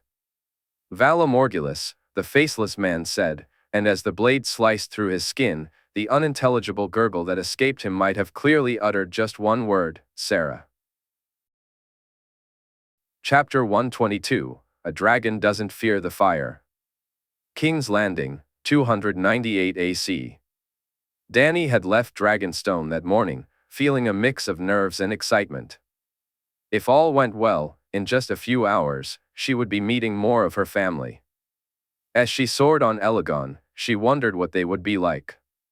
Would her brother be as happy to see her as she was to see him? Was her nephew truly the person everyone claimed he was? And what exactly did a prophesied prince look like? She had learned much more from Oberyn about both her brother and her nephew. Tyrion was clever and witty, betrothed to the princess of Dorne. His dragon, Lygaron, was a striking bronze, and he cherished his family. Jaehaerys was her age, and Oberyn seemed to almost idolize him, speaking of his accomplishments as if he were a living legend. Dany found it amusing. Her nephew had seemingly grasped one crucial lesson: their family needed to be seen as more than just another noble house. Despite the many disagreements she had with Viserys, that particular truth had resonated with her. From the moment their family was viewed as no different from the rest, people had felt no hesitation in attempting to replace them. For nearly 300 years, no one had dared, except for their own kin. But once they were seen as just another family, the tide had turned. True, there were numerous reasons behind the rebellion, which Dany had come to understand, but that was one of them, a reality they needed to remain vigilant about in the future. Blackwater Bay. Shaerra called out, pointing down below them. As Dany gazed at the sight before her, a part of her longed to land and wander the halls of the Red Keep, to stand in the throne room, and finally behold the Iron Throne that Aegon had forged. Yet, they flew on, past the Red Keep. Shaerra gestured ahead, and Dany looked to see green flames flickering in the sky. A chill ran down her spine as she recognized what they were. She urged Elagon to fly faster. As they soared over the gates, Dany caught sight of men entering the city, and in the distance, green flames still flickered, consuming something. Excited sounds erupted from Elagon, Rhaegal, and Sandorix, and looking ahead, she understood why. A massive white dragon loomed before them, far larger than any of her own children. It was different, and for a moment, Dany couldn't quite grasp why. Then, as the dragon stood, she realized it had 4 legs, with its wings emerging from its back. Was that the reason for its immense size? A little further away, she noticed a group of men, one clad in golden armor and another in striking black armor. Could this be her nephew? If so, where was her brother? She flew past them, and once again, Aegon's excitement surged. Ahead, another dragon appeared, this one was bronze. Dany smiled, knowing that her brother was here as well. Yet again, she was astonished by how much larger this dragon was compared to her own. Had they hatched earlier, or did her nephew possess more knowledge about dragons than she did? She decided to set those thoughts aside for now and turned her focus back to her nephew. Tegan Aegon, she commanded, and her dragon obeyed, landing some distance from the white dragon, much closer to the men. Just as she climbed down, they approached her. The man in golden armor was unmistakably Jaime Lannister, his blonde hair and green eyes marked him as a striking figure. Two men in white cloaks stood behind him, surely they were Kingsguard. Then, there was her nephew, just as Kinvara had described. His long, dark hair hung loosely, and his dark gray eyes locked onto hers. Dany was taken aback to see tears glistening in his eyes, and even more surprised when, in a swift motion, he embraced her. She hadn't even seen him move, and now she found herself enveloped in strong arms, returning the embrace with equal warmth. When he finally let her go. As she gazed into his eyes, Dany noticed the tears there, but there was something else too, happiness, even joy, at seeing her. "Aunt." "Dany," she replied with a soft smile. "Dany, I'm sorry." "I'm so sorry," he said, and she looked at him, confused. "Jaehaerys?" "Viserys, I should have. I wasted so much time. I'm sorry." "Oh, my sweet nephew, I'm here now, and we have all the time in the world," she said, hugging him back and feeling his tears on her neck. "Come, your other aunt would no doubt wish to greet you as well." He looked at her and smiled, and in that moment, it was as if he were a different person. Still, Dany sensed something off about Jaehaerys' reaction to her, and she couldn't help but wonder if it had anything to do with the green flames. She resolved to ask him about it as soon as she could. Dany watched as he greeted Rhaenyra just as warmly before introducing her to the others who were with him, Jaime Lannister, Ser Walder Allers, and Ser Arthur Dayne, the Sword of the Morning. Excitement bubbled within her as she looked at the man who had been her brother's best friend, thinking of the stories he could share. She took her nephew's offered arm, and they walked toward the camp. Dany noticed the dragons seemed to be moving closer to one another, and Jaehaerys caught her worried expression. "Relax, Dany. Rhaenix and the others are dragons, they're family, just like we are," he assured her. "Is Tyrion nearby, Jaehaerys?" she asked, her thoughts drifting back to family. "Jay," he said, and she nodded. "He is. Eager to meet your brother, Dany?" "My brother, not my uncle," she said with a smirk. "What?" he asked, confused. "In your letter, you said we had another uncle." "Tyrion is your uncle, Jay, not mine," she explained with a giggle. He burst into laughter, and soon, she joined him, the warmth of their connection filling the air. The look on his face was a mix of embarrassment and amusement. "Gods, I was so nervous when I wrote that." "I'm surprised that's all I got wrong, isn't it?" he asked. Dany put her finger to her lips, pretending to think deeply. "Dany," he said, and she laughed again, delighted to see him sharing in her laughter. Whatever sadness or emotion he had felt upon their first meeting seemed to have transformed into something lighter, something she preferred. As they walked, he spoke to both of them, sharing little about the war or their recent travels, but plenty about their uncle at the wall, Tyrion, and their dragons.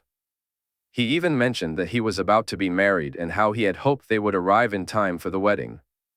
He was glad they had made it. When they reached the largest tent, he asked to be left alone with them and sent someone to find Tyrion. However, he didn't need to wait long, as Tyrion arrived almost immediately after they sat down. Dany stood up to greet him. He was a dwarf, just as she had been told, dressed in armor similar to her nephew's, with the three-headed dragon emblazoned prominently.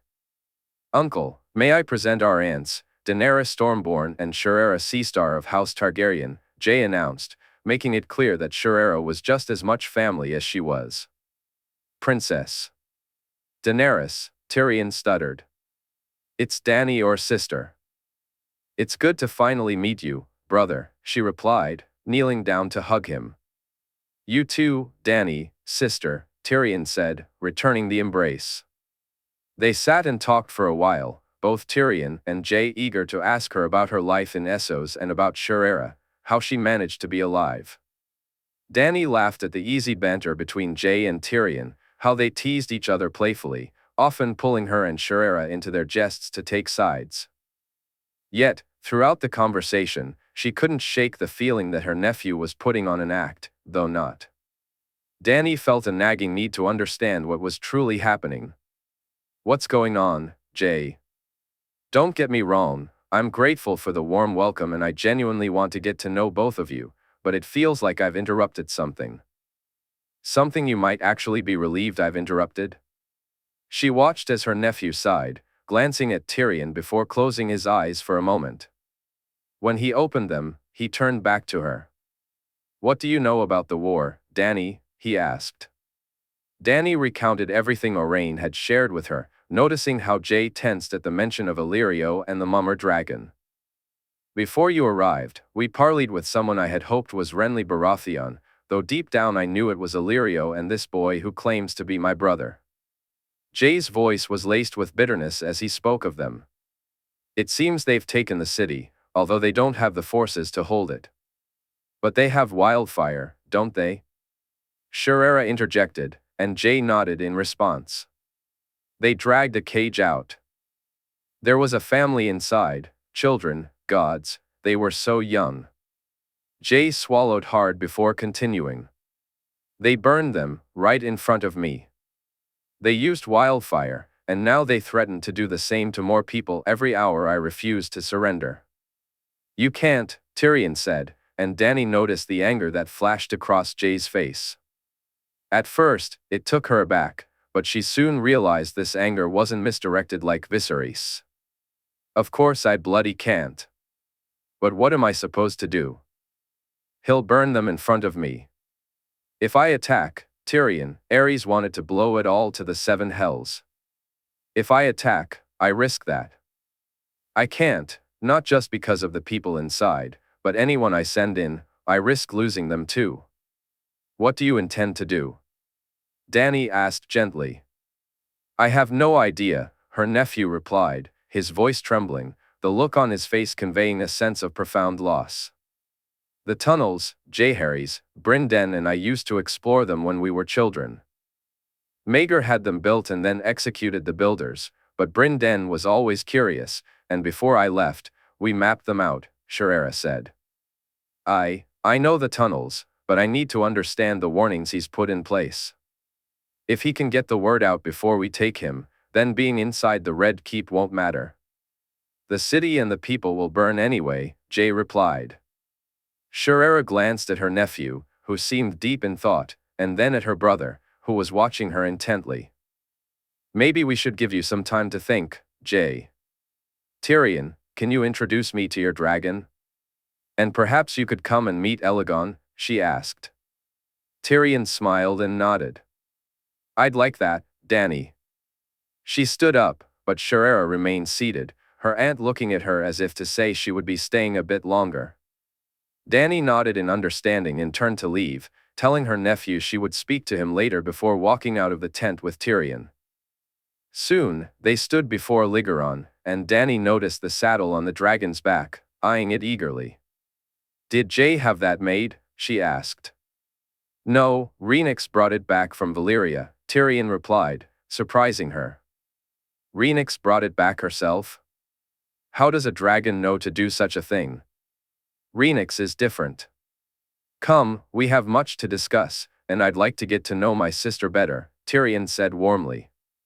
As I would my brother, Dany replied, following him as he led her away. King's Landing, 298 AC, Jaehaerys Targaryen's mind was in turmoil. One part of him wanted to tear Illyrio and his false Aegon to pieces with his bare hands, while another part wanted to give up and surrender to them to prevent further suffering. He had almost jumped from his horse to confront them, the image of fear and hopelessness in the eyes of that poor family, dragged out before him, haunting him now. In his mind, he could still hear the sounds of terror as the green flames ignited. King's Landing was home to nearly 500,000 people, and Jaehaerys had no doubt that Illyrio and Aegon would see them all burn. If he hadn't witnessed the dragon soaring through the sky, he couldn't imagine what he would have done. Fortunately, they and his aunts arrived just in time. The resolve that had begun to waver was now solid once more. As he embraced Dany and Shaerra, he understood what needed to be done. Then Shaerra presented him with an option he hadn't fully considered, and it sparked a new line of thought. "What are you thinking, nephew?" Shaerra asked as he sat in silence. "I need to find out where the wildfire is and what his plan entails. But before that, I believe there's something I can do. At least, I think so. First, I need to take care of something else." He stood up and walked over to the chest, reaching inside to retrieve the glass candles. "You found them?" Shaerra exclaimed, a smile brightening her face. "Our Uncle Aemon is the maester at the wall." "Actually, he's not your uncle, is he?" he asked, shaking his head at the thought. "He's my nephew, just like you," Shaerra replied. "I'd dearly love to hear your story, Aunt. I'm sure it's a tale worthy of the ages. I'd be most pleased to tell you." "Do you know how to work them?" she asked. Blood is the key. I've seen the past, the present, and even spoken to people from great distances away," he said, thinking of Margaery and allowing a small smile despite everything. "I've even glimpsed the future, briefly. The future is fickle, Jaehaerys. Unwritten, unknown, and ever-changing. What you see is not set in stone. I know. I saw my wife die, but I was able to change it," he said, watching her reaction closely. "Good. But if you see it again, don't let it define your actions, Jaehaerys. I've seen what happens when you do." Shaerra's voice trembled as she spoke, and she looked away for a moment. "Bloodraven," he said, and her head snapped up to meet his gaze. "My brother was a dangerous man, Jaehaerys, and what he saw changed him. I know all about Bloodraven, Aunt." "No, Jaehaerys, you do not," she replied ominously. He opened his mouth to ask her to elaborate when Jaime and Oberyn entered the tent alongside Richard. The men shifted their attention from him to his aunt.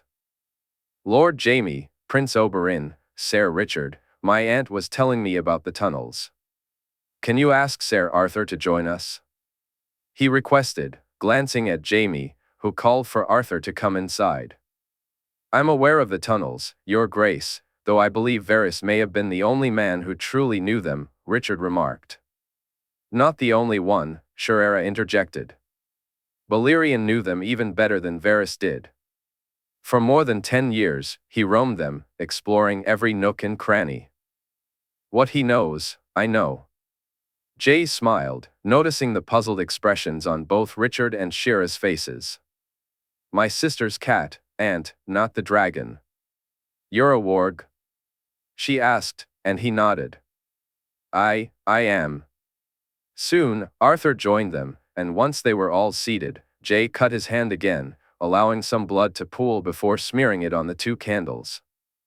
His aunt observed closely as he worked, leaving Jay to wonder if she and Bloodraven had performed the same ritual or if they knew something he did not. But now was not the time to find out.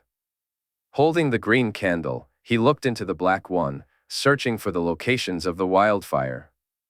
By the time he finished, he was as shocked as everyone else. The situation was far worse than they had feared. The wildfire under the city could be ignited by a single man, with just one order, and it would all be set ablaze. However, that was something they might be able to address.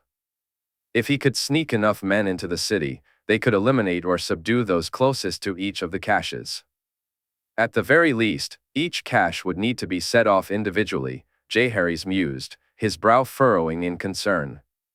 The bigger problem lies with the men guarding the routes from the gates. The Unsullied won't be easy to take down.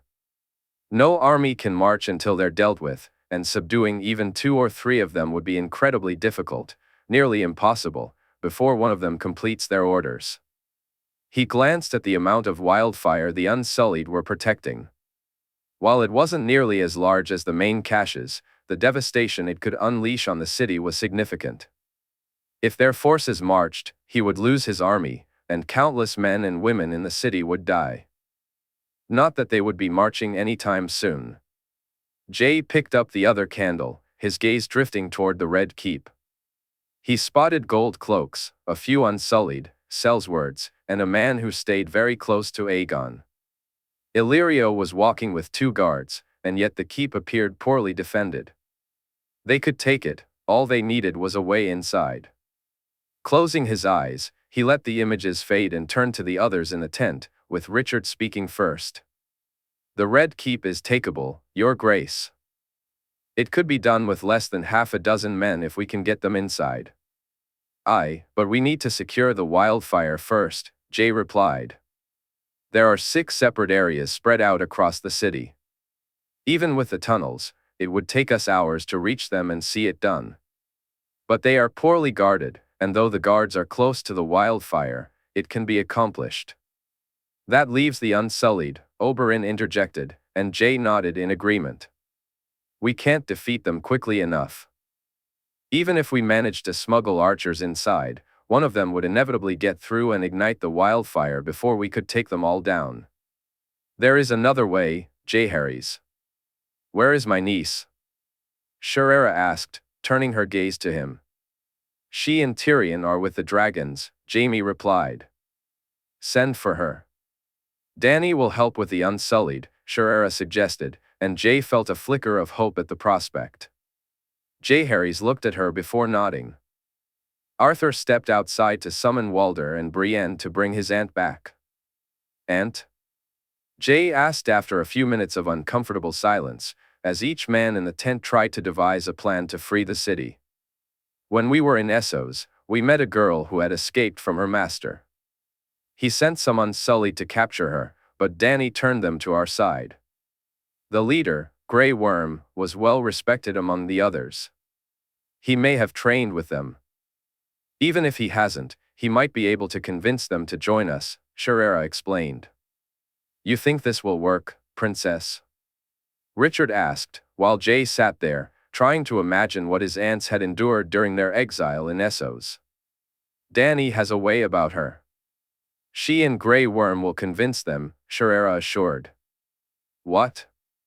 No. She can't go into the city, I won't allow it, Jae said, his voice almost panicked. Allow what, nephew? Dany asked as she and Tyrion walked into the tent. Leave us, all of you. Tyrion, you and Dany stay, Rhaenyra instructed, giving Jae a look when he started to argue. Jae quickly nodded to Jaime and the others, waiting for them to leave. I'm not sending my aunt into that city. It's bad enough I have to go. If anything happens to me, she's the heir to the Iron Throne. The last hope of our family is in this bloody tent.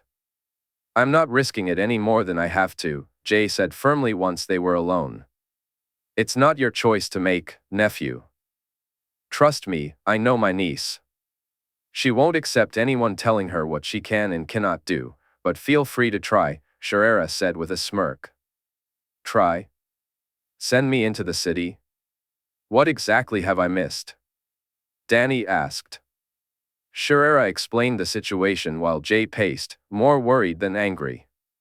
Looking at both his aunts, he could already see that Rhaenyra was right, there would be no talking his aunt out of this now. I need to fly, Jae said. Going to Dragonstone, I should have had Grey Worm come with the others, Dany said, standing up. Others? Jaehaerys asked. Sandor, Strong Belwas, and some men from the Company of the Rose are being brought here by Ser Davos. They should be landing close by, she replied. Jae looked at her, confused. You can use them, nephew. Ser Davos knows how to sneak into a city by sea better than any man out there. He single-handedly saved Stannis Baratheon at Storm's End. He can get you into the city, all of you, Tyrion chimed in. Gods, this is what it's come to. Very well, do it. I'll speak to the others. Tyrion, have men sent to bring Ser Davos and the rest of my aunt's men here. Dany, you should go now, we'll want to do this as soon as it's dark, Jae said. Dany nodded and turned to leave the tent. Once she had gone, the others quickly walked in. Oberyn and Jaime noticed Jae's distress, but he waved off any concerns for now. After they sat, he began to lay out the plan, which inevitably led to more arguments. We should land near the cliffs, I believe there's an entrance there, Oberyn suggested. We? Jae asked, surprised. You think I'm letting you do this alone, Your Grace? I won't try to talk you out of going into the city, but you won't stop me or my girls from going with you. Oberyn, Jae said, his tone angry. No, nephew. We end this together. No one will do a better job one-on-one than your cousins, and my spear will guard your back along with Ser Arthur's blade. He's right, Your Grace. I'll lead the men into the tunnels while you move to the Red Keep with Arthur and Oberyn, Jaime added. By the gods, I'm surrounded by the most stubborn. Jae sighed. I don't want more people I care about at risk. I'd go in alone rather than that.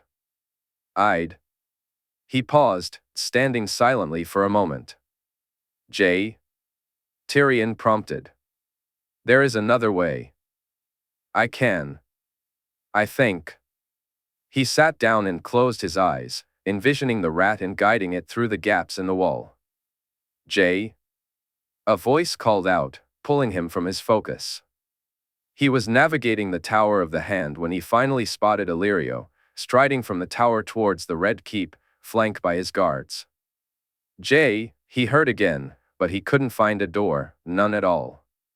It felt like staring at an unbroken wall. He moved along, touching the stone, only to discover that no matter how far he went, there was no entrance. With a sigh, he shifted his attention back to the rat. As he searched for Aegon, he felt himself nearly collapse against the desk.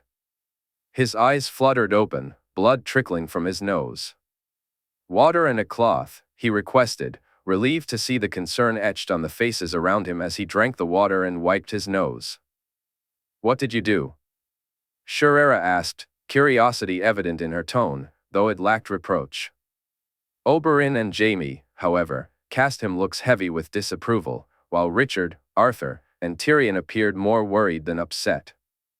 I tried to ward him, he admitted, prompting gasps from the group.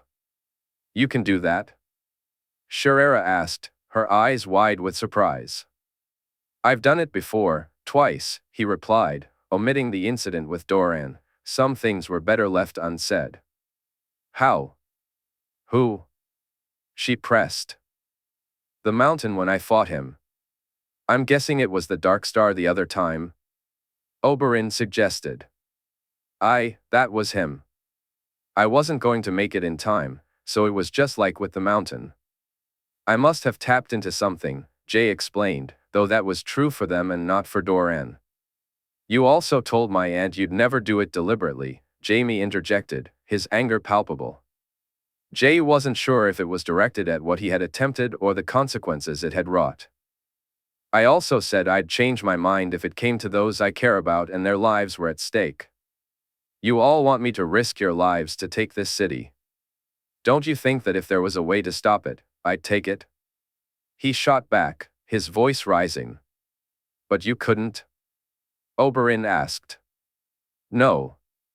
Maybe I need to feel it more. I don't know if the risk is immediate, but I couldn't, Jae said, withholding the truth that, for the first time ever, he had found no way in. Pity. It would have been nice not to have to walk into a city that might explode at any moment, Arthur remarked, catching everyone off guard. Jae laughed as he looked around at them. We should eat and make plans. It's going to be a long night. He glanced at Jaime, who nodded and sent a servant to prepare some food. Throughout the meal, Rhaenyra wore an odd expression. If it weren't for the others in the tent, Jae would have asked her about it, but he couldn't find the right moment to bring it up. King's Landing, 298 AC, Sandor listened to Strong Belwas snore, finding it preferable to the other noises that usually came from the man's body. He had never met anyone who made so much noise, both voluntarily and involuntarily, belches, farts, the sounds of him licking his lips and fingers while eating, and now this incessant snoring as they sat in the boat, rowing to shore. Around him, the men of the Company of the Rose seemed eager to land and meet the White Wolf. Sandor tried to recall what he knew about Jon Snow, or Jaehaerys Targaryen, as he was now called, but found there wasn't much to remember. He had thought that when he next set foot in Westeros, it would be to finally confront his brother once and for all. But that vengeance had been denied him, and he still didn't know how to feel about it. When Melisandre had told him the news, he had been furious. The fact that it was a Martell who had killed his brother didn't make it any easier to bear. True, they deserved Gregor's head as much as he did, but his brother was supposed to be his, not theirs. Over time, he had come to accept it, though people whispered about the kinslayer. Yet for years, he had watched as Gregor seemed anything but cursed. Whenever he encountered Oberyn Martell, he would ask him for the details, knowing the Red Viper's reputation. He expected that his brother had suffered, and he believed Gregor deserved to suffer for all he had done. As he looked toward the shore, Sandor stiffened at the sight of men on horseback. The number of free horses startled him even more. There were fewer than 10 men on the boat, but on land, there were at least 3 times that number. "Make ready," he heard Roderick Snow say, just as the heavy-set man stirred awake. "Liver and onions," Belwas grumbled, earning a few chuckles from the group. "Why don't you ask those men over there if they have any liver and onions for you?" "I'm sure they'd be more than happy to oblige, you sleepy fool," Sandor replied, prompting more laughter. "The three-headed dragon," Ser Davos said, drawing their attention to the sigils worn by the men and the banner they held. "It seems the princess has reunited with her nephew." "Aye, let's hope it was a friendly reunion," Sandor said warily. It took them almost an hour to reach the shore, and when they finally arrived, Sandor scanned the men. He was surprised to see one of them wearing a white cloak. It was a man he recognized. This both confused and worried him. Ser Richard Horp had been serving a different king when Sandor left for Essos. He mentioned this to Davos, relieved by the man's response. "Ser Richard disappeared with Princess Marcella, Sandor." "I reckon he found his way to the king," Davos said. Sandor nodded, though he remained cautious. When the boat touched the shore, his hand instinctively went to his sword. If they intended to take him prisoner, he would make it a costly endeavor. He chuckled when Belwas reached for his arak too, the man winking at him to signal that he had his back. Belwas might be a hefty, smelly fellow, but he was loyal and could fight.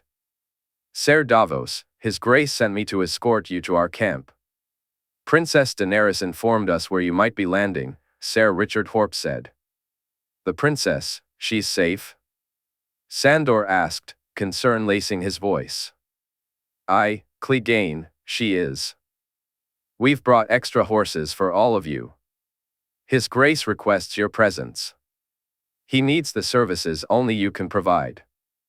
"Aye, very well. Lead on, Ser Richard," Davos replied. Soon, they were riding away from the beach. The boat pulled ashore and dragged onto the sand. The sheer size of the army ahead was mind-blowing. It made Sandor wonder how Robert and Jon Arryn had ever believed they stood a chance against such a force. It showed just how lost and foolish they truly were. He scanned the banners of Northmen, Riverlanders, and men of the West. The three-headed dragon, the Lords of the Narrow Sea, and finally, the son and spear of House Martell.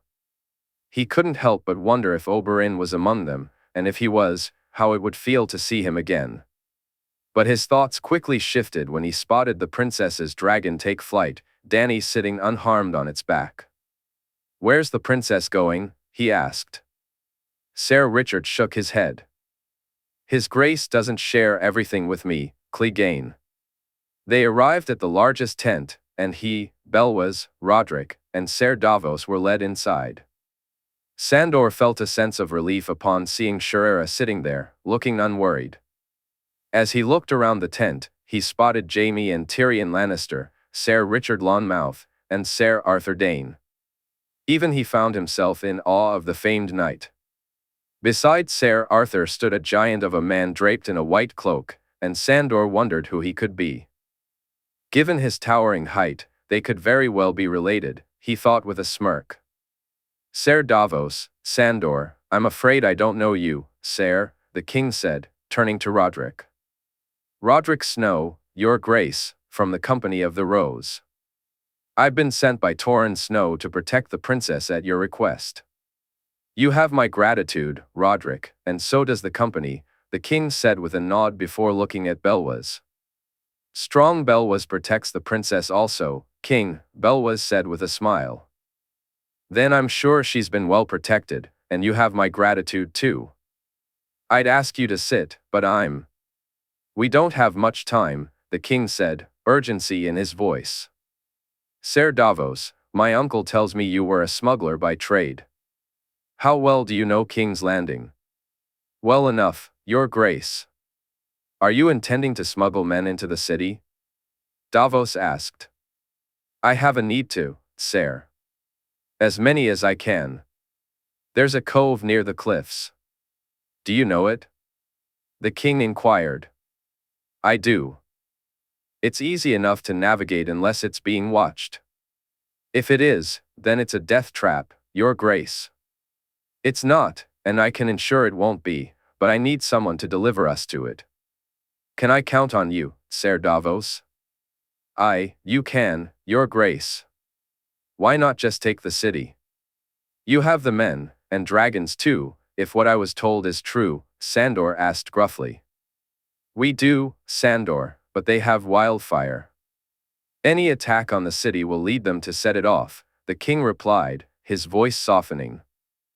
I wouldn't risk those inside. No, this is the only way, I'm sorry to say.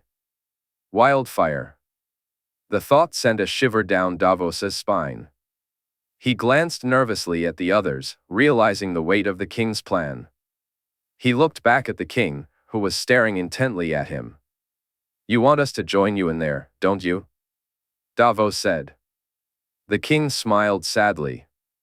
I won't ask anyone to come who doesn't wish it, but I need men who can fight and won't back down. With luck, we'll be able to secure each of the caches and hold them while we take the city. And if we're not lucky? Davos pressed, eyeing the young king. Then we're fucked, the king admitted, and Sandor let out a laugh, nodding in agreement. You have my sword, your grace, Sandor said. Mine too. Where my good friend goes, I go, Belwas added, his face breaking into a smile. Sandor shot him a glare. Friend? He didn't see it that way. Just then, Sharera joined them as they were led away to prepare. As they gathered some food, Davos stayed behind to speak with the king, while Belwas remained close, as if leaving his side would mean the man would go unfed.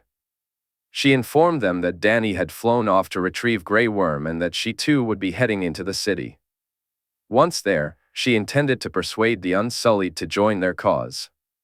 Sandor knew it was pointless to try to talk any of them out of it. Strong Belwas will guard the princess, Belwas declared. Before Sandor could respond, Belwas caught the scent of food from a tent ahead and darted away so quickly that Sandor felt the rush of wind as he passed. This is madness, heading into a city that could ignite at any moment. How could you let her agree to this? Sandor said, keeping his voice low to avoid drawing attention to their argument. When has anything I've said or done ever stopped Dany from doing what she wants? This will work, Sandor. She'll turn them. Now come eat, it's going to be a long night, and you won't have another chance for some time. He thought about the attack on King's Landing in 298 AC, Jaime had reviewed the plans and shook his head. To call it risky was an understatement, it was almost reckless. But he understood it had to be done, and no matter what Jay said, nothing would deter him from this mission. Standing on the beach, he surveyed the three groups of men who would be going with them. If it weren't for the looming threat of wildfire, he might have felt confident. Oberyn and his daughters were there, along with Ser Arthur, Ser Walder, Ser Jorah, Ser Richard Horp, and Ser Richard Lonmouth. Sandor Clegane, Strom Belwas, Roderick Snow, and 2 more men from the Company of the Rose rounded out the group. The Great Jon and the Small Jon were adamant about not being left behind, while Ned Stark and Meej both refused to stay back, despite Jay's objections.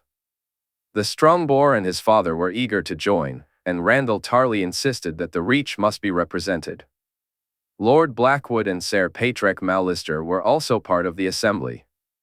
Both parties echoed the same sentiment about the Riverlands. Ser Roland Storm stood alone, having arrived without his brother or his men. He was joined by Lord Beric and Thuras of Myr, the only one among them with any knowledge of wildfire.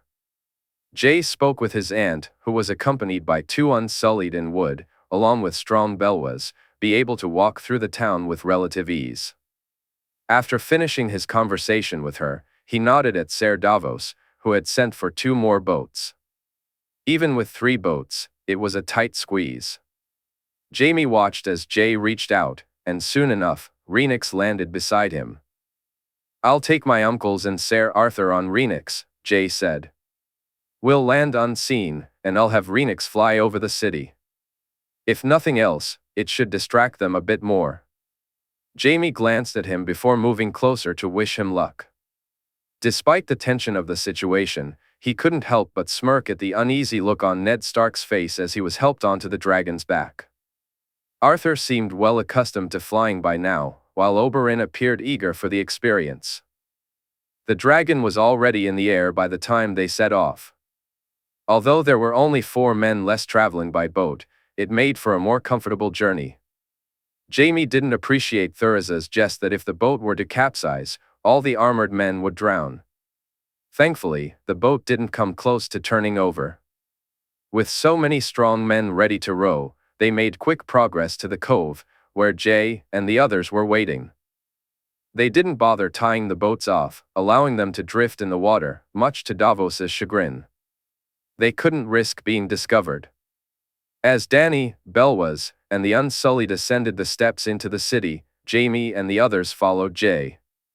When they reached the entrance to the tunnels, Ser Patrick moved to light a torch, but Jay quickly slapped it from his hands. "There's wildfire ahead, Ser. The last thing you want is an open flame." "Flame," Jay said softly, though his anger was evident. "Forgive me, Your Grace, but how are we to find our way to the caches without light?" Lord Tytos inquired. "Follow them," Jay instructed. Jaime watched as 7 cats emerged from the tunnel, all looking hungry and worse for wear. "Your Grace?" Randyll Tarly asked, looking confused. "Trust me, my lord. Follow them, and they'll lead you where you need to be." "If they stop, then you stop," Jay replied. He leaned down to pet each cat, whispering words to them as if they were trained rather than controlled. Although he didn't fool the Northerners or Lord Blackwood, who stood smiling at the sight of the cats and the king. "Of course, Your Grace," Randyll said. "My lords, my ladies, good sirs," Jay continued, "what we're doing is most dangerous, and I wish there were another way, truly I do. But if we stick to the plans we've agreed upon, then I have no doubt we will succeed. I thank each of you for playing your part in this. It warms my heart to have you with me, yet it also worries me to think of any of you in danger. Be careful, take no unnecessary risks, and one day we'll all have an incredible story to tell. With luck, I'll see you all on the morrow, and then we can finally begin to right the wrongs in this realm. I wish you all good fortune." Jay looked at him, seeming to want to say something more but unable to find the words. "For House Targaryen and King Jaehaerys," he said softly. Each of them nodded, their agreement unspoken but clear. They would have cheered if they could. As he watched them split up, he noticed that Ser Walder had his axe ready, while the Strongboar carried a mace, his greatsword strapped to his back, deemed useless in the tunnels. Roderick Snow held a long sword, but it was a bow he cradled in his arms. Jaime looked on, sensing the tension in the air. Great Jon felt like he was following an incredibly impatient cat. "Well, we had better follow the damn cat then," Strongbor said with a chuckle as they moved through the tunnels. Great Jon couldn't believe it. He was following a cat in the dark, navigating through these tunnels. Beside him, his son, Tytos Blackwood, and Ser Richard Lonmouth seemed completely unfazed by the absurdity of it all. For the first time, Great Jon wished he had one of his wolves with him, especially Ghost, the Silent One. He chuckled at the thought. "What are you laughing at, father?" Tytos asked. "Just thinking, son, what I wouldn't give to have Ghost with us right now," Great Jon replied. Even in the darkness, he could sense his son smirking. "Aye, but with him here, we wouldn't even be needed. That creature could clear all these tunnels on his own." That he could, Ser Richard chimed in just as he suddenly stopped, placing a hand on both their shoulders and pulling them against the wall. Great Jon heard it then, the sound of footsteps approaching. Richard pointed to his knife, and Great Jon smiled. There was no better feeling than swinging his great sword and taking down an enemy, well, almost none, he thought, his mind drifting to his wife. But getting in close and dispatching a man with a dagger, watching the life fade from his eyes, that was a thrill in its own right. Great Jon didn't revel in killing, it didn't excite him. But there was something righteous about taking down a man who wished him dead. Exchanging a glance with Richard, they moved quickly, the two gold cloaks oblivious to their approach in the darkened tunnel. In a flash, it was over. Great Jon's knife pierced straight through one man's eye and into his brain, while Richard swiftly slit the throat of the other. "Drag them over here, there's a gap," Small Jon whispered, and they complied, maneuvering the two bodies into a space that wasn't quite big enough but would conceal them for now. "It's a pity we don't have more time," Richard said as they continued. "Why?" Great Jon asked, curious. "I changed the..." Years ago, he was the leader of the Gold Cloaks. He's one of my men. In time, I would have been able to bring them all to the king's side. "Just what exactly do you do for the king, Ser Richard?" Tytos asked. "Whatever he asks me to, Lord Tytos, whatever he asks me to," Richard replied, and Great Jon smirked at the exchange. They moved forward and soon reached a fork in the path. The cat darted to the left, and as they followed it, Great Jon shook his head. Wargs, he knew all about them, he was from the north, after all. It explained a lot about the wolves too, but this felt different. To ward more than one animal, to control them in such a way, only someone blessed by the old gods could do that. He was glad to be on the same side as them once more. "There," Tytos said, pointing ahead. Great Jon squinted and saw two men, just two men. "How good are you with that bow?" Richard asked his son, and Great Jon watched eagerly as Small Jon lined up his shot. "Watch," Small Jon replied quietly. The arrow flew true, and within the blink of an eye, the second one followed suit. They quickly moved toward the two men on the ground, and Great Jon inspected the accuracy of his son's aim. The gap between the armor and the helms was small, but Small Jon had hit it perfectly. The men died before they even hit the ground. Great Jon clapped him on the back, pride swelling in his chest. "So now what?" he asked, glancing around the cavernous space, jars filled with green liquid surrounding them and making him uneasy. "Now we secure this and wait until the king sends for us." "I hope you brought some ale," Richard said. Great Jon handed over his skin. It wasn't much, but it would do as long as the wait wasn't too long. Meanwhile, Oberyn, along with her sisters and Ser Richard Horp, moved through the tunnels. Following a cat was nothing new to her. When they were young, her father would make them chase cats. She never understood why at the time, but she assumed he had his reasons. They were just having fun at someone else's expense. Later, they traveled to Bravos, where she spotted the young water dancers doing the same. Her father explained that it helped with their reflexes. In her hand, she gripped her spear, while her round shield rested in her other hand. Behind her, Tyene carried a bow, its arrows tipped with poison. Whenever the faint light in the tunnels caught the blades of NYM's throwing knives, they glinted ominously. Ser Richard Hork wielded his long sword, a dagger in his other hand. Whatever they would face, they were more than ready. But soon, she grew bored, the tunnels felt endless, and the light dwindled. Her mind drifted as she wondered about her father and the others. Had they completed their own missions? Had they encountered worthy foes? So lost was she in thought that when the cat stopped, she didn't. Only the whoosh of an arrow saved her from giving away their position. "Pay attention, sister," Tyene said gently, stepping forward to the man on the ground.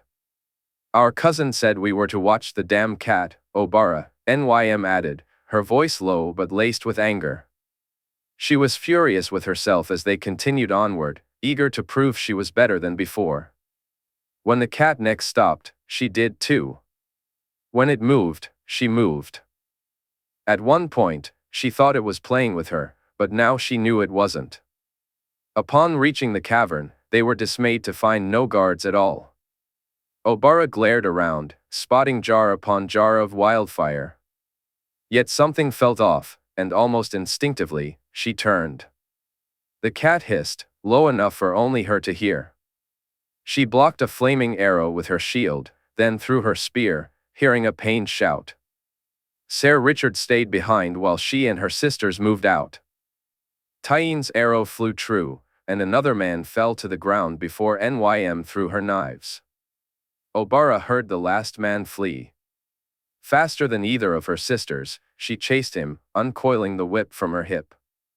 As she moved quickly, she spotted him turning the corner ahead. With a burst of speed, she drew back her whip and aimed. She missed the first time but connected on the second. The sound of him hitting the ground echoed loudly, and she worried others might hear, but she had to deal with him before addressing anyone else. Pulling the whip toward her, she dragged the man along the ground until she was leaning over him, Nym and Tyene joining her side. "How many others are here?" Obara asked. The man shook his head. Obara glanced at Nym, who produced a small, thin blade and moved it toward the man's eye. "My sister asked you a question." "You'd best answer," Nym said. "None. The nearest others are far down the tunnel. There are some patrols, but I'm the last of our group." "That you are," Obara replied as she drew her own blade across his throat. "We'd better hide these bodies," Tyene suggested. Before long, Obara found herself sitting in the cavern with the jars, feeling bored once again. Meanwhile, Thuras was in a different situation. The group he was with was anything but talkative. Beric seemed focused, and Clegane was as stoic as ever. Only Artos, the Northman, appeared willing to engage in conversation. Thuras realized he needed it. The silence bothered him, especially as they walked through the dark tunnels. The knowledge that the night was dark and full of terrors filled his mind with thoughts. Wildfire was a dangerous substance, and his use of it was much different from how he imagined they intended to use it here. He had learned to control the flames with his blood, but lately, he had found he didn't need to. Ever since he met the prince, everything had changed. He had been training in Beric's yard when it first happened, an accident that had made him an even greater believer than he already was.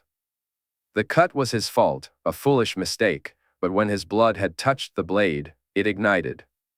For days, he had been certain he'd coated it and forgotten, yet he felt the power coursing through him. Excitement coursed through him, though it was tinged with the fear that if he was wrong, it would lead him to question his faith even more. Yet, he couldn't shake the feeling, so he bought a new blade and rode out to the woods. With a swift cut to his hand, he let his blood flow, and flames erupted as soon as it touched the ground. The visions he experienced, combined with everything else, gave him the final push he needed. From that moment on, the prince would have his unwavering support. His prayers to R'hllor consumed his days and nights, wishing to live long enough to see his chosen rise again. He felt young again, vibrant and eager for each day, instead of waking up just to drown his sorrows in drink. "Wait," Beric said, bringing them all to a halt. The cat froze in front of them. "Move." They had stopped 4 times on their journey whenever the cat did, and now it stood before them, blocking their path. Thuras could see 6 men ahead, but there was no way to reach them without being spotted.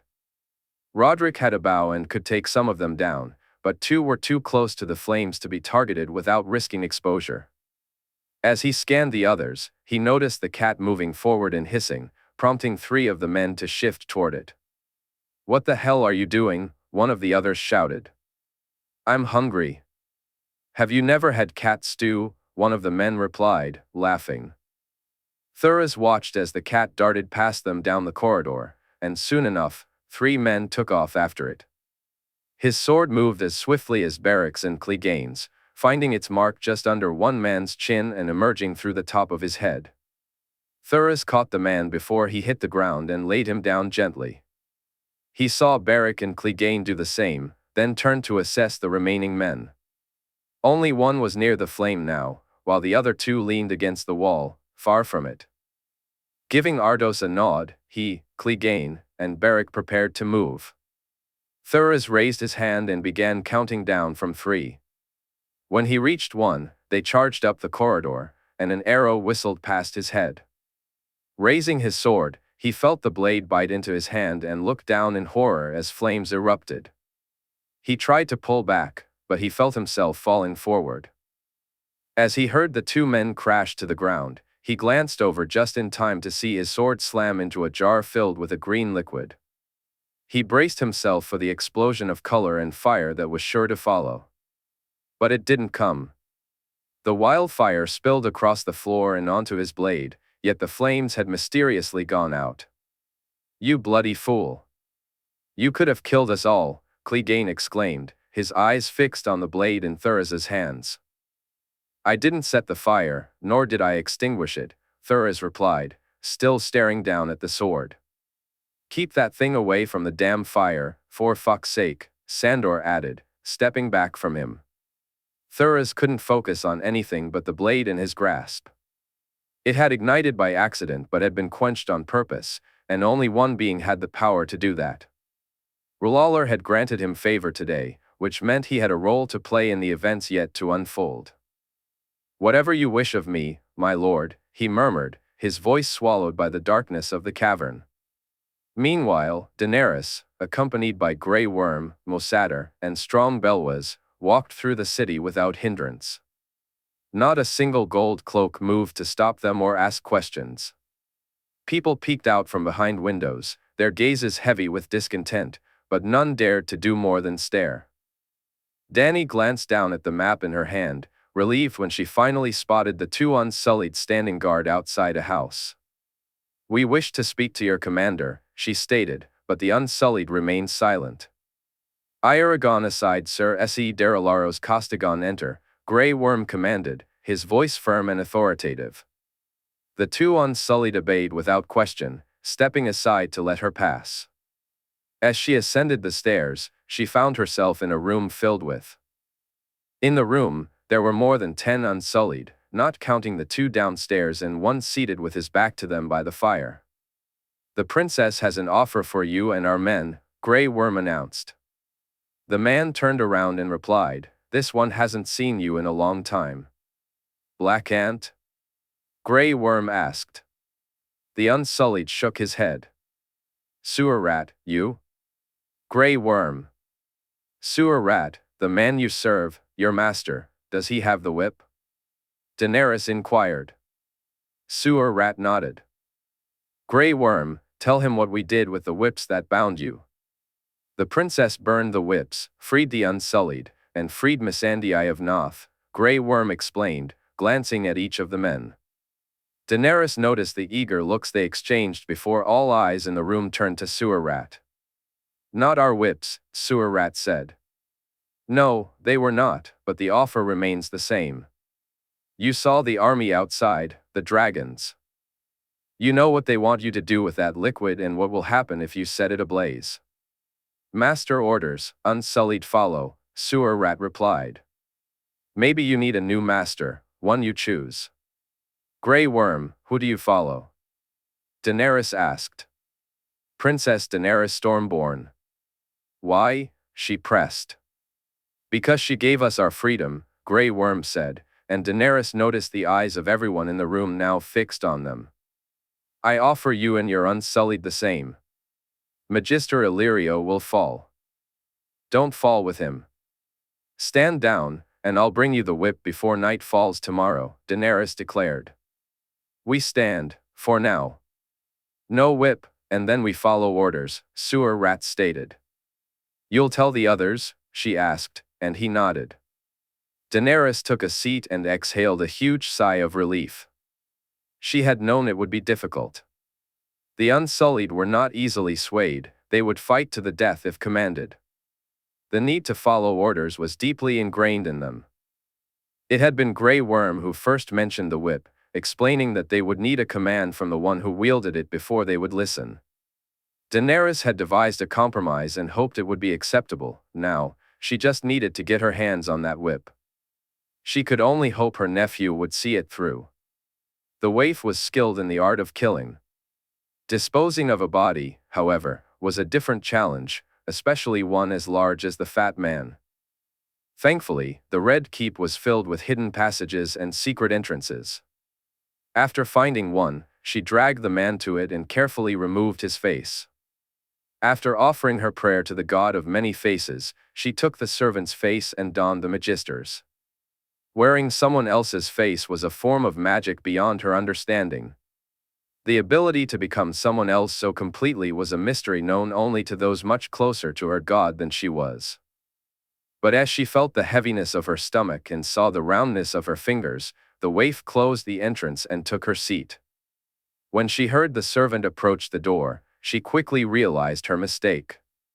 Grabbing the plates of food, she rushed to throw their contents atop the Fat Man's body. She had just settled back down when the girl entered the room. The fact that the girl never made eye contact or spoke a word revealed her status as a slave. Yet it also confirmed that, like every other face she had ever worn, she was once again both no one and someone else. Where is Aegon? She asked, her voice not her own as the Magister's words flowed from her lips. I believe he's sleeping, Magister, the girl replied.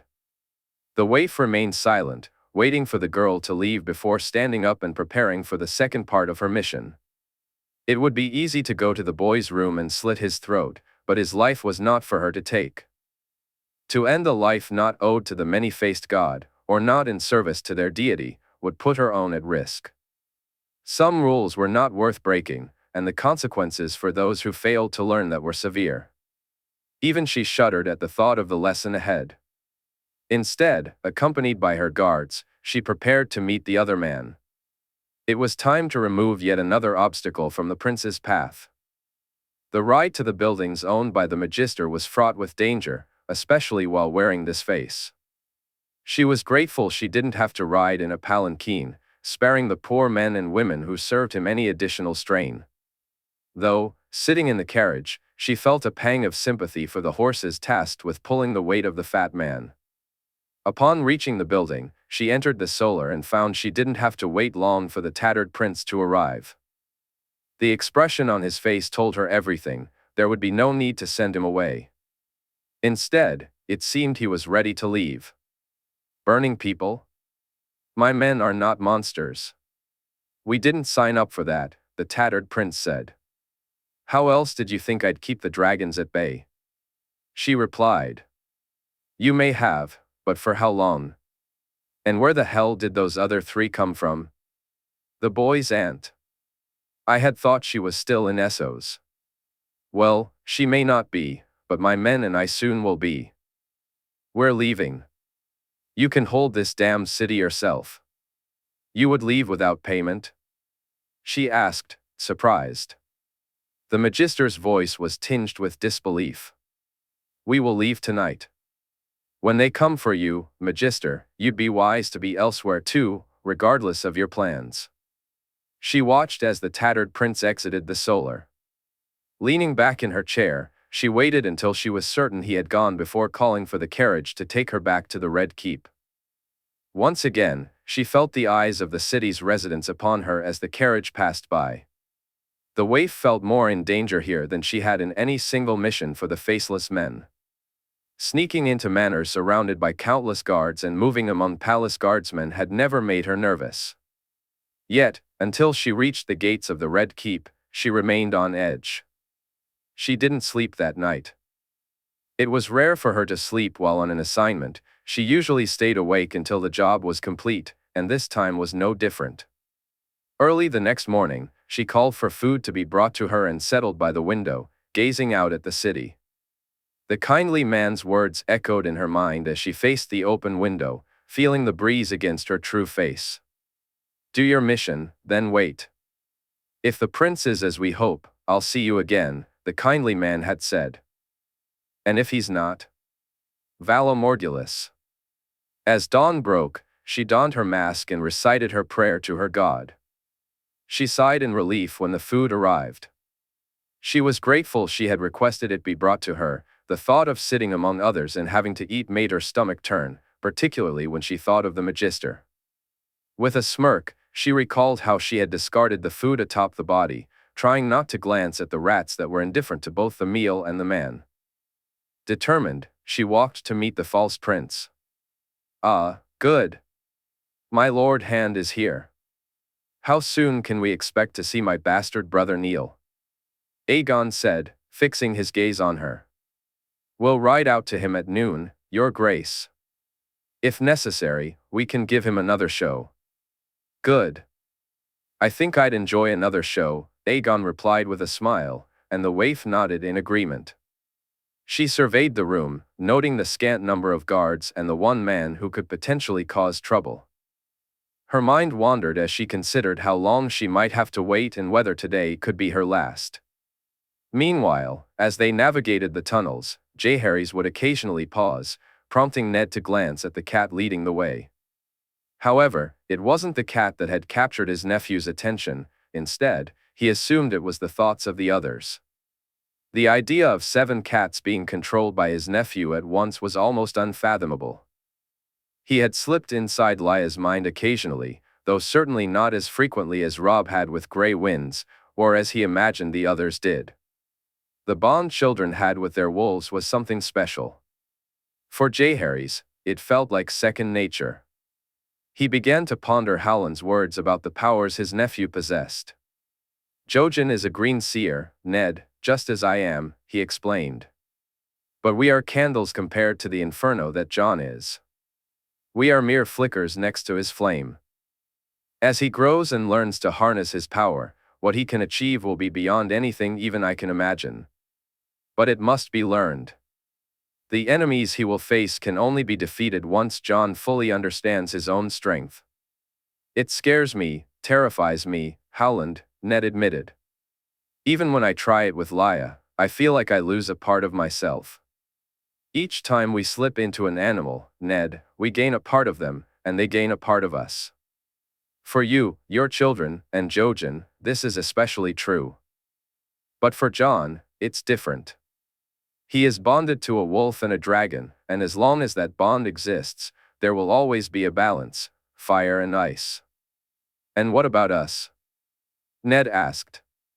You are Starks, born to be wolves. They are part of who you are bonded to.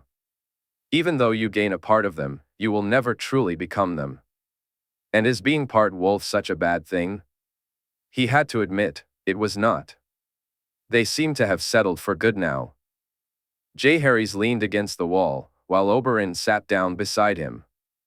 Arthur stood watch, just in case. As Ned glanced at him, he noticed his nephew's eyes were closed once again. It took a moment for him to open them, but when he did, the smile on Jaehaerys' face was radiant, even in the dim light of the tunnel. They've done it, he said, excitement evident in his voice. Jaime, Obara, Tarly, Sandor, Richard, and Meej, they've taken the wildfire. Dany is sitting with the Unsullied. They're not doing anything and seem friendly. She's not their prisoner, so I assume she's brought them to our side. Jaehaerys spoke first. My daughters? Oberyn replied, are they unharmed? Yes, uncle. They are unharmed, just like everyone else. Lord Tarly took a minor wound, and Ser Davos received a knock to the head, but thankfully, no one was seriously hurt, and no one was lost. Jaehaerys said, relief washing over him. Thank the gods, Oberyn responded, nodding. Thank the gods indeed, uncle. So, are we going? Arthur asked as Jaehaerys pulled out his sword. We go, Jaehaerys affirmed. They moved down a corridor and came to a ladder, with Ser Arthur going first while Oberyn insisted on guarding their nephew's back. Once they reached the top, they entered a large room. Jaehaerys and the others were already looking around, and the three-headed dragon was everywhere. It adorned the walls, the floor, painted and burned into the stone, with small shiny stones creating its image and a beautiful mosaic beneath their feet. In front of them, a flight of stairs seemed to lead up to the ceiling. The chamber of the dragon mosaic. Are we under the Tower of the Hand? Arthur asked. Jaehaerys shook his head.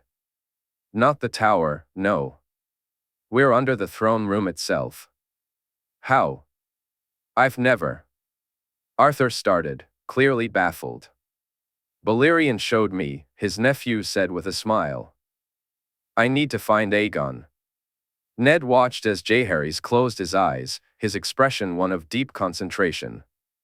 When he opened them again, he looked even happier. He's above us, Illyrio and 4 guards. Uncle, there's one near the door furthest from the throne. Can you reach him with your spear? Easily, nephew, Oberyn assured him. Arthur, you and Uncle Ned take the other 3. I'll handle Illyrio and Aegon. As you command, my king, Arthur replied. With any luck, this will be over soon. On 3, Jaehaerys said as he moved up the stairs.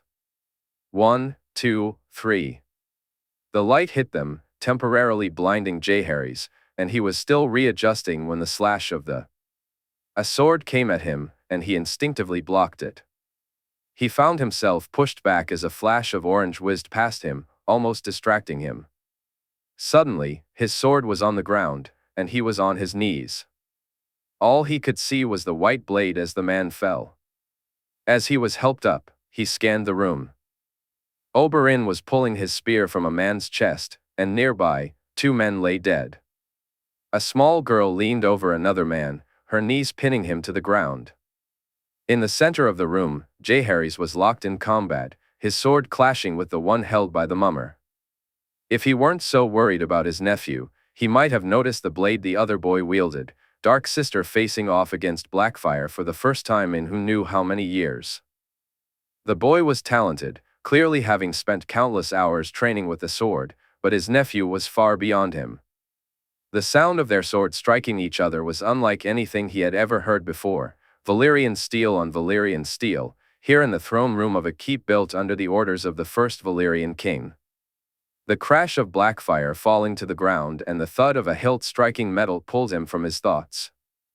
He turned to see the silver-haired boy on the ground, his mask knocked off, revealing the full extent of his burns for all to see.